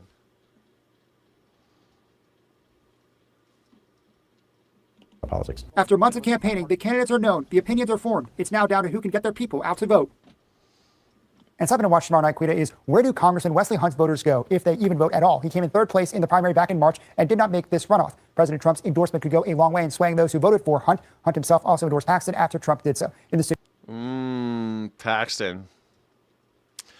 Looks like the South is going to have another closeted homosexual running on the Republican ticket.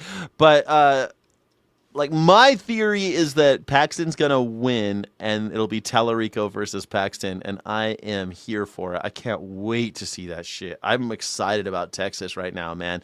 We might see, like, I'm not so jazzed about Democrats, but man, the first Democrat in like 50, 60 years to represent a statewide office in Texas. It's a big deal. It's a big deal. I mean, we haven't had we've had two Texas presidents, only two, George W. Bush and LBJ. But Texas, great state for a president to be from. Just saying. Stakes are rising, multiple spherical objects. So they say that these are aliens. Do you see any aliens in this picture? I don't see any aliens. Do you see any aliens? Anomalous seen in and out of the water. And where am I supposed to be looking here? I don't see any footage of multiple spherical UAP near the sub. Am I supposed to be seeing them already? I don't see them. I'm looking for spherical objects. Do you see any? I'm looking for aliens, folks. We're gonna see some aliens here come up. No. That little guy? That tiny little... That's an alien? Oh, look at lots of little aliens. Look at them. They're flying around. They look like birds to me. These look like little birds to me. But, okay, I guess they're... Like, zoom in. How am I supposed to believe that this is an alien? This is a UAP?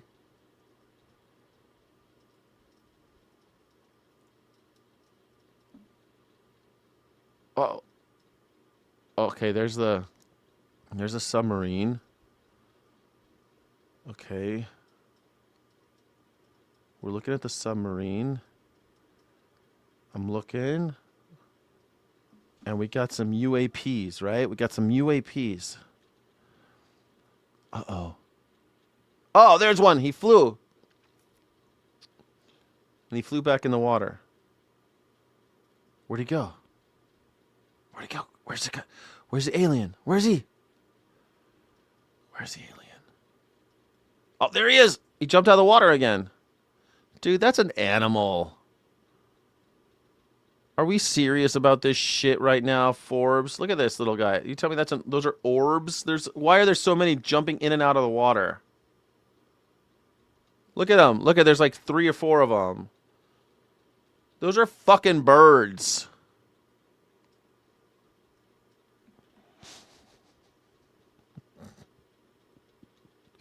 Why is it that every time we have something like this, it's always like the worst footage?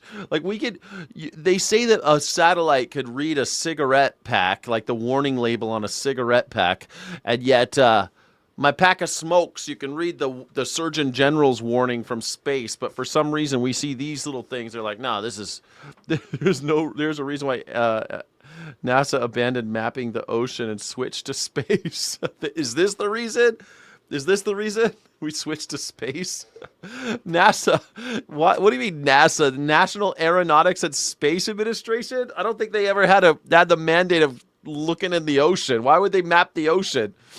4K is hard to fake.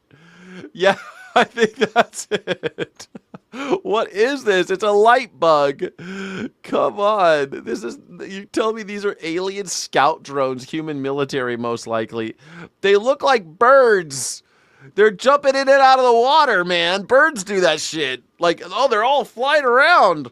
They look like orbs from here. Well, yeah, man, at night. One time I was in the ocean. Well, I was at a beach at night. And I saw these little balls like going up and down from the waves. Like the waves would hit and all these little balls would fly up and like, but then I looked and the balls, they were like floating over the earth, over the sand, and they would go with the tide. And then I got closer. It's dark outside, you know. I get closer. I'm like, what the fuck are these things? I like looking. My eyes are betraying me. I'm like, what are these things? Are they ping pong balls? But they're not floating. They're like, there's air between. They were little birds. They're just little birds, little nighttime birds running up and down. Their little legs would go, they just had little tiny legs and they kind of looked like balls, but they were birds. That's what I think these are. I think they're birds. They look like ping pong balls. Those are just, from far away, a bird can look like a ball. Especially with this footage. I mean, come on. It took me a second to realize that was a submarine. Let's see. Where are they? Where are the aliens? Where are they? Is that one over here floating or no one? No. He looks like he's just over here swimming up in the top right-hand corner. No, he's gone. Where are they? Oh, there comes one. Look at, they're jumping in and out of the water. They're skipping on the water and shit, jumping in and out of the water. You're telling me that these... Look at these things. Come on, those are fucking birds or flying fish. They could also be flying fish. Flying fish kind of jump out of the water. Like, you ever seen a flying fish? You shine the light on it, and the fish jump out of the water, and they fly for a little while. They can fly pretty far. Then they go back in the water. They jump back out. I think those were flying fish. Maybe birds or flying fish. Now to the urgent race. I don't think they were aliens. Contained the Ebola outbreak in Central Africa. 3 Red Cross volunteers now among the newly reported cases. And with the World Cup less than 3 weeks away, what health officials here in the U.S. are doing to screen travelers from overseas. Here's ABC's Marcus Moore. Tonight, as a deadly Ebola outbreak ravages parts of the Congo, the International Red Cross says 3 of its volunteers are among the new reported cases. The agency says they were infected in March, weeks before the latest outbreak was discovered, and they are among the first known cases.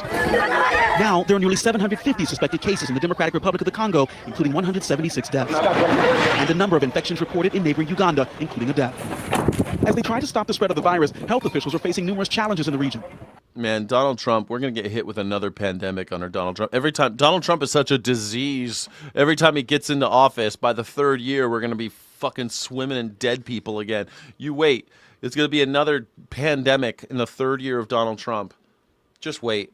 We are operating in a very complex environment, and the main challenges include community fears, misinformation, and rumors. The another challenge is that the population movement between health zones.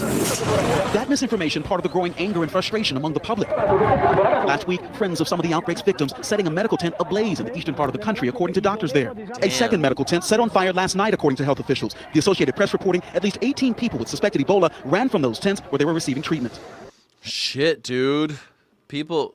here we are at the airport. Welcome to America. It comes as health officials implement new measures to prevent the spread of the virus in the U.S. U.S. citizens who've been to impacted countries in the region are now funneled to airports in Virginia and Atlanta for temperature checks and health screenings. Are any of them from the UAE? I mean, be careful. We love Qataris here, man. We're going to love you from Saudi Arabia. Come on in. No foreign visitors from the region are allowed, including U.S. green card holders. Our number one thing has to be, we can't have it affect the United States. We can't have... That's... Wow. Well said. Can you tell the president? Because he totally miffed it last time. Miffed it. He could have kept the COVID from coming over, but he didn't. He did nothing. It'll magically go down. It'll magically go away in April. Magically, it'll go away. We don't have to do anything. Nothing. Not necessary. It won't hit the United States of America. Here we are. Good old Marco Rubio. Make sure that doesn't happen in America. How are you going to do that, Marco? Fuck it. Oh. Ebola cases coming here. All of this is unfolding as the U.S. prepares to host the FIFA World Cup. The DRC's team, set for its first berth in 52 years, is expected to arrive in just a few weeks. The White House demanding that the team maintain a bubble in Europe where they are now for 21 days or risk being banned from entering the U.S. And tonight, Reuters reports that a team spokesperson has said that they are not changing their schedule. And with that spokesperson, according to Reuters, is suggesting that the schedule isn't changing because their players are not traveling to the U.S. from the Congo. Meanwhile, doctors there say misinformation in the country and stigma surrounding the disease are creating a dynamic and complex situation. With another concern. Stigma around the disease. Also, I think it only affects black people. I think it's only for black people getting Ebola, right? That's what I heard. I heard it was only for the blacks. I heard it was only for the blacks. Oh, the real McGoy. Thank you so much, Mac. Thank you, Mac. We still haven't gotten over the first pandemic he caused, stupidity. I know. Donald Trump fucked up the last pandemic. We haven't gotten over that shit. And yeah, we're going to have another one. You wait, man. I guarantee you something squirrely is going to happen in that year 3. It always... Donald Trump, man, he crashes our economy. And then in year 3, some kind of whammy happens because of his ineptitude. It's going to be a doozy in year 3, if he's still president. I mean, I'm still holding out. I think he's not going to make it to 2027, but maybe if he does, it's going to be a doozy. You think we're ready for another one? He allowed it. He encouraged it to happen. He said people shouldn't get tested because that would mess up the numbers. It would make more cases. I mean, he encouraged it. Yes, he didn't just let it happen. He caused it. He caused it. Yes, he caused it. He caused it here in America. Absolutely, Donald Trump caused it. He didn't do the basics to keep it from coming here. He didn't do the basics to fight it over there where it was happening. He didn't want to play ball because he hates everybody. Kung flu, he called it. Remember? The Chinese virus. I don't know why they call it corona. They called it the Chinese flu. Remember? And then people started hating Asian people. I had a Japanese friend, a person spit on her car and was screaming at her, saying that she brought COVID here because Donald Trump was on TV saying it was the Asians. A church that mostly serves Thai people had a shooting. There was a shooting near my house at a church because these fucking Donald Trump and his anti-Asian rhetoric. Jesus. Yeah. That's true. Can I get some jubilation for the Mac, please? Can I get some jubilation in the chat, please? Some emotion and some emojis, please, for Mac. Thank you for supporting the some independent media. Thank you so much, Mac. Yeah, RFK wants us to turn off 1 million. Yeah, dude, what has he done about bird flu? Wait until bird flu's here. It's endemic, and we're not doing anything about it. It is affecting humans. It will eventually get into a human that has the flu already, and it's going to be a very fucked up virus. Eventually that will happen. When? We don't know. But we're rolling the dice every day with bird flu. So keep eating chickens and eating eggs, idiots.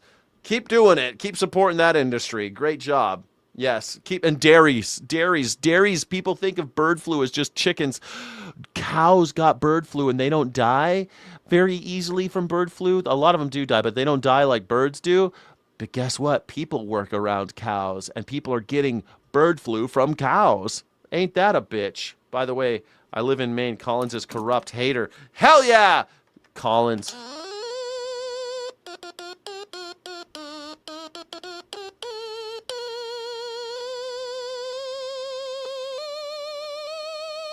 Thank you. Mitch McConnell was removed? Is that real?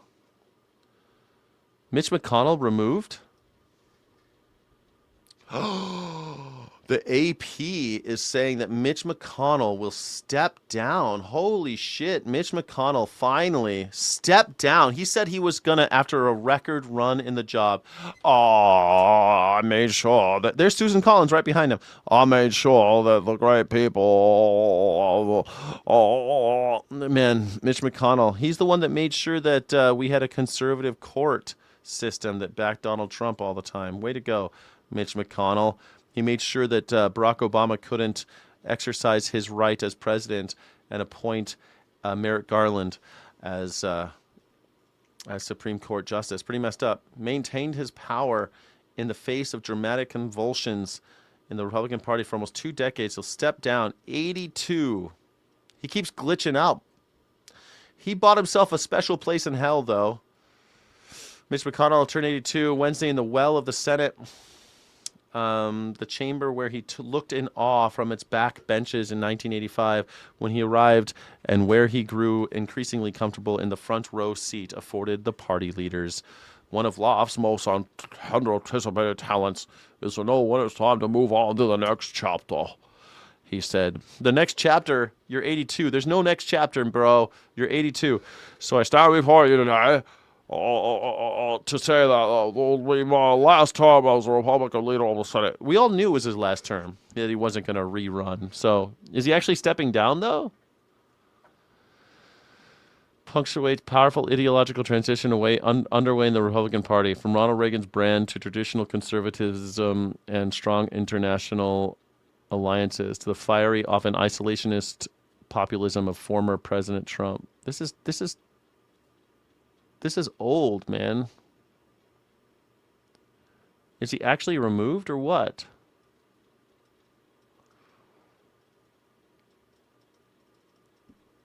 Senate Republicans replace him next week. This is all old news.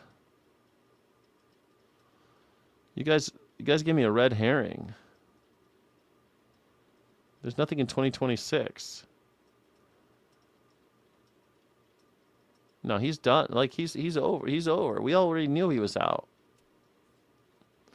But you're saying that he's getting removed, but what do you mean he's getting removed? I don't see anything in here about him getting removed.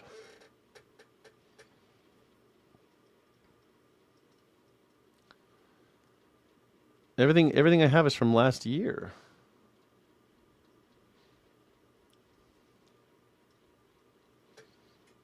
No, I don't see anything past 24 hours. Let's see. Mitch McConnell removed. Doesn't match anything. What if I just do Mitch McConnell? 4 hours ago, revolt over Trump's $1.8 billion. John Cornyn. I don't see anything about Mitch McConnell, but okay. I mean, he shouldn't be there. Lost his primary to Andy Barr. Well, he's not going to be. He's not going to be coming back. He didn't want to come back. What do you mean lost his primary? He didn't run. Anyway, Mitch McConnell has been saying since 2024 that he wasn't going to run. 2025, he wasn't going to run again. So I don't know. Even Republicans that follow this, who are hawks against Iran, have just said clearly that this deal is a loss. The Wall Street Journal editorial page, we'll be reading it later, saying, are you kidding me? Is this it? Is this really why Donald Trump took us to war? Because this is a disaster. The president keeps talking about how we're going to end.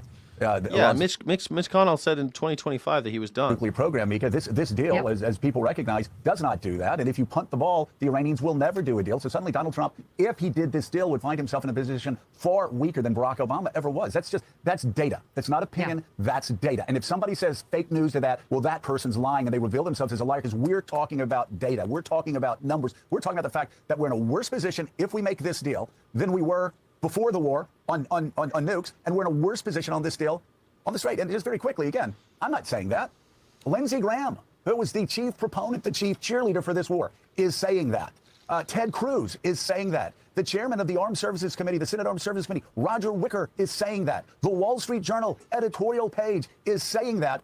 And yes, in a very ominous sign, the hardliners on the far right in Iran, who have taken over the government, are saying that as well. This is a deal that would be a complete and total surrender for the United States of America. And again, well, we already knew that Donald Trump wasn't going to get a good deal out of the Iranians. I've always said Iran can't have nukes. I have always said that. The president has said that, and 7 United States presidents have said that. Iran cannot have nukes. This deal will allow them to keep nukes, and it will allow them, according to them, to continue making money off the Straits and be in a better position economically and politically after the war than they were before the war. That seems like a losing proposition. Sounds legit. And Democrats and Republicans, other than poor Mike Johnson, my God, how sad, what a sad political existence to have to go along with the president on every single. It's true, man. I say that about what a sad political existence that Mike Johnson has. The real McCoy. Y'all haven't gone back and viewed Young Sky show. Your support starts at the oldest and keep watching when he's not live. It's worth it. You like the old stuff? Yeah, you like that old stuff? The real McCoy. Thank you. Can I get some cheers for Real McCoy for supporting? Thank you.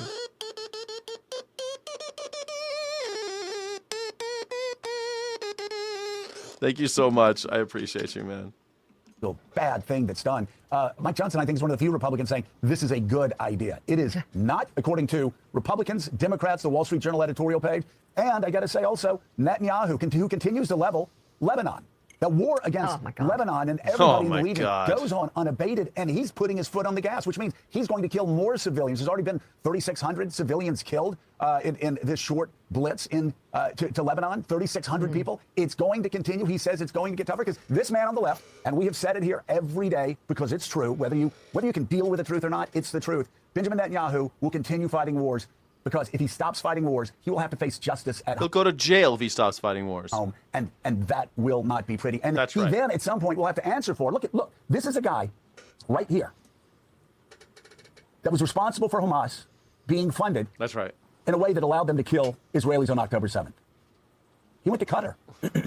He sent his Mossad agents to Qatar. Maybe I should grow a mustache until I move. Should I grow the mustache back? And then when I move, I'll cut it off. How about that? Should I do that? 3 weeks before the attacks, the Qatar said, do you want us to continue funding Hamas? I go, of course. The mustache was when I had the mustache, it was very controversial. Of course we do. Of course we do. So he funded Hamas through Qatar, which, again, a group that he said is a terrorist group, his entire political life. And then when they attacked, no response from Israel. In some cases for 10, 11, 12, 13 hours. And he's going to have to answer that. Why am I bringing that up now? I'm bringing that up now because we've been saying for years that he will continue fighting wars and continue killing people. Yes. As long as he can. Because when the killing stops, the justice begins for Benjamin Netanyahu, and he does not want that to happen. So you've Joe Scarborough's fucking getting more hardcore these days than ever. I mean, it's funny. He pisses me off with stuff like, oh, it's an internment camp, not a concentration camp. But, dude, he's the only Republican out there speaking truth these days. I got a lot of dynamics here as to how and why this war in Iran is happening and how it's going. And even what Roger Wicker and Lindsey Graham and a lot of Republican lawmakers are now saying, or what concerns they might have. And hardworking Americans may not have time to follow every detail like that. But this weekend, they saw it at the gas pump, filling up their cars, paying sometimes over $100 to fill up their trucks. Like they can't afford this war from their perspective. This war is costing hard work and Look at this shit. Come on. National average $4.50. Americans a lot of money. And there's not a lot A year ago, $3. of understanding as to, number one, how it's going, and number two, the why. Given the outcome, and David Ignatius, given the outcome right now, it seems the one thing that's very consistent is that Iran is proving itself to be what anybody who has any knowledge in this field would have predicted, an enemy unlike anything Donald Trump has dealt with before, an enemy that has a mind of its own and doesn't care about what Donald Trump says they should do. You know, Nika, Trump was convinced in the early hours that it was higher under Biden. It was higher the first year of Biden, which is Donald Trump's fault. Sorry. If Donald Trump doesn't take any responsibility for the first year of his economics, then Biden shouldn't either. The first year of Biden, it was more expensive because of Donald Trump's failure to do anything to fight the pandemic and to fight inflation during the recovery of the pandemic. Donald Trump was the one who fucked that up.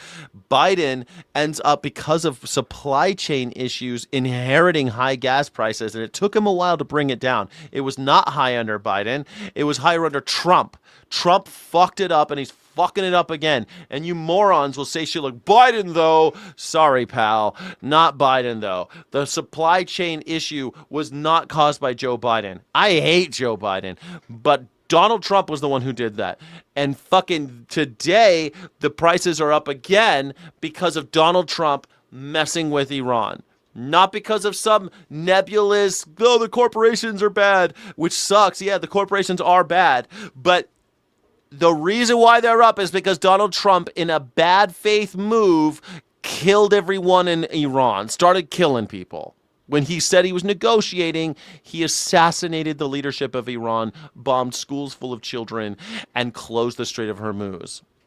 That was Trump. I was higher than the Biden, though. No, sorry, Charlie. Not true. Not true. Days of this war, but Iran would capitulate. He hit them with overwhelming force. He was coming off a quick, easy victory in Venezuela, and he thought these guys will cave. This won't take long. The United States is quick, easy victory in Venezuela. Dude, you just kidnapped one guy. You killed I think they killed something like 40 people in Venezuela. 40 people lost their lives because Donald Trump wanted to kidnap Maduro and his wife. 40 people died. Something like that. Got murdered because of Donald Trump. So powerful, and they have victory. Yeah, what a victory, Venezuela. What a victory. How much money did it cost to get? Let's find out. Let's Google real fast. What is the estimated cost of the operation in kidnapping Maduro? Venezuelan president. It cost approximately $4.7 billion. $4.7 billion. That includes the deployment of naval surface fleets, aircraft strike groups, precision munitions, and ancillary military operations in the Caribbean. Naval deployment was $3.8 billion. The aircraft deployment was about $620 million. Vessels, strikes, and munitions between $12.5 million and $50 million. Okay, and then that's kind of a big gap. And then special operations forces cost about $16 million. So we are looking at. So it's funny. So this figure does not account for the entirety of the resources tied to the regional operations, such as intelligence, cyber ops, operational training, making it a conservative estimate. $4.7 billion. For historical context, the 2020 mercenary-led Operation Gideon plot to oust Maduro asked for an upfront retainer of just $1.5 million. Great. So we spent almost $5 billion kidnapping Maduro. What a victory. You're right. Victory.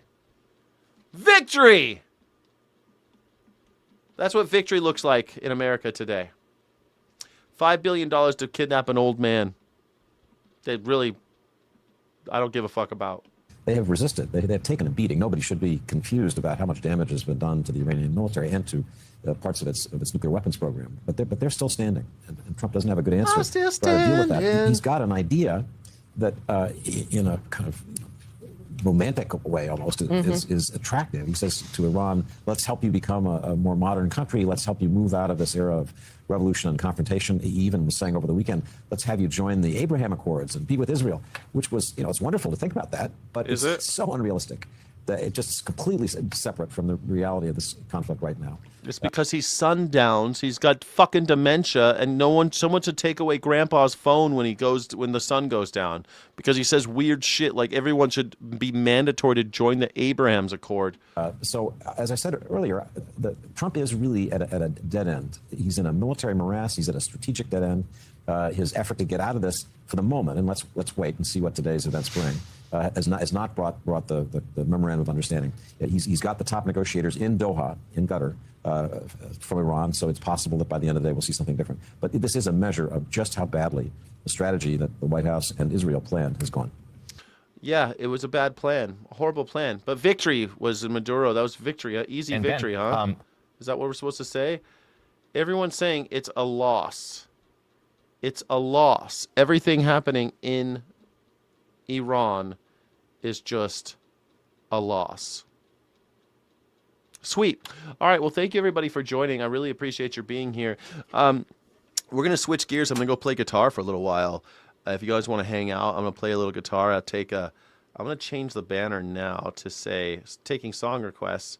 I'll play any song, and we're going to try to learn how to play some music. And I'm going to play a couple songs that I've been thinking about, and we'll have a little fun time. If you want to hang out, we'll have some guitar time. And tomorrow, I'm going to try to bring back the gaming and hook up some things so I can play some games. I think that'd be really fun. And we'll get that going as well next time. All right. Thank you all for joining. My name is Skyjack Morgan. I'm an independent news and culture commentator and free speech and critical thinking advocate. And this is the #1 news reaction on YouTube. This is the #1 news reaction show on YouTube. Can you believe it? Can you believe it? Can you believe it? It's the #1 news reaction show on YouTube. I really appreciate you guys hanging out with me. Thanks especially to everyone who donated today and to the Sky City Rebels. We got Crazy Jackdaw, that Chip guy, the Real McGoy, who all chipped in to help support independent media, and I really do appreciate it. I'm hurting for cash right now, so I really appreciate you guys supporting me as I try to serve this community. It means a ton to me, and especially right now when I'm trying to move and I don't have any money because I'm trying to sell a house and everything. It's kind of a crazy time for me. So from the bottom of my heart, I say thank you to everybody who supported this channel and this broadcast, this particular stream. Thank you. All right, I'm gonna move. I'm gonna do a costume change, and we're gonna start up on the other side of the house. This will be the last broadcast from my couch, because that couch is going to the donation center today. This will be the last time that this happens, which is weird for me. All right, thank you all for being here, and we'll be right back. 1, 2, 3.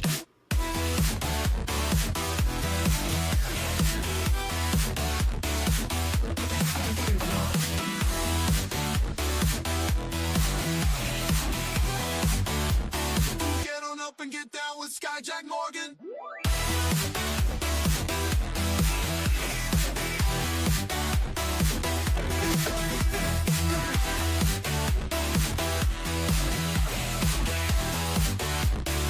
One, two, three. Get on up and get down with Skyjack Morgan.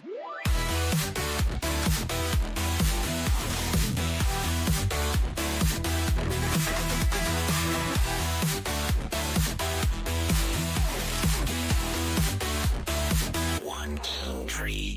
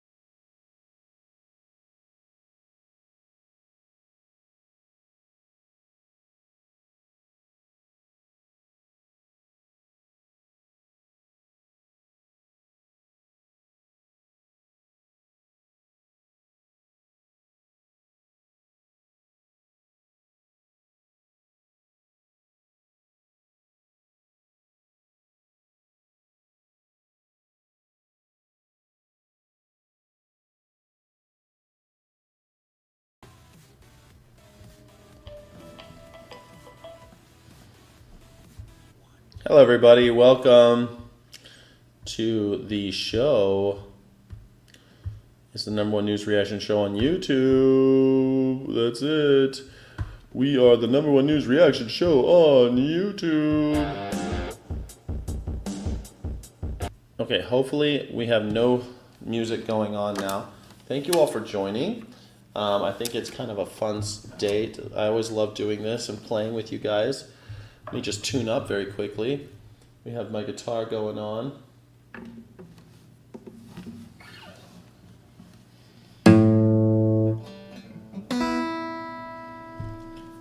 I have always left and come back. Thank you so much.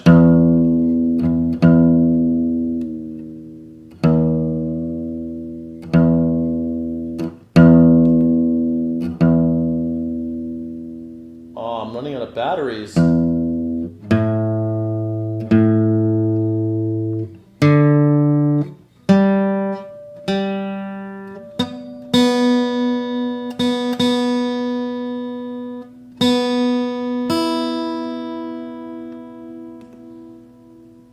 Well, it looks like for some reason maybe I forgot to turn off my my tuner. It's kind of crazy. Need to breathe, be here long. What is that song? I want to try to play this song. Never play this song. It's a famous one. I'm hoping it'll be easy to play.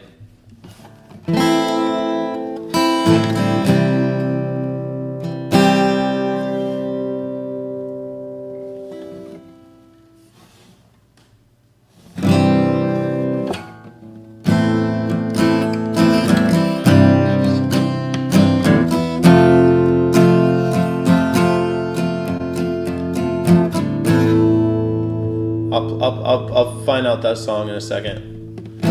She would never say. She would never say where she came from. I don't know how it goes though. She would never say. She would never say where she came from. Yesterday don't matter if it's gone.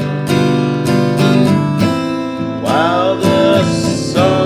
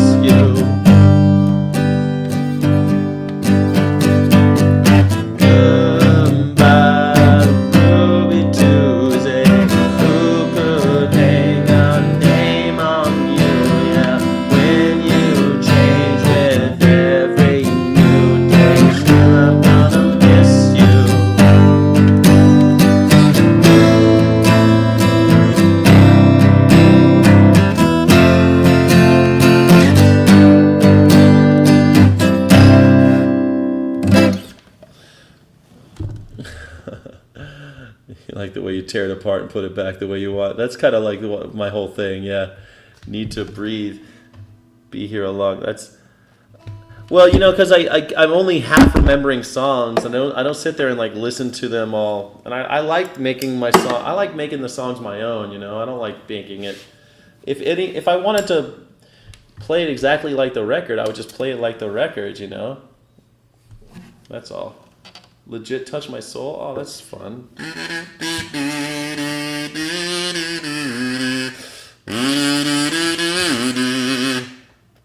Need to breathe.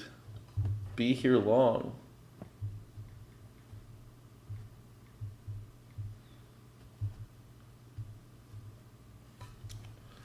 This band, I've never heard this band, Need to Breathe. Be here long.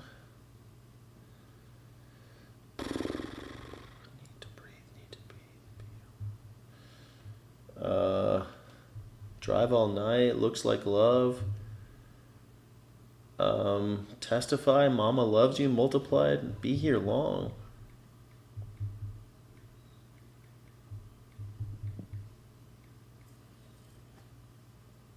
Be Here Long. Okay, found it. I'll try. I've never heard the song before. We're going to try it. We are the Sultans of Swing.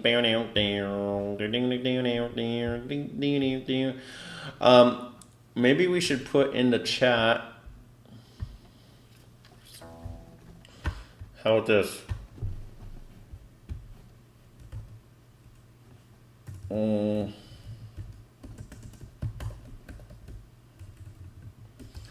Go on.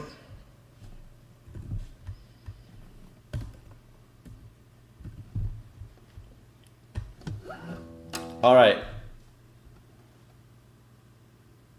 We are showing this. Why isn't it showing? Oh, we have to stop this one. Okay. Water sports definitely won. Okay. Grow a mustache, yes or no?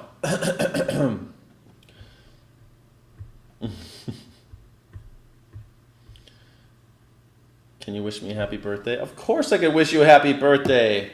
Happy birthday to you. Happy birthday.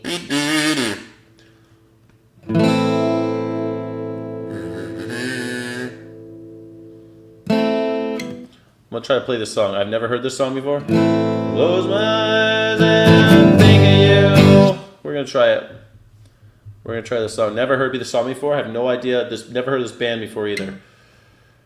To just switch to do re mi. Close my eyes and I think of you. Go to sleep and dream of you. We don't get be here long.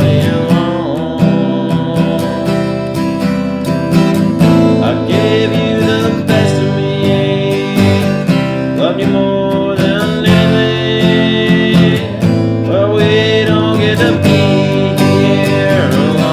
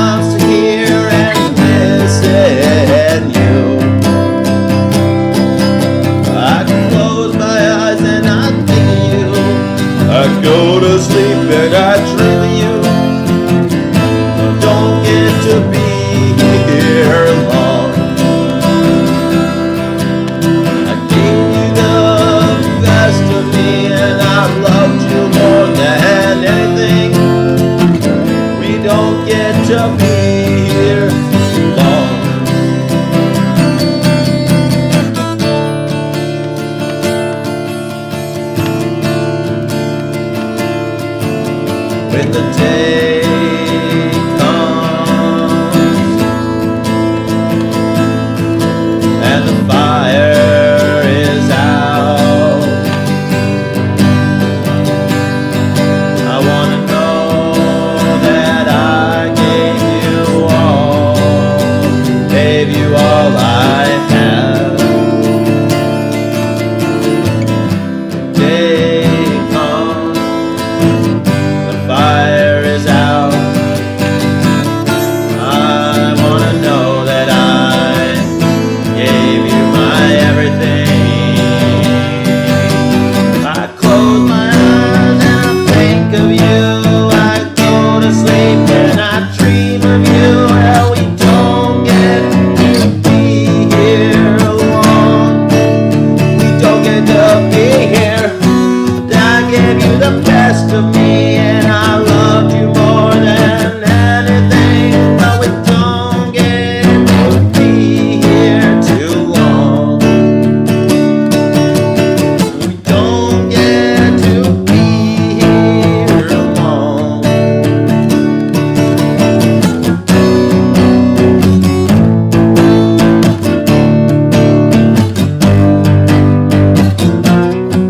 I don't get to be here too long.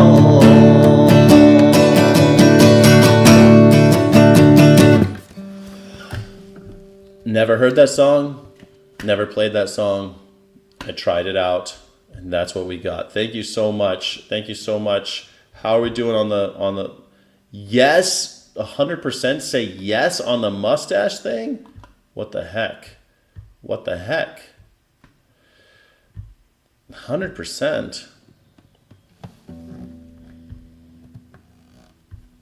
Wow. I fucking hate when bands have two great songs and the rest won't buy. Thank you, thank you. Sounds great. Thank you, 420. Thank you, thank you, thank you, thank you, thank you, thank you. You just showed 100% that he could do all their songs. Was it okay? Does it? It's slower, but I like your speed, Sky. I thought it was it felt like a faster song. I don't know. Like I said, I never played that song. I've never heard anything by that band before.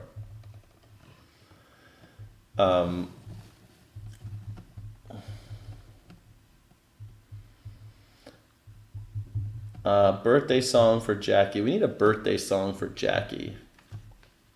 What should the birthday song for Jackie be?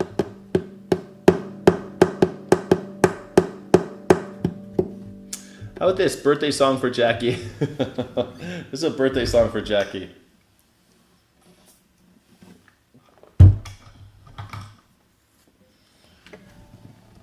Told you need the stash. It was great. Thank you. Like perfect for you. I knew your voice would be amazing with their lyrics. I'll try more. I'll listen to the album, see if I like it.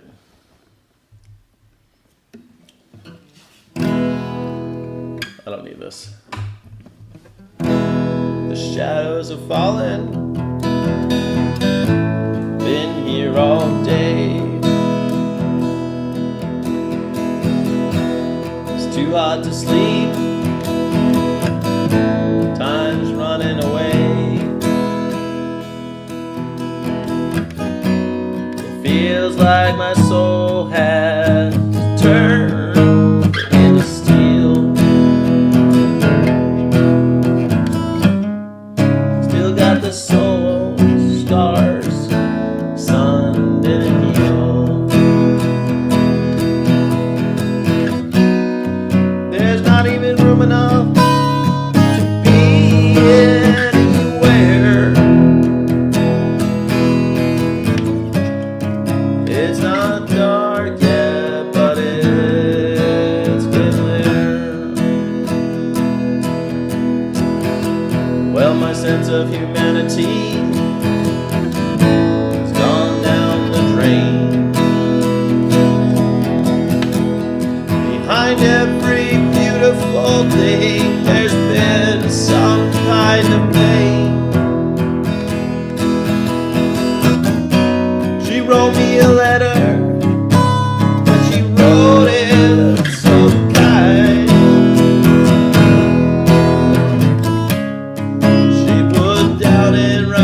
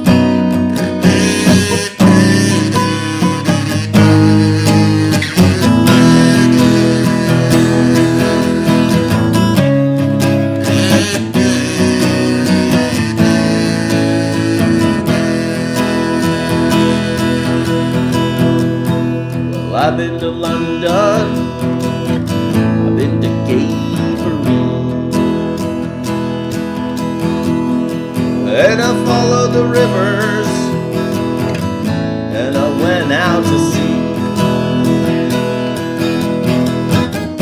I've been down to the bottom of this world full of lies. No, no, no, no, and I ain't looking for nothing in anyone's eyes. Sometimes my burden is so much more than I can bear. Oh, it's not dark yet, but it's getting there.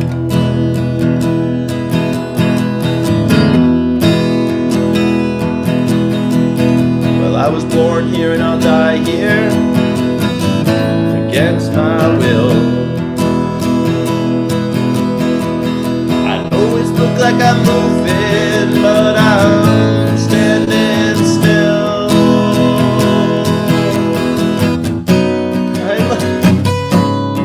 And I can't believe my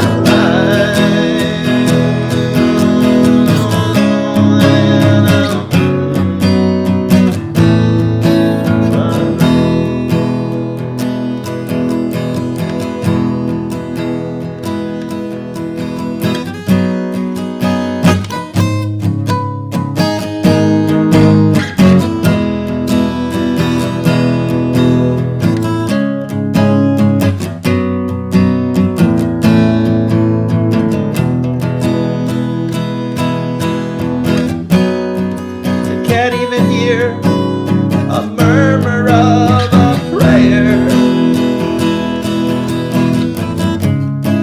It's not dark yet, but it's getting there.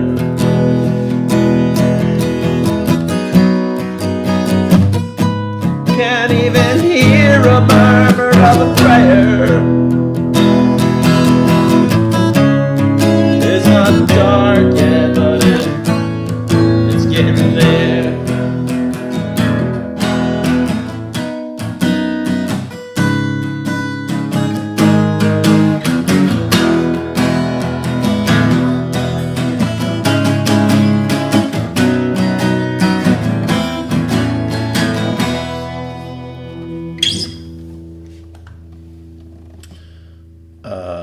Thank you.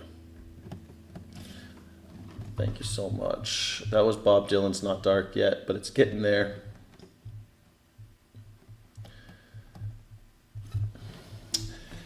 Every nerve of my body is naked and numb. I can't even remember what it was I came here to get away from. Happy birthday, Jackie Boyle. Happy birthday, Jackie Boyle. That was that was Bob Dylan's birthday song to himself. He wrote that as a birthday song to himself. It's not dark yet, but it's getting there. Fuck. Bob Dylan, man.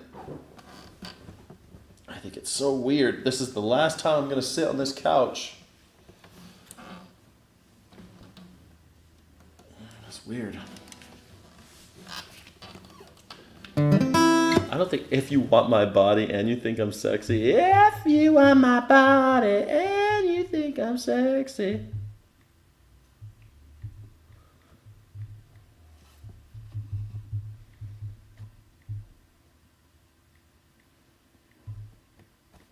Rod Stewart, huh? If you want my body and you think I'm sexy, come on, baby, let me know. What the fuck? What's that song actually called? What's that song called?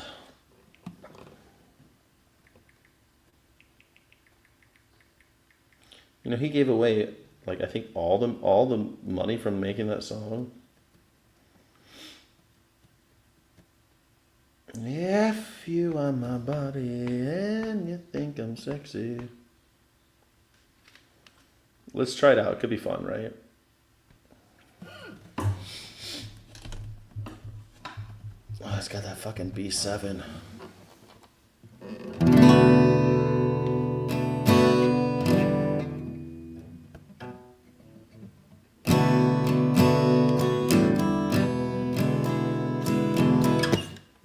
And it's used. Where's my keyboard?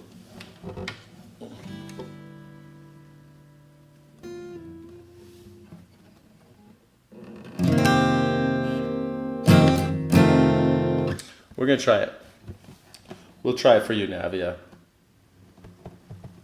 Do you think I'm sexy?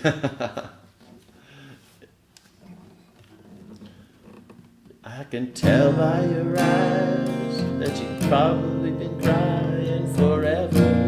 I'm gonna speed it up a little bit. Oh, I can tell by your eyes that you've probably been crying forever. And the stars in the sky don't mean nothing to you. They're a mirror. I don't wanna talk about it, how you broke my heart. If I stay here just a little bit longer, if I stay here, won't you listen to my heart? Oh, my heart. Is that the same? Am I in the right fucking song? No, this is not the song I'm looking for.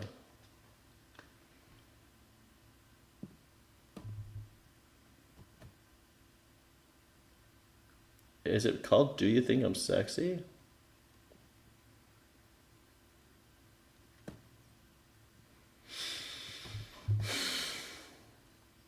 Maggie May, have I told you lately that I love you? Reason to believe you're in my heart.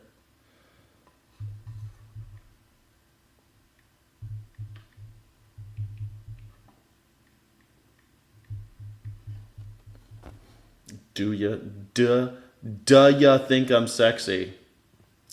That's why I can't. Do ya think I'm sexy? All right, let's try it out. Sugar, sugar.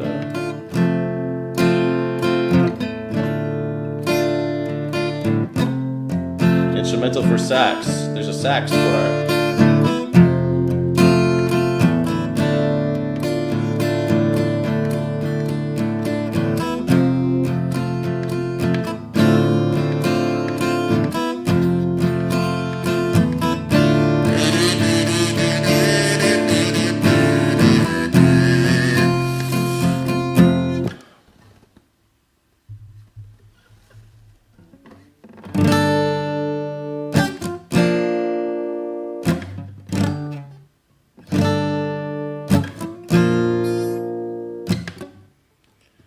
Sits alone, waiting for suggestions. So nervous, avoiding all the questions. His lips are dry, her heart gently pounding. Don't you know exactly what they're thinking? If you want my body and you think I'm sexy, come on, sugar, let me know. If you really need me, just reach out and touch me. Come on, honey, tell me so. Tell me so, baby. All right, we can do this. We can do this. G9B.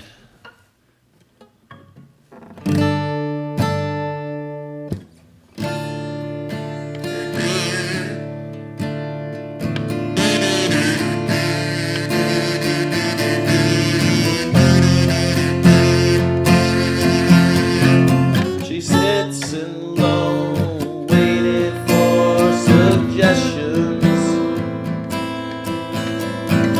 He's nervous, avoiding all the questions.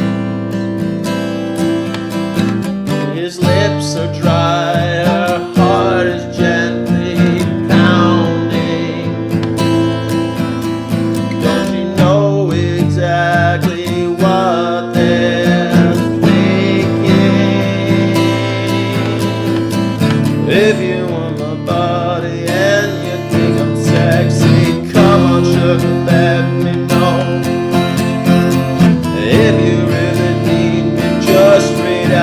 touch me. Come on, honey, tell me so. Tell me, baby.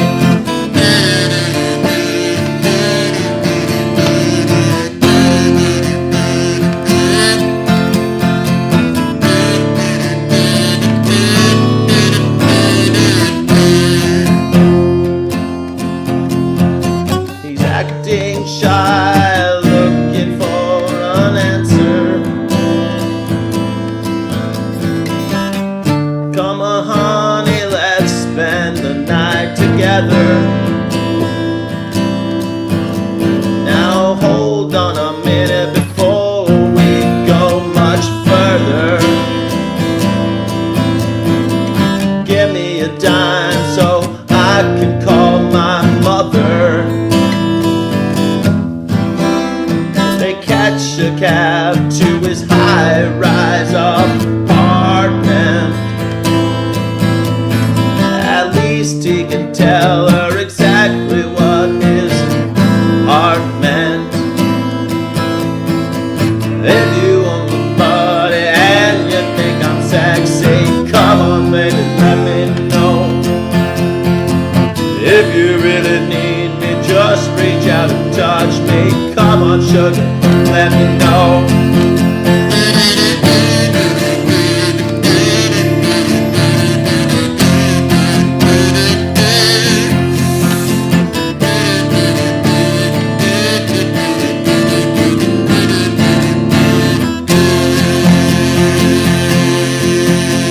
His heart is beating like a drum,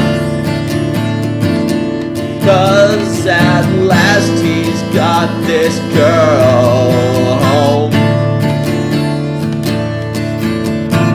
Relax baby, now we're all alone.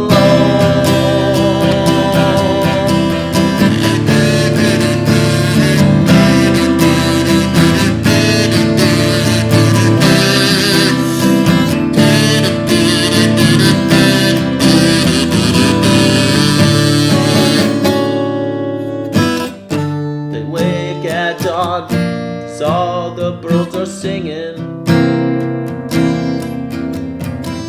Two total strangers, but that's not what they're thinking. Outside it's cold and misty, it's raining. They got each other and neither is complaining.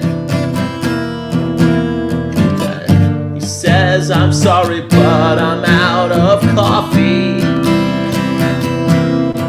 Never mind the sugar, baby. Watch the early movie. And if you're in a party and you think I'm sexy, come on, sugar, let me know. If you really need me, just reach out and touch me. Come on, honey, tell me so.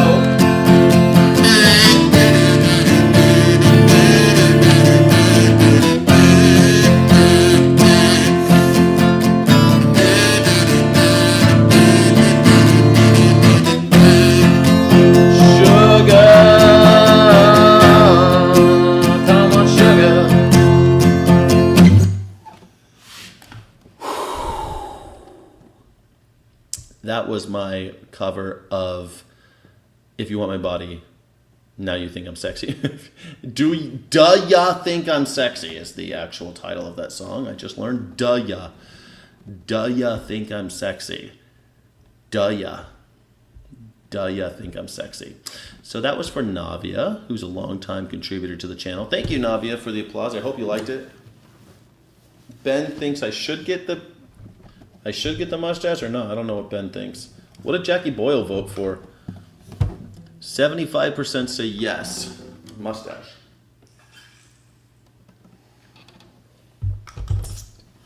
Well, that was a fun song to play. It was kind of fun to play it that way, too.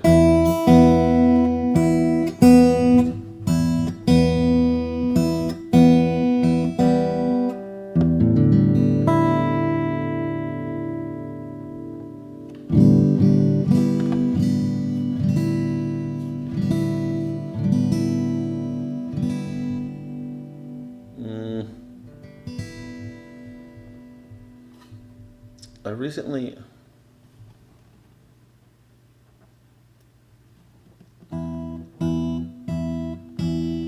I found a song last night that I thought was really fun to play.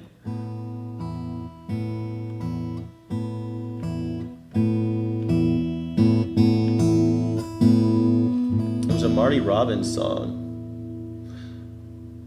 But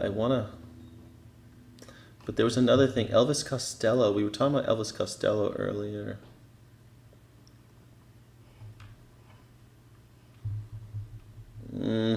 Recently viewed. I'm gonna try to play this song. You look like a cop. I used to have a mustache. You don't remember I had a mustache?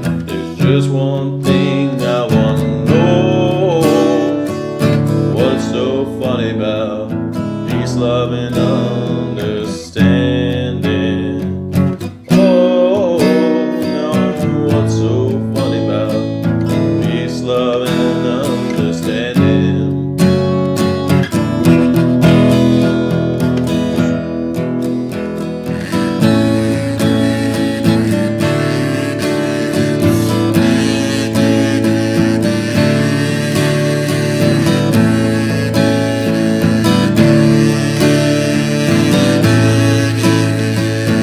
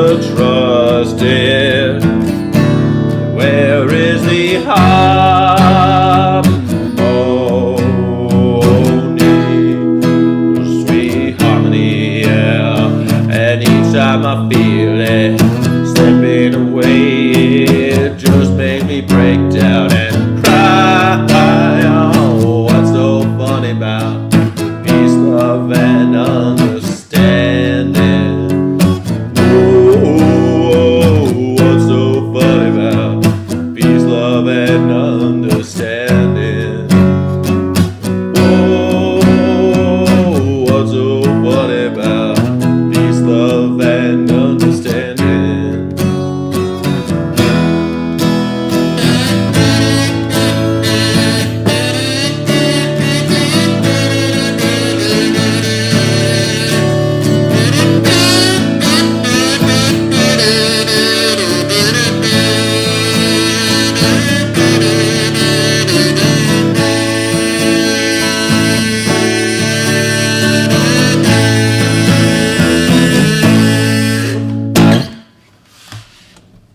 Thank you. You get lost in the music. Every 1,000 viewers, we used to shave off the mustache. Should I do it again? Shave off the mustache every 1,000 viewers since the channel growth has slowed down a little bit? AI viewers? Oh, God. Is that really happening? AI viewers? No.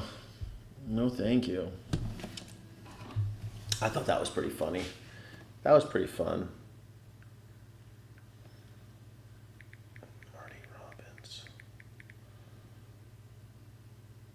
The Master's Call? Is that what it's called? Yeah, The Master's Call, man. This song was at the end of Euphoria. I was like, fuck, that's a Marty Robbins song. I never heard that song before. And so I wanted to try to play it. Thank you so much for the applause. I appreciate the applause, the applause, the applause. I do it for applause, applause, applause. Damn, it looks like Yes is still winning. I don't mind. I'll grow a mustache. But I'll definitely, if I move, I'm not going to show up with a mustache first day in New Mexico, I'll tell you that much. I'll be shaving it before I go to New Mexico. Yeah, Marty Robbins is like old country though, like fucking like early country. I love the early country stuff. I don't like I like country, I just don't.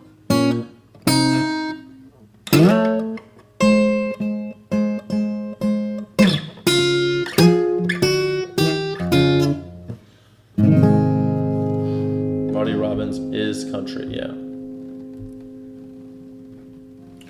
When I was a young man, I was wild and full of fire.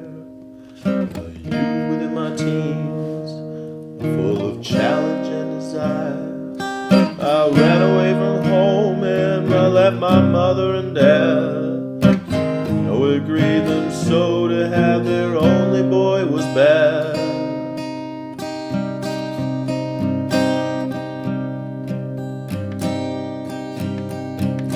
I fell in with an outlaw band, their names were known quite well.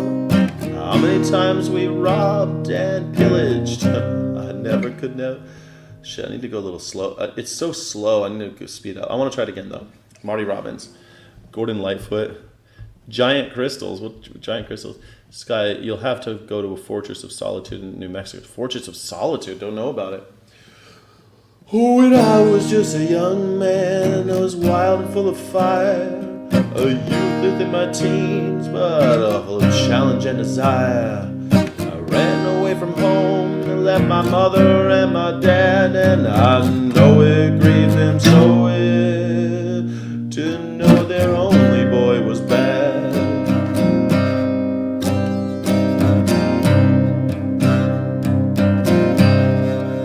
Oh, I fell in with an outlaw band, their names were known quite well.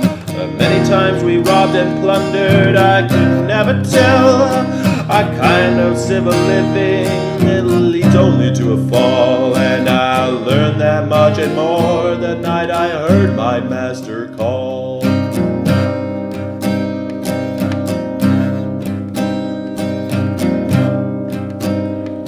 One night we rustled cattle, 1,000 head or so, and started them out on the trail that leads to Mexico.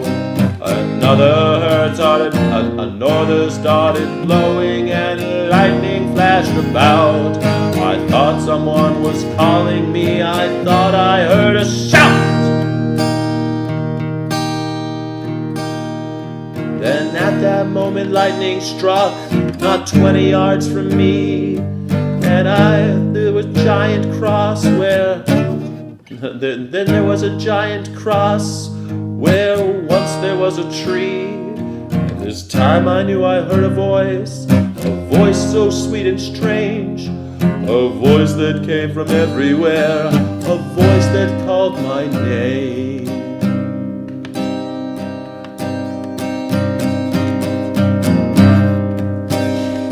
So frightened I was thinking, sinful deeds I'd done. I failed to see the 1,000 head of cattle start to run. The cattle they stampeded were running all around. My pony ran and stumbled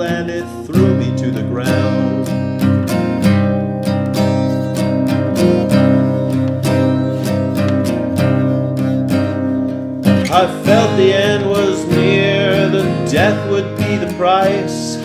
Mighty bolt of lightning showed me the face of Jesus Christ. And I cried, oh Lord, forgive me. And I cried, oh Lord, forgive me. And I let it happen now.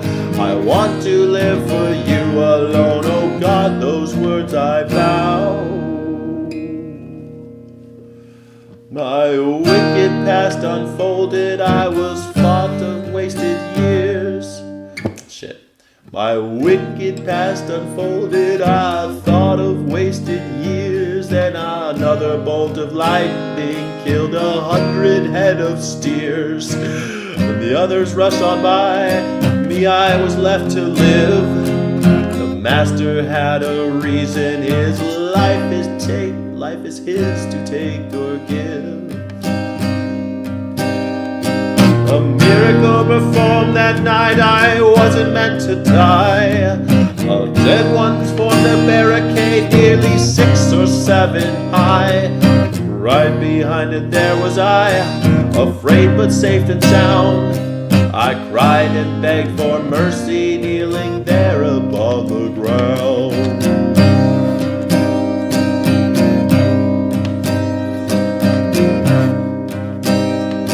A pardon was granted, my sinful soul set free.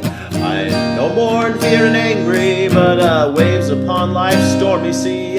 Forgiven by the love of God, and love of will remain. I gave my life and soul that night, my Savior called my name.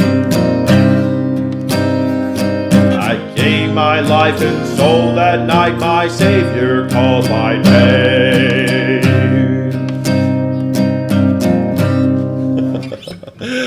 I thought it was kind of fun to hear the Marty Robb.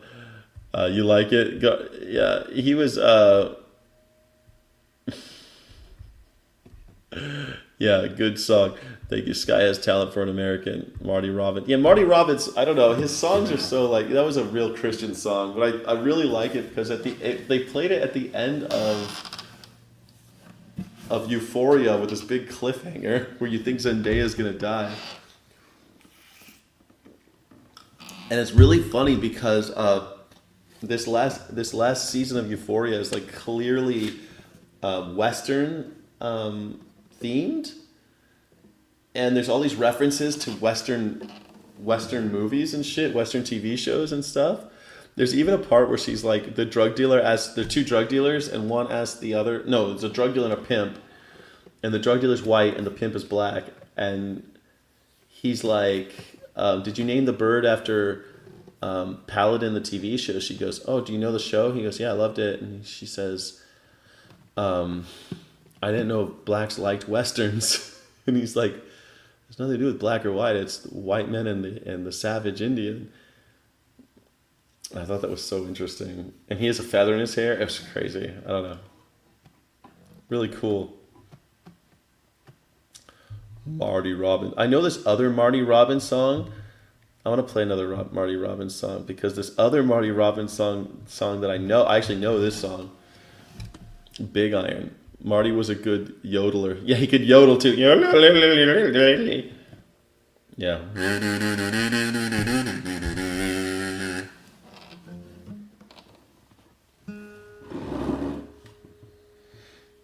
Do you know the song? I think I played the song for you before. He plays it up here. Normally I play with no capo, but I'll see.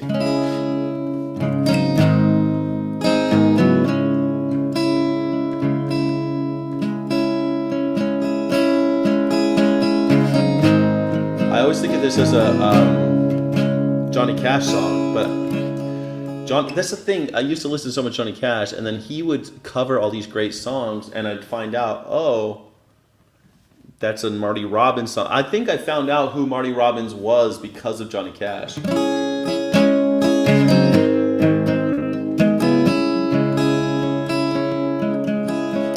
the town of Agua Fria rode a stranger one fine day.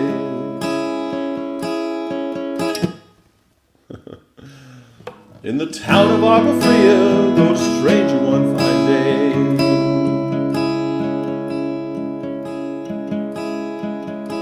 Hardly spoke to folks around him, didn't have that much to say.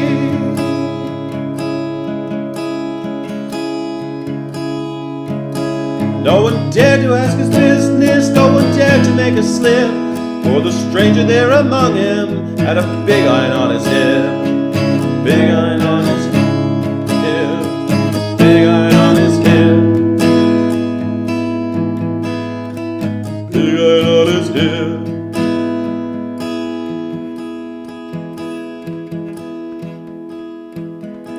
It was early in the morning when he rode into the town.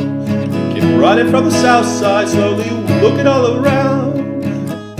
Everywhere. Shit. I play it too fast and I can't remember the words.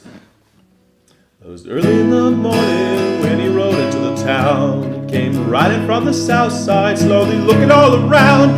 He's an outlaw, loose and running, came a whisper from each lip. And he's here to do some business with the big iron on his hip. Big iron on his hip. Channel reported.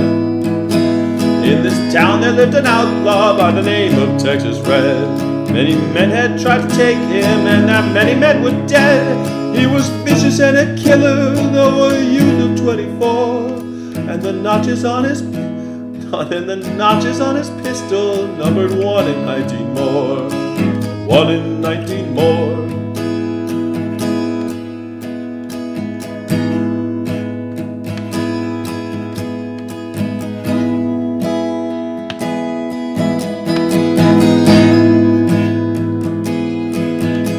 Now the stranger started talking, made it plain to folks around. He was an Arizona Ranger, he wouldn't be so long in town. He came to take an outlaw alive or maybe dead. And he said it didn't matter, he was after Texas Red. He was after Texas Red. Alive and maybe dead, but he's a cop, so probably dead. Didn't know he was a cop, but he's gonna kill that guy.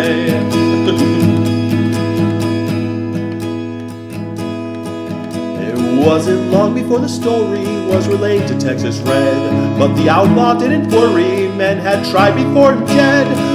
20 men had tried to take him, 20 men had made that slip, and 21 would be that ranger with that big iron on his hip. That big iron on his hip. Texas Red was gonna kill him. Texas Red don't suffer pigs. The morning passed so quickly, it was time for them to meet. It was 20 past 11 when he walked out in the street. Folks were watching from their windows, everybody held their breath. They knew this handsome ranger was about to meet his death. Was about to meet his death. People can't stop that cop breath. That fucking donut breath.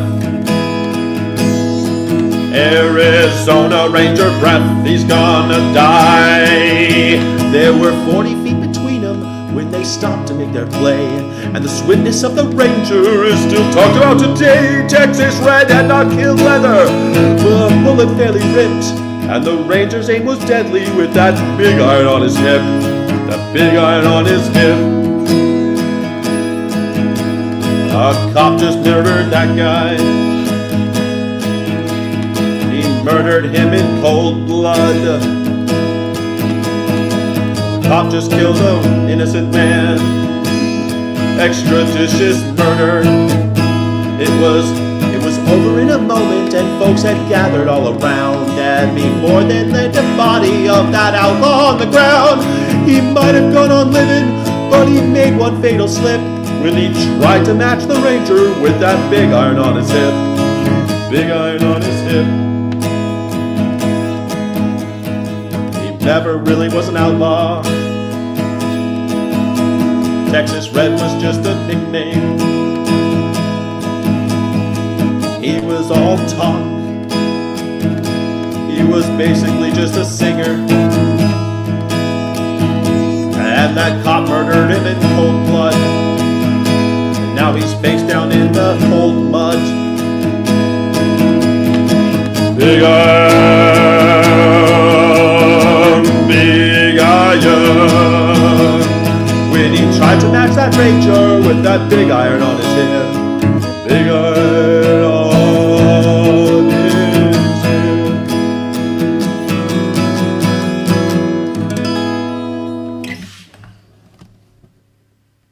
MAGA voted for this. Yeah, you wouldn't clear leather. No, I mean the story's about a ranger goes to town looking for an outlaw, thinks he found his guy. The guy never even draws his weapon, and he's shot. I mean, it's in the song that Texas Red never pulls his gun. The cop just shoots him.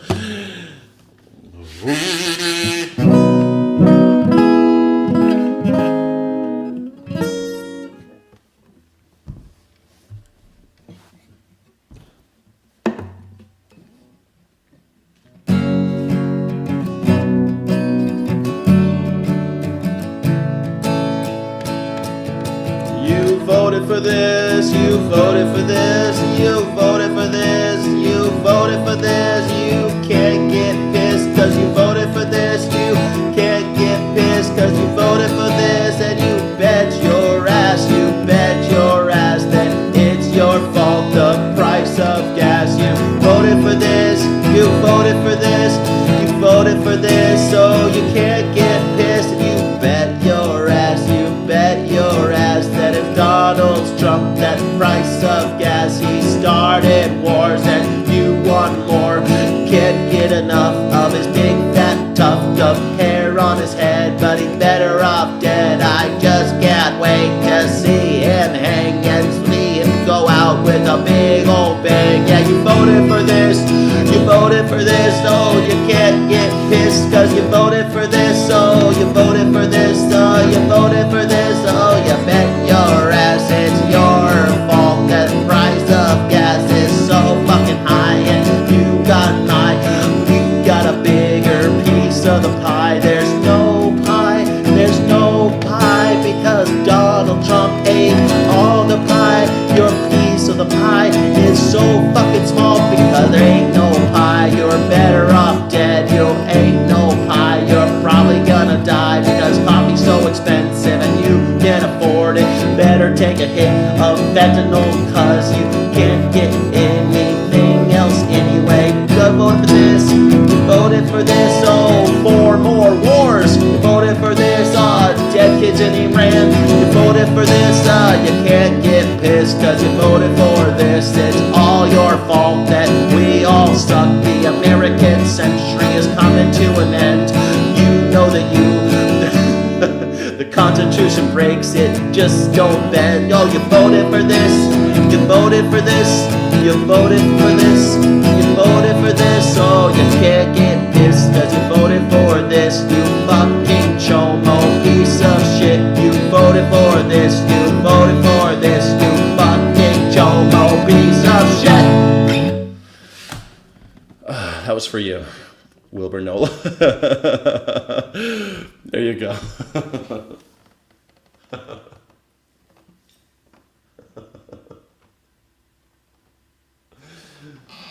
I wrote that song for you, Wilbur. Ate all the pie. Boney M. What's Boney M, Casey J. Bomber?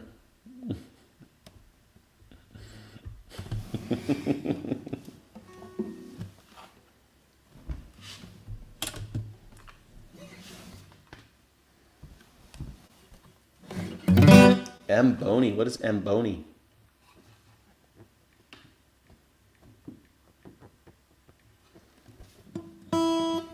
Boney M.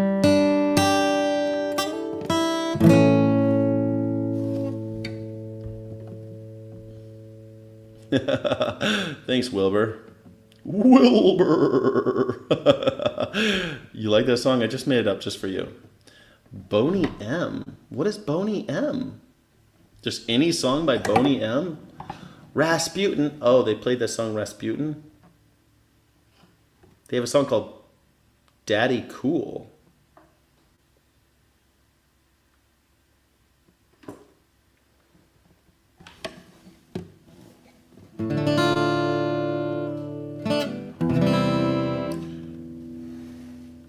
I'll try to play it. She's crazy like a fool. What about it, Daddy Cool?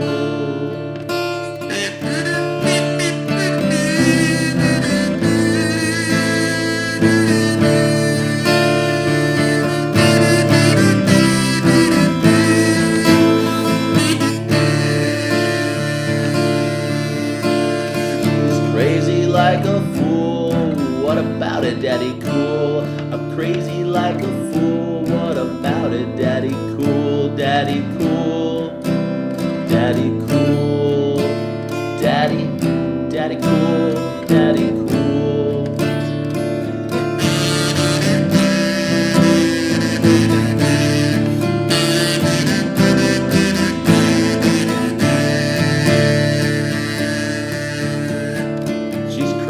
Like a fool, what about it, Daddy Cool? I'm crazy like a fool, what about it, Daddy Cool?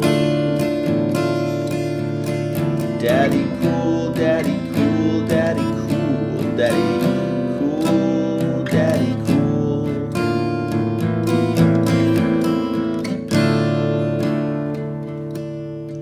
She's crazy about her daddy, oh, she believes in him. Loves her daddy. She's crazy like a fool. What about it, Daddy Cool? I'm crazy like a fool. What about it, Daddy Cool? Daddy, Daddy Cool. Daddy Cool. Daddy, Daddy Cool. Daddy, Daddy. There, I played a Boney M song, KCJ Bomber. They do like Rag Rasputin and Daddy Cool. I just did Daddy Cool. I just played the song Daddy Cool for you.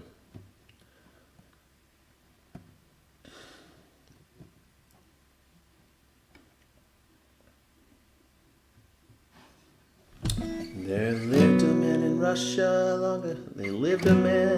There lived a certain man in Russia long ago. He was big and strong, his eyes flaming glow. Oh, people looked at him with terror and fear, but Moscow chicks thought he was a lovely dear. He could preach the Bible like a preacher, full of ecstasy and fire, but he also kind of teacher women with desire. Man, I don't know this song. Rah, rah, rah, rah, rah, Rasputin, lover of the Russian queen. There was a cat that really was gone. Rah, rah, Rasputin, rah, rah, Rasputin, Russia's greatest love machine. It was a shame how he carried on.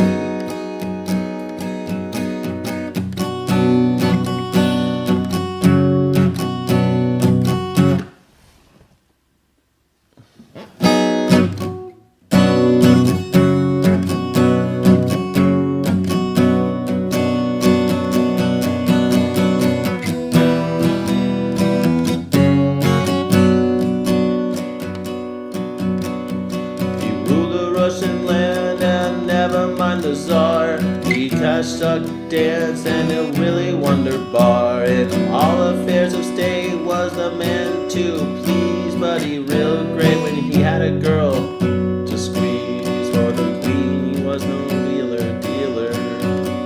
For the queen he was no wheeler dealer.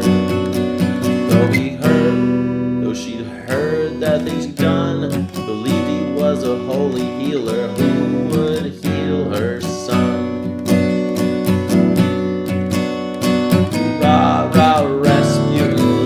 Of the Russian queen, there was a cat that really was gone. Rah, rah, Rasputin, Russia's greatest love machine. It was a shame how he carried on.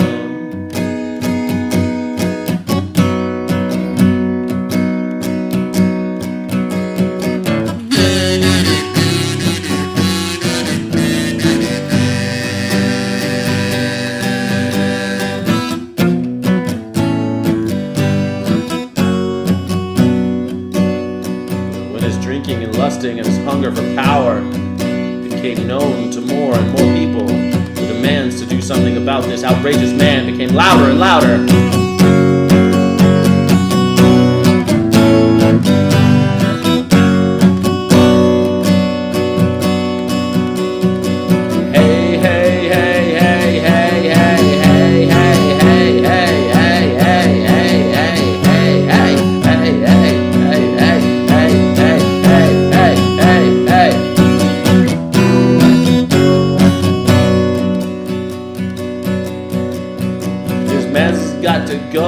This man just got to go, declared his enemies, but the ladies begged, don't try it, do it, please. No doubt the Rasputin had a lot of hidden charms, though he was a brute.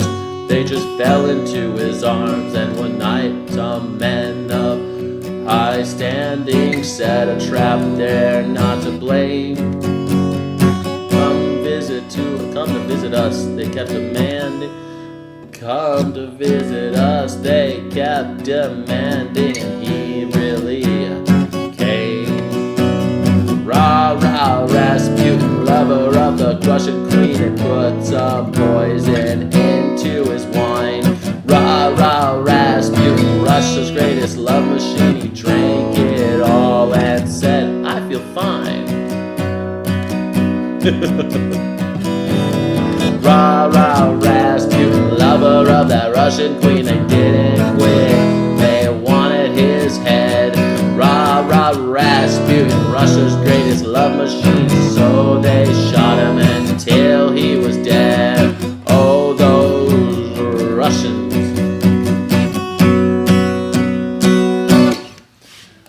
There you go. There you go. Thank you, KCJ Bomber. I played 2 songs by M. Boney. Boney M. M. Boney. I've heard the Rah Rah Rasputin song before, but I never really played it. So we played Marty Robbins. We played Boney M. Boney M.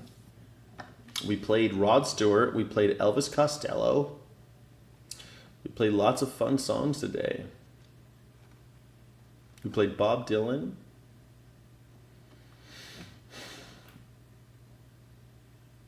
I kind of want to try the Barbie song one more time because I'm practicing the Barbie song. 2 songs by M. Boney for KCJ Bomber. First time donator for in the music section, I think, KCJ Bomber. I think it's the first time you had a request, right? So you got 2 for 1 for you. How are we doing on the mustache? The mustache question is still 60% yes. Oh man, come on, guys.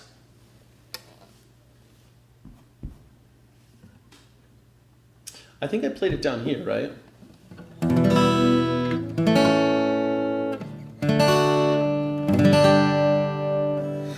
I did. I think I'm pretty sure I played it like that. I'm a Barbie girl in a Barbie world. Life is... Fuck you. Spam. I'm a Barbie girl in a Barbie world. Life is plastic. It's fantastic. You can brush my hair. Dress me anywhere. Imagination, life is your creation.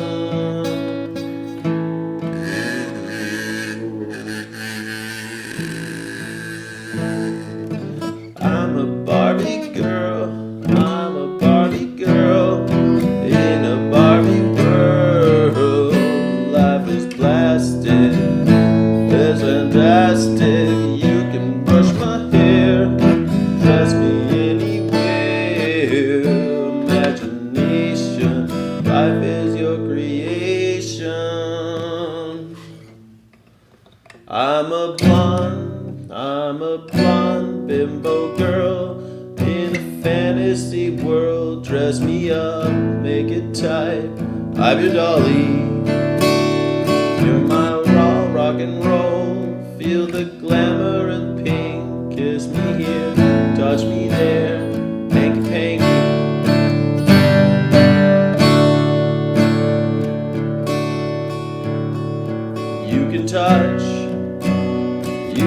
say, you can touch, you can play, you can say I'm always yours.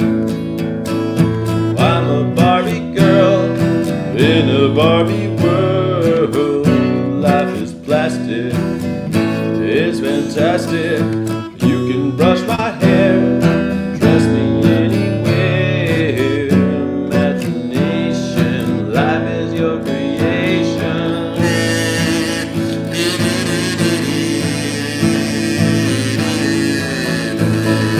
Come on, Barbie, let's go party, yeah. Come on, Barbie, let's go party. Oh no, come on, Barbie, let's go party. Oh no, come on, Barbie, let's go party. Oh no, come on, Barbie, let's go party. Oh no, come on, Barbie, let's go party.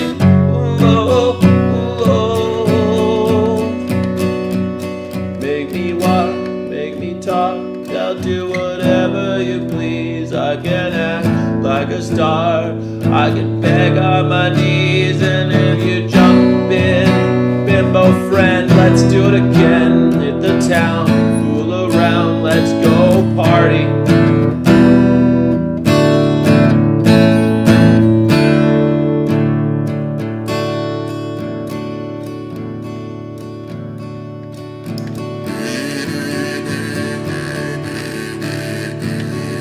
Touch, you can touch, you can play, yeah. You can touch, you can play, you can say I'm always yours. Come on, Barbie, let's go party. Oh, yeah. Come on, Barbie, let's go party. Oh no, come on, Barbie, let's go party. No, come on, Barbie, let's go party. No, come on, Barbie, let's go party. No, come on, Barbie, let's go party. Oh no.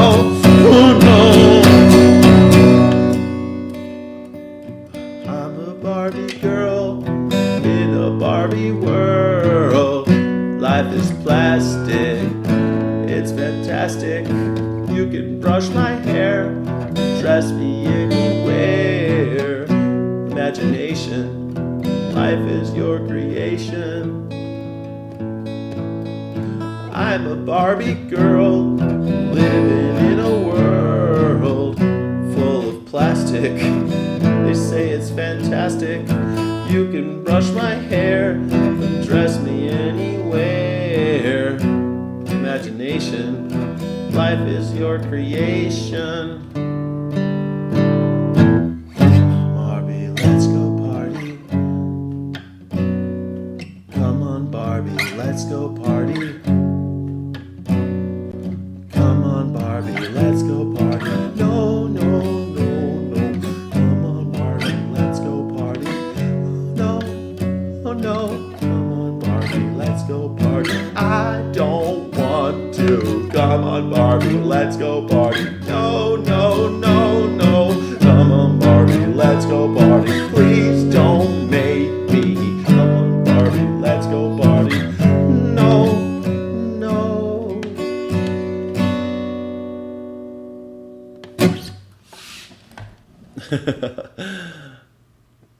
Oh, I'm trying to, because I think it's kind of fun to Barbie songs make the money. I just think it's kind of a fun. I don't know. I've been practicing, and I think it's funny. You give that song real meaning. That's what I think is kind of funny. When I hear the lyrics and stuff, I think there's this other meaning, and I think that they meant it. You know, I think that some of it's there from the artist too, like the life is plastic. It's fantastic.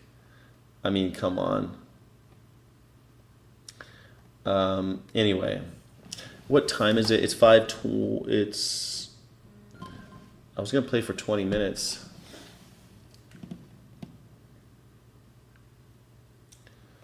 Hallo, darf ich dich in ein paar Minuten, ungefähr 20 Minuten anrufen, bitte? Sorry, my German friend.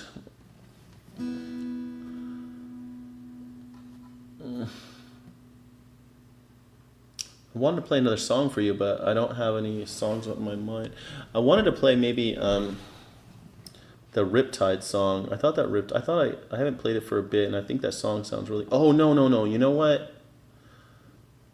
This is the song I want to play. Ja, mach das. Alles klar.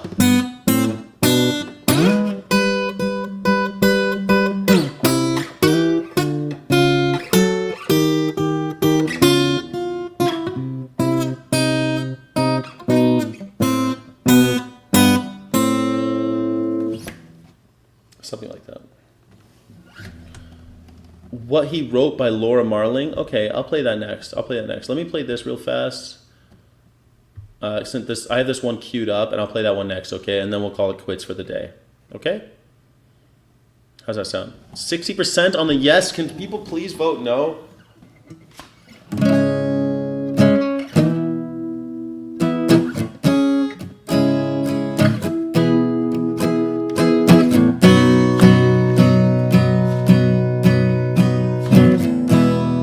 And in the morning come,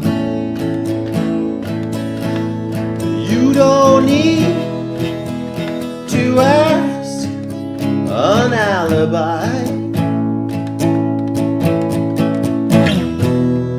And in the morning comes, you don't need to ask to be so honest. And in the morning comes, you don't need to ask an alibi. And in the morning comes, you don't need to breathe so easy.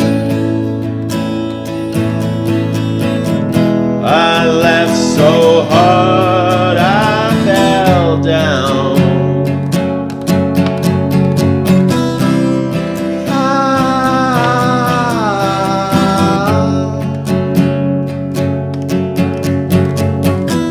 I cursed these lanes I walked on.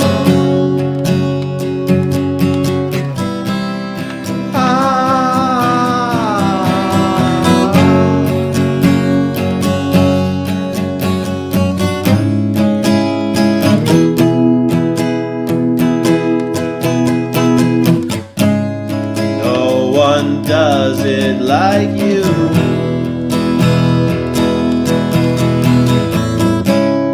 No one does it like you.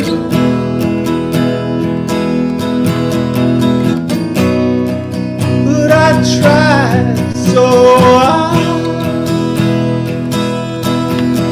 but no one does it like you.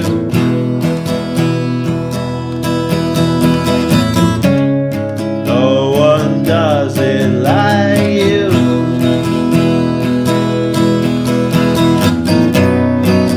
But I tried so hard.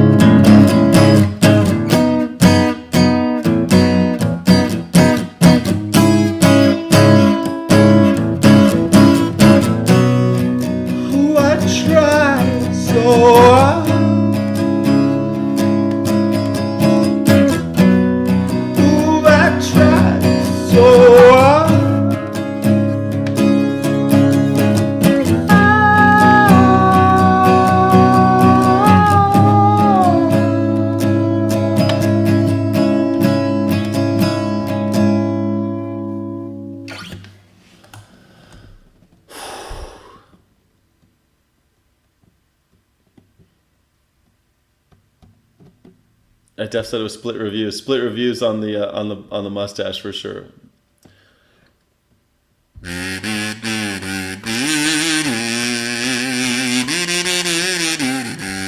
This song's a song by Department of Eagles called "No One Does It Like You." I really like that song.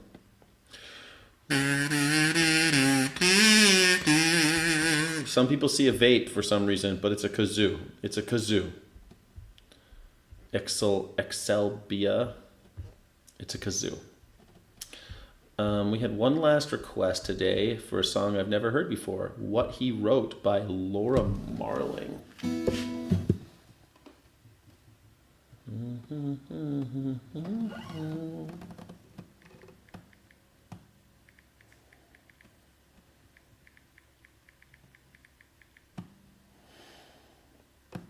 Laura Marling. Maybe I've heard this. I don't know. Maybe not.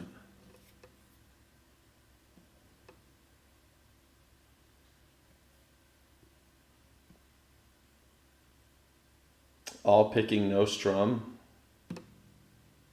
We're gonna strum it. I'm not gonna learn how to pick. I don't know. We're gonna try this. We'll try. It says all picking, no strumming on it, but I don't know the picking pattern, so we're just gonna go with it. Here we go.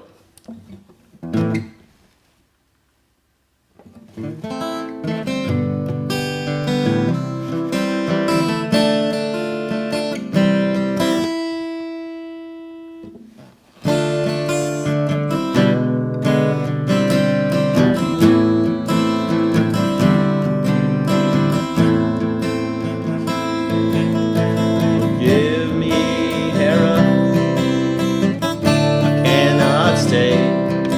He cut out my tongue, there's nothing to say.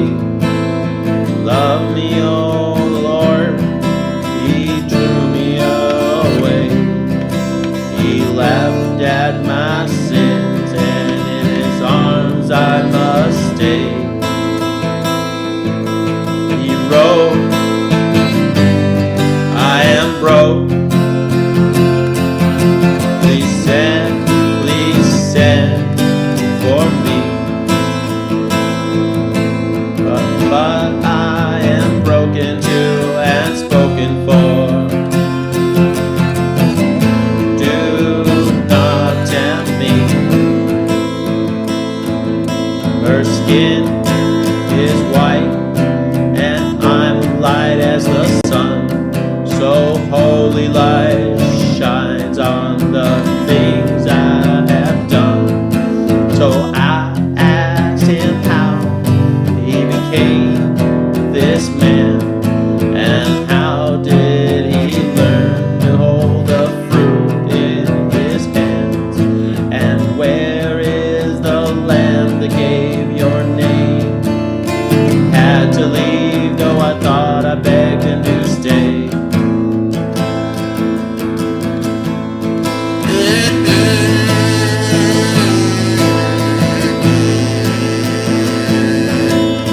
Left me alone, I needed the light. I fell to my knees and I wept for my life. If He had stayed, you might understand. If He had stayed, you would never take in my hand.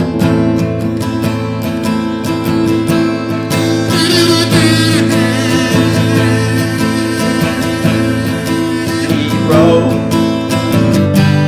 I'm low. Please send for me. But I am broken too and spoken for. Do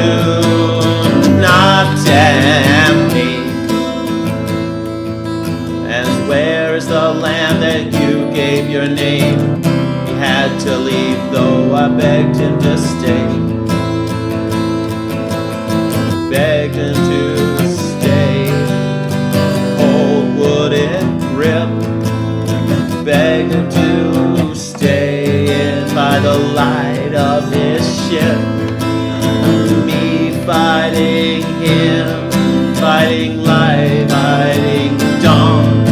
And the waves came and stole him, took him to a war.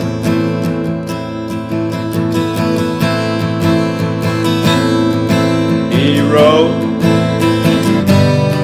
I'm broke. Please send for me.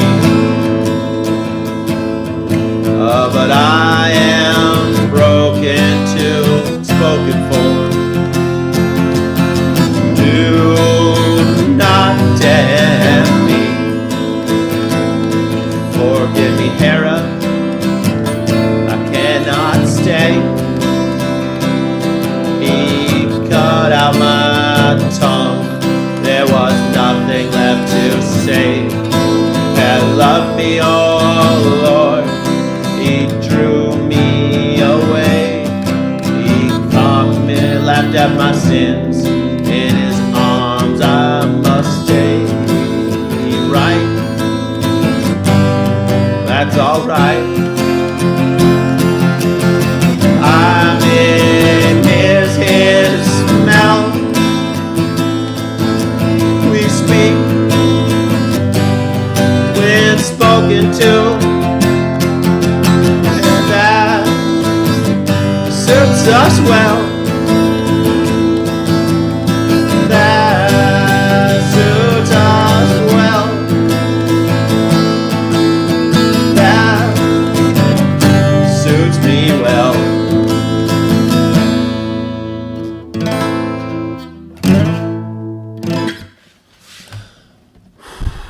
That was kind of a fun song to play, an honest doubter. What'd you think? Shockingly good for the first read, and never heard this song. I've never heard that song before. Thanks. I like the lyrics though a lot.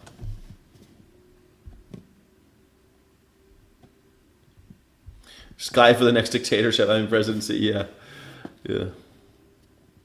What did I say? Land is communal because of the way land works, like all the rivers and the oceans and the sea, but they own their own home. They own the concrete. They own the buildings. Just like here in America, we don't own the land either. We don't actually own the land in America. We pay taxes on the land so we can rent it from the government. And then whenever they want to build something else, they just move you out. Just like in China. Just like in China. Thank you. People always want to talk about China. China, where 90% of the people own their own homes. In America, you also don't own the land. They say you own the land, but you don't. They say you do, but you do not. They say you own the house, but you only sort of do. Most people don't even in America, we have 30-year loans. Most people who say they're homeowners aren't actually homeowners in America. In China, 90%. In America, we say 50% of the people own their own homes, but it's not true. And it's going lower. And they don't actually own their own homes. The bank owns their home.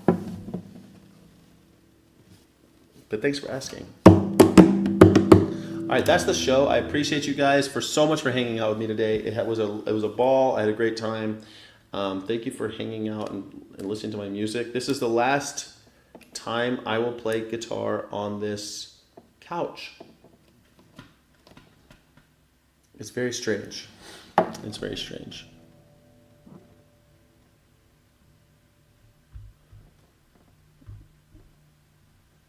Oh, yeah, they found lithium on their property, and the government said, no way.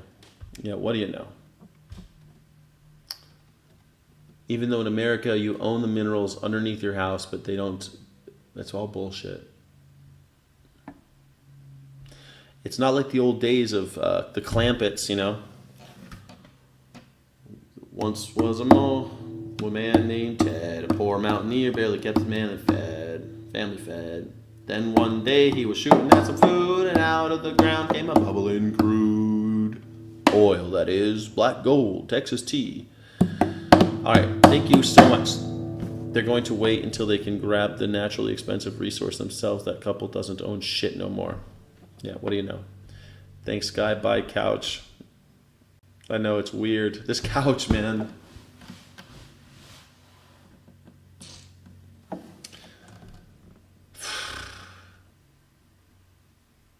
I've had this couch.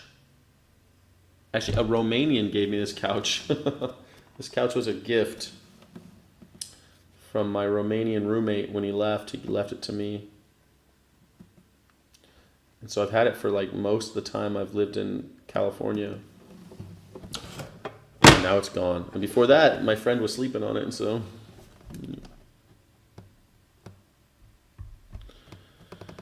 Yeah, I know, Real McGoy, I know. This couch is anti-Trump, yeah. Life is for the living. You're right, Anonymous. Life is for the living. You're right, life is for the living.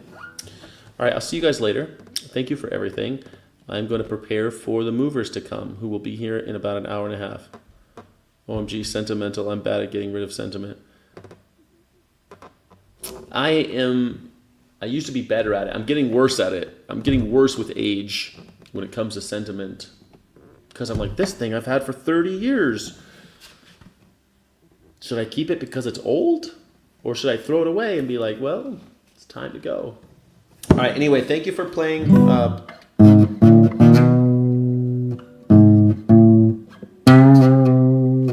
Thank you so much for hanging out with me. Can you play Time Petey next time?